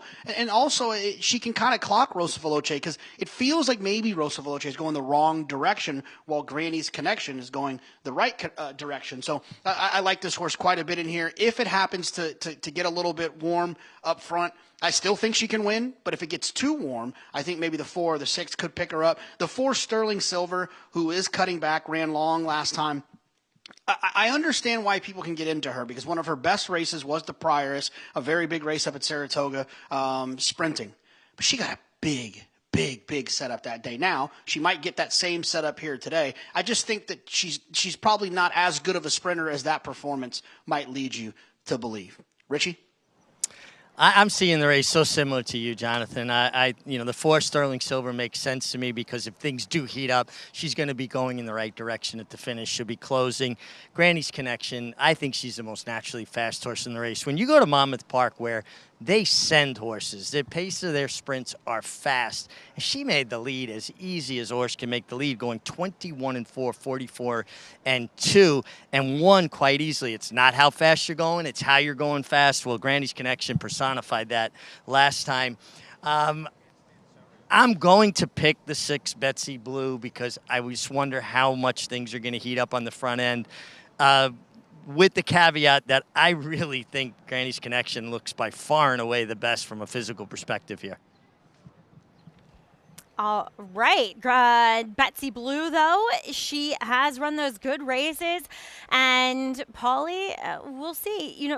I know she's a horse that sometimes she has struggled with bleeding. And it's always reflective in the way that she looks in her coat, if that's kind of a presence. But obviously, she's run 5 consecutive races without the presence of Lasix, and she's looked good each and every time, even in the dead of winter. So, again, she looks great, as you heard Meg say, coming back off of a layoff. So, a little bit of refreshing might do this 5-year-old mare. The world is good. Totalist looking for back-to-back winners. Yeah. Earlier, if you just joined us, Mick was able to talk to Linda Rice and talk about Betsy Blue. And she said, at the end of, February, kind of was just going backwards. She wanted to give her a little rest. And, and a horse that's 18 for 22 in the exacta, she likes to run. So I would think she'll fire a good shot. But, she had been consistently running. She really has never had a layoff line. So it'll be interesting how she runs off the layoff, if she's going to even run better. But when a horse like her is 20 for 22 in the try, I have a feeling she'll still run a good shot here. Oh, yeah, totally. And 2-1 on Sterling Silver, as she is your current second choice, but Granny's Connection. We also have to talk a little bit about Eric Cancel's first race back since he came off a few days ago. Yeah, he's been hurt a little bit. And this is what Mig was talking about, just in hand easily in 44. But I talk about the 5 furlong. Stopped at 5 furlong in almost 56 flat in dead hand. You can see Eric's not really asking her that much. And here's the greatest part is she didn't break that sharp that day. She didn't. So she's got just naturally dangerous speed. And I think a lot of people are thinking that could be the detriment to Rosa Veloce, and that's why she's 6-1. And Granny's Connection has a benefit of being able to break outside of her as they are heading into line. Sterling Silver, she has been competitive in open graded stakes, coming off the back of a good second, as we throw it up to John Embrial for the call of today's Dancin' Renee.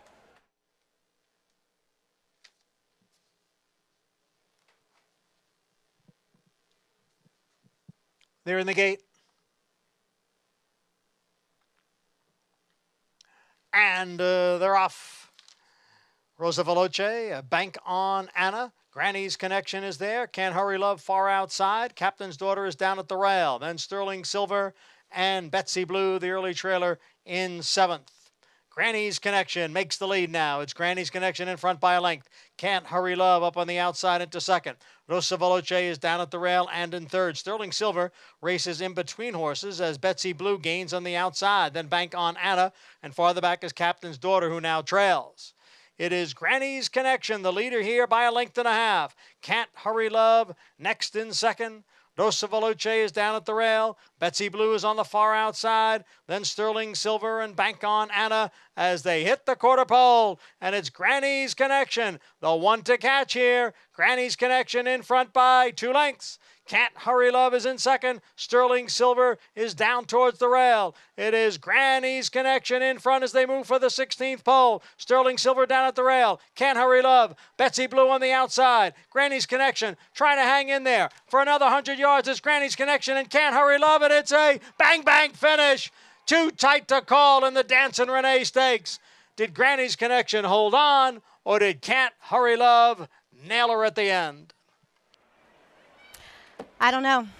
I think she got nailed. Yeah, she might have got nailed at the wire here. I was trying to get. Yep, yeah, she got did. nailed. She got nailed Shit. by the 7 right Excuse at me. the wire.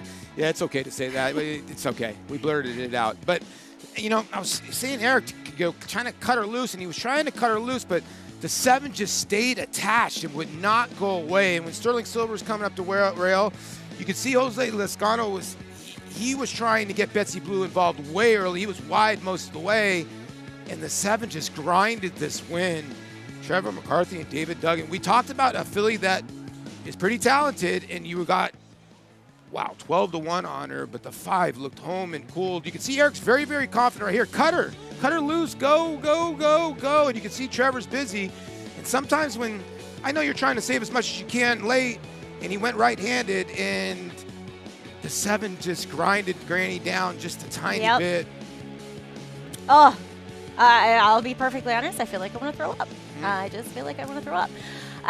Anyway, congratulations to Dave Duggan and Trevor McCarthy. Easy people to root for here in the game. Can't hurry love. He's done great work with her. She upsets the field at 12-1 over Granny's Connection, decided on the line in today's Dancin' Renee Stakes. And so Sterling Silver secured 3rd with Betsy Blue rounding things out, I believe. Yes.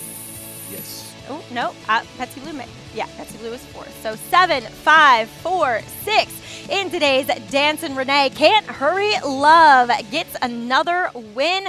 That would be her 5th win of her career in the Dancin' Renee.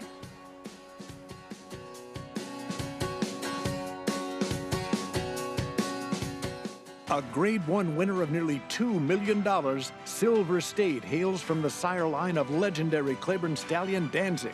And his second dam is full sister to Kentucky Derby winner Monarchos. After winning the Oaklawn Handicap, Silver State defeated Knicks Go in the Grade 1 Metropolitan Handicap.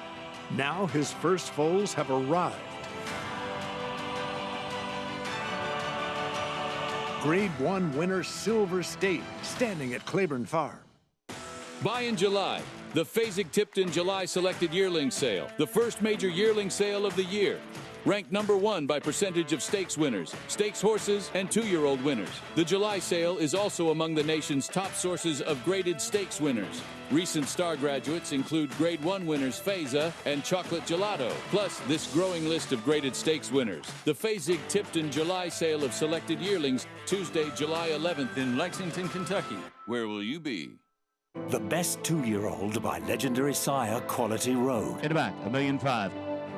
Very, very impressive debut. Cantering home. Could not have been more impressive. Coast to coast in the American Pharoah. He's the real deal. Undefeated and unchallenged at 2. He's just too good. He wins the Breeders' Cup Juvenile. Corniche, the newest champion to Coolmore, America.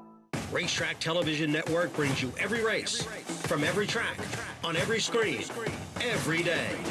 With monthly packages starting as low as $5, RTN gives you great value and access to more live HD streaming and race replays than anyone. Visit RTN.tv today to sign up and watch on almost any device, including Roku and Amazon Fire. RTN has packages that start at $5 per month.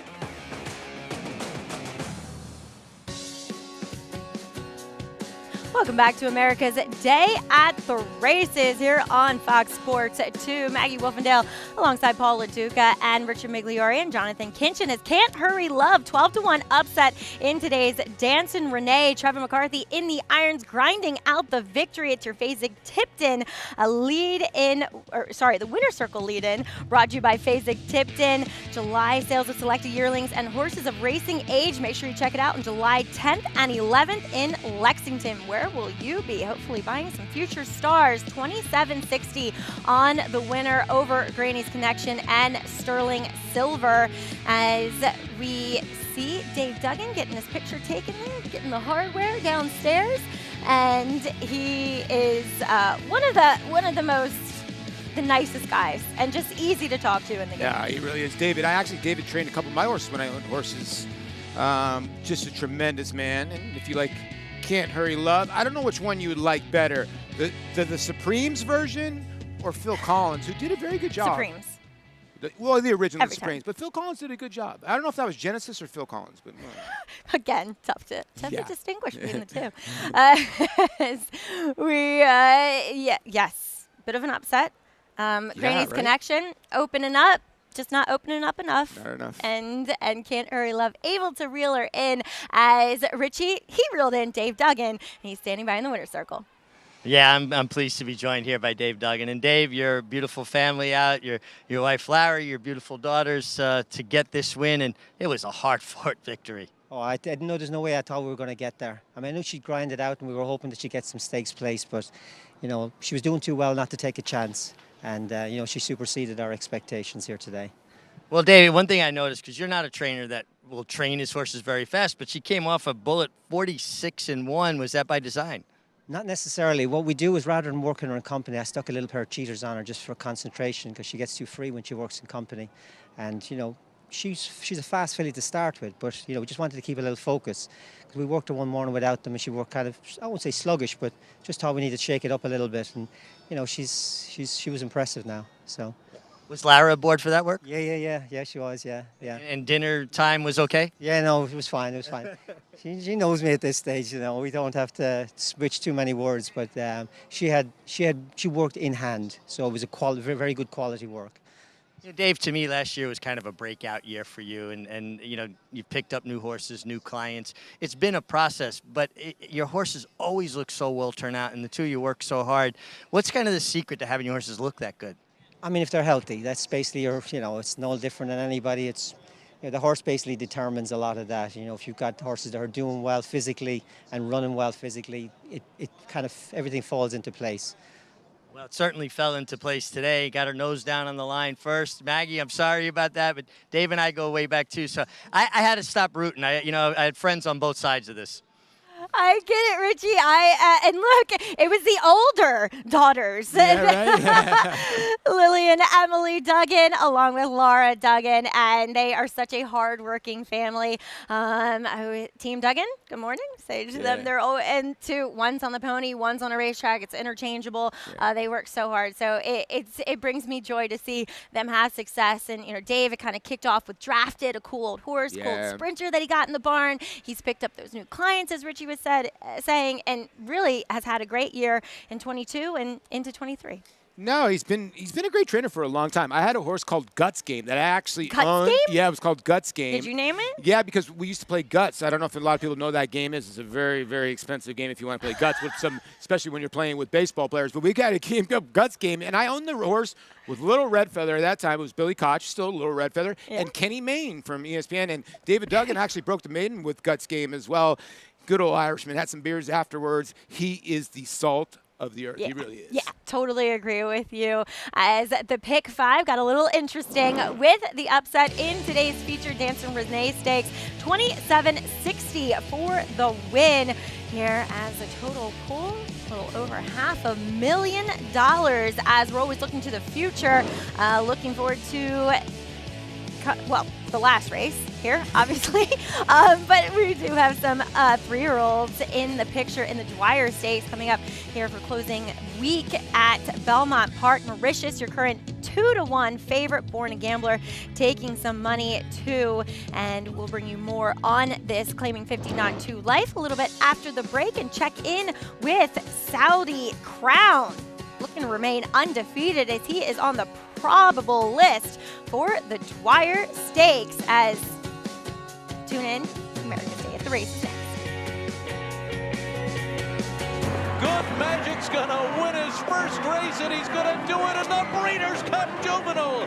Here's Mage coming strongly down the outside. Angel of Empire is putting in his run, and there's 1 furlong to run. 2 Bills on the inside. Right a hole of Mage. Mage has taken the lead here as they come into the final 16, and it is going to be Mage to win the Kentucky Derby. The classic sire.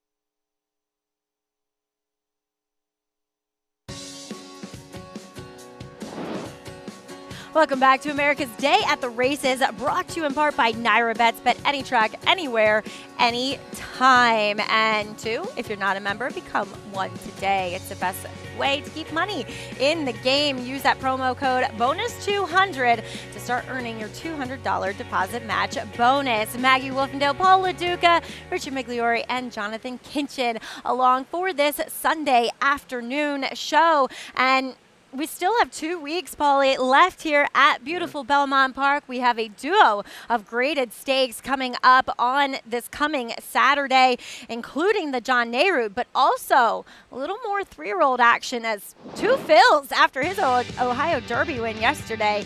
He looks to be one that is certainly ahead of the class. Yeah, and he put Bishop Spade to bed. He's the real deal. And Gerardo Corrales was wide too. Now, the bottom horse you're seeing on that screen right there, Saudi Crown, broke his maiden and then came back. He's a son of Always Dreaming. He's the best son of Always Dreaming. Let's just be honest. Always Dreaming has not been great, but he gets the gray, I think, from the bottom side of the pedigree because he can flat out run. And after this race, when I was at Churchill Downs, I asked, Brad, and he said, listen, we got to go to Stakes Company next with this horse, and that's exactly what they're doing. Got more of a challenge than they thought last time, but was able to repel that and just go on with it. Very, very, very talented horse. Like I said, Always Dreaming, I think, stands for 5,000, Maggie, and they paid 200-something thousand for this horse. Yeah, exactly. And this guy's 2 for 2. Obviously looks nothing like his sire. Right. 2 for 2, but will get the distance test in the Grade 3 Dwyer. But it is only the 1-turn mile that he has to deal with. Yeah, that is true. You can see, I want to say, he was either tapping on the bottom side. I'd have to look back at the pedigree, but he's very, very talented, and he's been touted. He's been bet both of his starts, and you see Brad right there in that makeshift paddock they had at Churchill for a couple weeks. Yeah, they redid the paddock at Churchill, but also Fort Bragg will be coming in, returning to Bob Baffert for the Dwyer as he comes in off the back of a runner-up performance in the Pat Day Mile.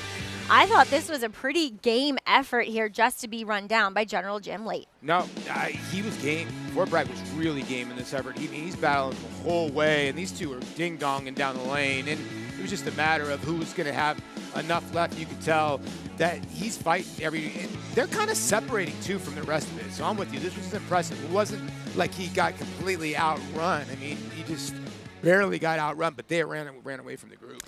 Where's cheek pieces? Yeah, I know. Don't often see that with those runners from that barn. But looking forward to the Dwyer shares the card with the older sprinters in the Grade 2 John Nehru as well. Taking a look, though, back here at Belmont today, race number 9, $50,000 non-2-life claimer in here. And look, Mauritius, he was able to set the pace.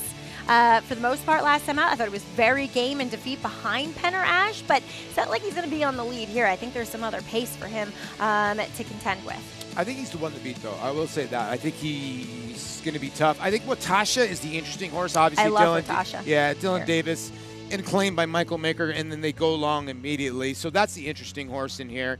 In the 3 and 5, but I do think the 1 is the horse beat. The 1 is the lowest in the pick 5 will pays.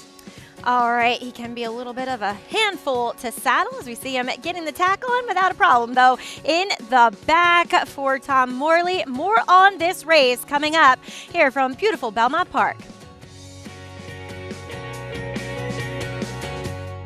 The momentum continues for War Dancer as Ms. Big Bucks goes wire to wire to win the New York Stallion Stakes. Ms. Big Bucks, who got the job done today. Ruse also wire to wire. Ruse, rough draft, one last try. Ruse holds on. And Long Shot War Museum delivers at Monmouth. War Museum is now in front. War Museum at 41-1. Shouldn't you have a War Dancer? War Dancer, proud to stand in New York.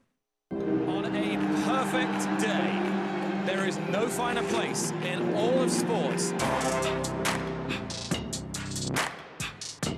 Nerves, excitement, and anticipation. Than beautiful, truly stunning.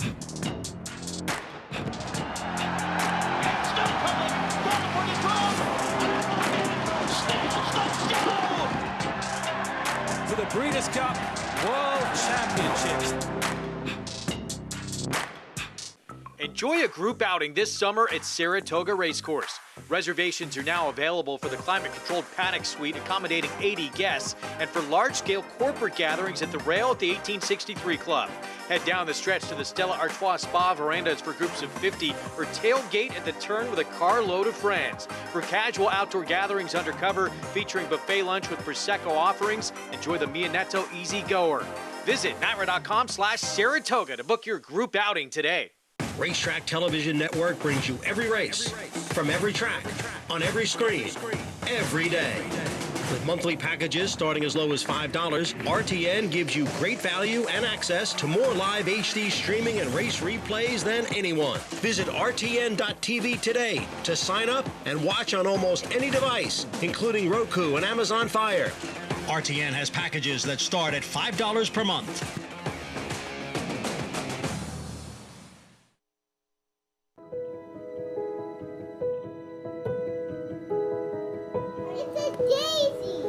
Close. A dandelion. Giraffe. No, it's a daffodil. No, it's a dandelion. And dandelions grow in the grass. It's considered a weed. Okay, guys, have a great day. It's a dandelion. People ask me, you know, what's been your greatest moment in horse racing, and what's your greatest win? And I don't hesitate. The Belmont Child Care Association is the greatest thing I've been involved in. And it's not me, it's we. I mean, you know, this is a team effort. Jerry said, you know, the kids at the track, of the people who work there, they're sleeping in cars, they're left unattended, there's nobody to care for them. It would be a great idea to build a daycare center. You know, Jerry, I'm a builder. I'd always want to do something for kids. I'll do it. And I always thought I would build a daycare center and ride off into the sunset. But here I am, addicted to horses and addicted to the daycare center. You know, picture going into school and you have a problem with, you know, understanding what the teacher says. So we eliminate that. And now you're going into school and you're actually ahead of what the teacher is teaching. Think of the confidence it instills. So we put the children in such a great position to excel, and they do. And it's great. And the parents have complete peace of mind. Not only are the kids being cared for, but they're given such a strong foundation and such great love and affection. And, you know, when they come out of here, they're really ready for preschool, and they get into preschool and they excel. You know, it's like having a strong foundation on your house. And they don't necessarily go away at pre-K. They come back for after-school programs. They come back and do volunteer work. They come back and help out. So the pleasure of watching these children, you know, grow up and be successful and be good people is just, you know, enormous, because we know that it all begins with the foundation, and that's what we do. It's the greatest gift. I mean, if you said to me, win the Kentucky Derby or this, I would choose this. So that's how I feel about it. Now, I'd like to do both, but that's a different story. We want to thank Michael Dove, Libby Imperio, Joe Ann Adams for really making the Anna House go round. And that is your graduating class. Those kiddos off to kindergarten this year. But it doesn't necessarily end with them going to kindergarten. You know, they show up for before school help, because let's face it, a groom, hot walker, exercise rider, assistant trainer, so on and so forth, their days start at 5 o'clock in the morning. So a lot of these kids are picked up from Anna House to go and get on their buses, to get on the bus and go to school. Yeah, it's giant. And Michael Dubb, obviously a giant builder out here in Long Island who has a ton of properties. But his heart goes out to a lot of these kids. You know, listen, I play professional sports too. And, you know, it's hard for you to drop off your kids, the ones that you love, with something that's so unfamiliar. But when you come to the Anna House, they familiarize, and you're getting a lot of schooling too. And when I played professional baseball, we had that as well, with some babysitters that would take the kids before the games and do activities. It's very, very key, especially with jockeys that are working 365 days a year. Yeah, exactly. And they, too, now have Face House up in Saratoga. It's a great center that Willow and Grace Morley attend as well. As we check in with Richie for this Race 9 Paddock Report. It's such a great thing to have that outlet for the kids and a house. I'm just happy they didn't have it when I first came on the track when I was 14 years old. They might have made me go to school, and I really wasn't into that. But I digress. We'll talk horses, and we'll start with the one, Meridius. Very well drawn for the inner turf. Really making a nice impression here in the paddock. He did saddle well. Had to saddle him on the walk, but he minded his manners. He's all horse. He's walking around with his head bowed, a groom on either side, and he just really checks the boxes for me. And honestly, Maggie, you and Tom are owed one after the last race. A tough beat, but this horse is really making a nice impression. And the inside post is a huge advantage, and this horse has shown versatility, right? He more speed last time and fought for it. He didn't lay down. I think if he can get a nice cozy kind of stalking, that coveted pocket trip, that would be the dream trip if I was riding him. The 3-horse Born a Gambler making a real nice impression, making his first start here for Mike Maker. He looks good, and he's drawn more towards the inside. And you get Manny Franco, who is a rider that demands from horses. He doesn't ask. He says, hey, this is what we are going to do, a true pilot. Horse that really caught my eye as well is the 6, Watasha. This horse was in another area code last time sprinting and really close, and I think he's going to appreciate stretching out, but I think last time tipped his hand that he does handle the turf well. Then you're getting Dylan Davis, who's looking for number 5 on the day. Meg, Watasha is one of my equine boyfriends. I like him every time, Polly. He's not as good as I have made him out to be, but I really feel like the mile and a 16th that he's getting here today suits him, at least from the physical perspective. And it's always dangerous when a horse transitions into the Mike Maker barn, especially when they're running on the turf. True. Very true. I mean, this horse has got some talent, obviously. I mean, he's run some big races, and, they dropped for 30. Mott did. This horse was in the Chad Brown barn, was actually 6-5 on the turf, going around 2 turns. That was in March in 2022. And didn't disgrace himself. He ran 5th, but that was a loaded race. Riot House, a couple horses out of that race are okay runners. So, you're down for this level for the 50. You're getting a horse in a reasonable spot. Maker's the kind of guy that this is what he looks for. He looks for turf horses, and he wants to stretch him out a little bit. And he's going to stretch Watasha back out. 5-1, you're getting your square price, and you're getting a hot jock right now. Yeah, with Dylan Davis looking for his 5th win on the card today. And 2 exits a race in which, as Mick said, he was well out of it. And really, despite it being a fast pace, it held together as Haymack, it's Jack, Royal King, and Volkert ran 1, 2, 3 around the racetrack. As we kick things off with Mauritius, as he has the inside post and Hall of Famer Javier Castellano. Yeah, this ran a little bit better even on the bump up in class last time, and it's going to be one of the major players in here, definitely. Going back to the barn of Jimmy Ryerson is Akamar. The speed of the speed. I would think this one horse at 38-1, the one chance, this horse got to go to the front end. Yeah. As at number 3, Born a Gambler, second start for the Mike Maker barn, was defeated last time by the very talented and promising Pioneering Spirit. This is a turf horse that kind of runs like a dirt horse, just grinds away. And probably Manny is the perfect guy because he's going to have to, Mig calls them bicycle horses. He's going to have to ride this horse most of the way around the racetrack. Addicted to You tries this spot again, well beaten last time by Mauritius and Legendary Lore. Yeah, he's got to make up a lot of lengths and didn't do much last time. Joel Rosario jumps aboard. Coming in from Monmouth is Mr. Abario, who ran very well in his last start. Yeah, just missed. Paco Lopez now gets Jose Ortiz. And, this horse is in pretty good form. Kind of a lunch pail horse, is always kind of right there at the wire. As number 6, Watasha, getting a nice solo warm-up with Dylan Davis, Jordan Wyckoff, and Michael Maker. I just think the price is right at 4-1. For if you're taking a shot, this horse is going to like to stretch out going into the Mike Maker barn, and you're getting Dylan Davis right now. How about a turn back here from 2 3/8 miles for High Mountie? You can't underestimate, though, Archibald Kingsley. He's a heck of a trainer. Junior Alvarado gets aboard. Fitness is not going to be an issue with this Son of Sea of the Stars. He's going to be rolling late. High Strike could provide a little extra pace, too, coming off a bit of a break. Yeah, gets Lasix for the first time. Trevor McCarthy coming off a nice win, 35-1. Legendary Lore ran well for only a second start on the turf last time out. Kind of chilly on the board when you think that they basically, the 1 and the 9 were in a photo for second last time.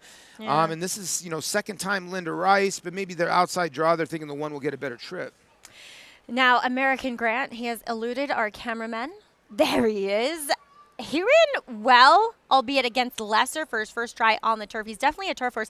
And, Paul, he was 4 wide around the racetrack that day. No, he ran well. I'm with you. He was wide probably most of the way. It's going to be very interesting what Junior does because Junior Alvarado's aboard.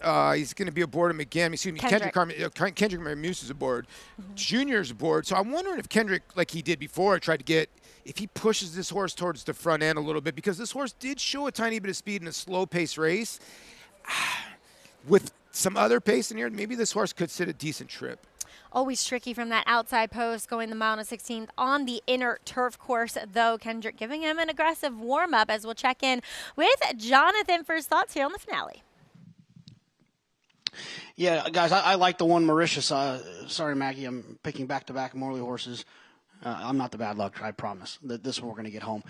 Look, this horse has a lot of tactical speed. And I know that if you look at the race, you see some 1s in the running lines of other horses, which makes you think that the pace could be fast in here. I don't think that's the case. I think the 1 can get the lead if they want the lead. But I also think that the pace is not going to be blistering fast. The 2, it just doesn't look like that fast. Did find the lead last time, but the pace figures were extremely slow in that race. And then the 8, High Strike, another one who found the lead last time, but the pace figures were a crawl. I really do think that the 1 should work out a wonderful trip. If they make the front end, great.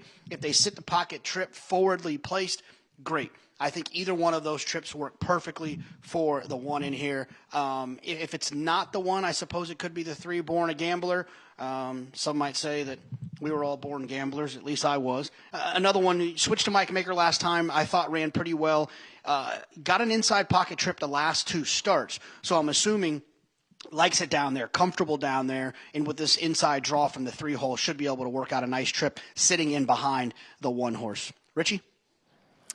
Yeah, I mean, I love that pocket trip, and I think I'm thinking along the same lines as you. I think Mauritius is so well drawn, and it's so important with the configuration of the inner turf. They're breaking on the outside rail of the outer turf and right into that bend. Inside posts are always going to get an edge. He made a nice impression in the paddock. He makes sense on paper. He looks great physically. He checked all the boxes. He's my top selection.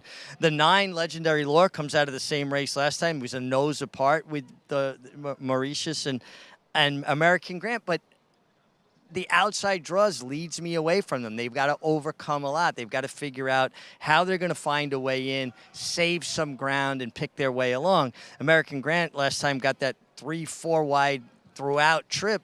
What kind of trip is he going to get again today from that draw? I mean, I'm sure that Kendrick's aware of it, and he's going to be trying to find that gap or that flight in between horses to duck in someplace.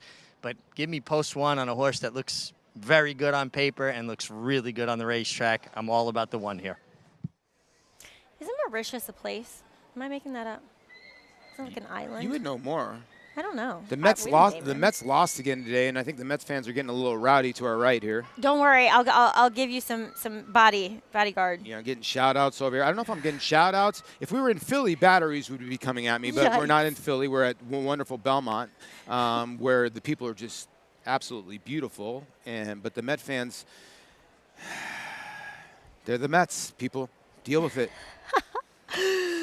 Oh, no. I know. I feel you as they're heading into line here for the nightcap. We see 2-1 on Mauritius. Did you end up with Batasha? Yeah, I mean, I was 1-6 here, 6-1. I really think they're the 2 fillies to beat. Yep, but Watasha, he'll try to stretch things out here on the turf. First time for the Maker Barn as we head up to John and Brielle one more time here at Belmont on America's Day at the Races. They're in the gate.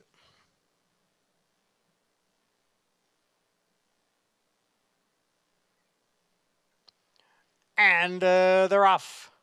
From the inside, it is Mauritius, who's out for the lead with High Strike Moving into second, Legendary Lures on the outside in third. Acamar down towards the rail in fourth. American Grant in fifth position. On the inside is Born a Gambler, next in sixth. 2.5 lengths back to Addicted to You, who runs in seventh. As they go around the turn and head for the backstretch, Mauritius has opened up quickly here. Mauritius has got a 5-length lead, now a 6-length lead. Acamar and High Strike right together, second and third. Legendary Lure is next in fourth. American Grant. And on the inside is Born a Gambler. Then comes Addicted to You and Watasha. Farther back in the field is Mr. Abario and High Mountie. Mauritius with a 6-length lead.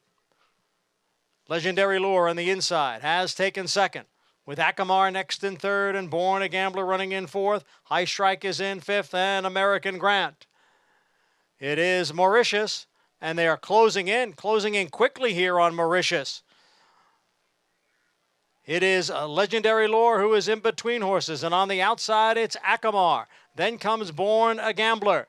The field now comes into the stretch. Mauritius is holding on to the lead here, and Mauritius once again opens up by 2.5 lengths. American Grant down on the inside runs in second. Born a Gambler is gaining ground in the middle of the course. Here comes Born a Gambler. Born a Gambler to take the lead from Mauritius. It is Born a Gambler in front, and Born a Gambler will be the winner of the nightcap under Manny Franco. Mauritius did hold second.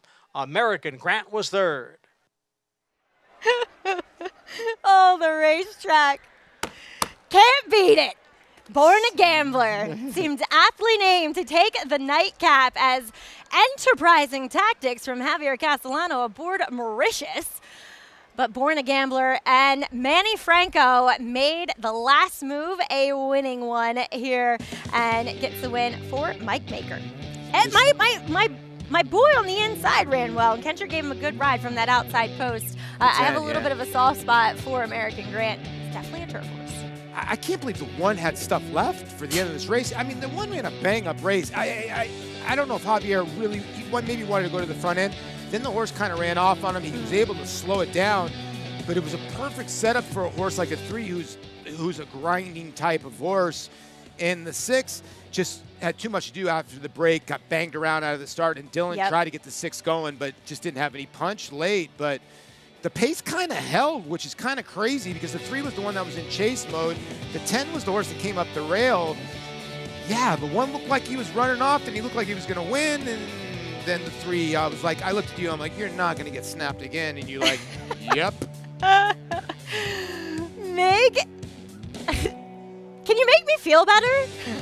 Well, I just think Javier asked him a little bit too much leaving there. He turned him on too much from that inside post, and might have been better served to just kind of let him float there. And he was going to make the lead either way. But once he tapped him down the shoulder a couple times to help him away from the gate, Mauritius just kind of locked on the bridle, took off with him. A remarkable race that he ran because he went fast. A mile and a 16th here to go less than 47 seconds. Very rare you see a horse hang on. And he responded when that first wave of horses got to him, and he just didn't have enough left to hold off the winner, who got a very nice patient ride from Manny Franco. Just a little bit unfortunate, Maggie. I'm sorry. I'm probably not making you feel any better. That's okay, Meg. You always make me feel all right. I always have some nice words to say. Born a Gambler, 7-2 over Mauritius. American Grant at 19-1 rounds out the try with Tasha. Just a little too much to do from the poor beginning. As we, for me, Polly, again have some bad news to share with everyone. Two Phils, your Ohio Derby winner, unfortunately has sustained an ankle injury and is on his way to Rood and Riddle for further examination to see if surgery is needed. The likelihood that we'll see him have a midsummer campaign is pretty much off the cards now, Polly. Yeah, it's really a shame because he won dominant fashion. I think he beat a quality opponent in Bishop's Bay. Obviously, he ran a bang-up Kentucky Derby, and is really looking forward to seeing him run throughout the year. Just hopefully we'll be able to see him run again. If not, everything will be okay, and he will stand stud. And I would think he'll be a nice little sire, too, as well. Yep, hoping that he is able to make a full recovery and could possibly see him back at the races. Who knows, for a 4-year-old campaign. Hate to bring that bad news to everyone, but let's look back at yesterday at a promising 3-year-old filly in the wild applause as Liguria. She was a greatest stakes winner as a 2-year-old, and she was looking to get back in track in her second start as a 3-year-old. Yeah, tax implications, her stablemate, kind of an assist, I guess, if you would think. Manny Franco goes 4 wide with the checkered hat there, and then you watch Irad Ortiz. He's like, okay, I'm just going to go off your cover. Let's run 1-2 here, buddy. And in their first start, tax implications actually beat the 3 in her first start of her career, but obviously the 3 is just a little bit more polished. I have a feeling the 2's starting to close the gap back up a little bit, but Chad Brown, 1-2, and I think it was his 5th win in this race? Fourth. Wow. 5th? Fourth, yeah, 4th maybe, yeah. I've lost track. He's won it so many times. And he'll run 1-2 here. Yeah, an interesting matchup between these fillies. It'll be intriguing to see if we see them both again heading towards Saratoga in possibly the Boston spot. But I got to say that Liguria did very well from 2 to 3. She's grown. She's a big girl and a daughter of Warfront, as we see John Clay leading her into the winner's circle. Yes, it was his 4th win. Yeah, 4th win. Eminent victor just last year and blowout an Ancient Secret too. Chad always strong with his turf fillies. What have you noticed, like, in what kind of fillies take more to Saratoga? Like, would that kind of filly you think because she's long and leggy, or no? You want? You know, that's a great question. I mean, considering she won at Del Mar, which is a tight course, she should be okay at Saratoga. You would think, looking at her at face value, big, rangy, would prefer Belmont. But as Chad said to me yesterday in a pre-race interview, she just really wants a turf course where she can kind of get into it a bit. Yeah. And at Churchill, they just kind of run over the top of it. So a truer turf course, and that's what we have at Saratoga as well. So, yeah, looking forward to them as the Dance Renee just about a half an hour ago upset 12-1 with Can't Hurry Love. She was tracking the pace. She broke very well, tracking the pace of Granny's Connection. Rosa Veloce never really involved here. She was able to grind out the victory. Trevor McCarthy always so dangerous with these types of runners that if you stay after them, they responded, and she did. Yeah, she was able to run down Granny's Connection. You know, you wish Garrett Cancel would have maybe got out to the middle of the racetrack to see his competition, but Can't Hurry Love just got that grind and was able to just get there right in the shadow of the wire, and caused a big upset and made the pick 5 and pick 6 pay a lot bigger. Well, as tough as that was to watch, I couldn't be happier for Dave Duggan to get the win here. And 2, a pigeon just flew into the window and frightened our cameraman Travis, which made me laugh a little bit. Thank you, Travis. But I want to thank all of you for joining us here on America's Day at the Races. We will have live racing back on the show here on the following Friday, and we'll run into the holiday week, Paulie, with July 4th. Yeah, it's Born a Gambler returns $9.90 over Mauritius, and American Grant to round out the try, $68.50 there. If you had that horse underneath, and a pretty formful pick 5 follow along with the big price of Can't Hurry Love in the Dancin' Renee. Well, for Jonathan Kinchin, Richard Migliori, and Paul LaDuca, I'm Maggie Wolfendahl. As I said, thanks for joining us here on America's Day at the Races. Can't Hurry Love with the upset victory in today's featured Dancin' Renee. You can join us next Friday here at 1 to 5:30 on America's Day at the Races on the Fox Sports Networks. Thanks for tuning in. Have a wonderful Sunday evening.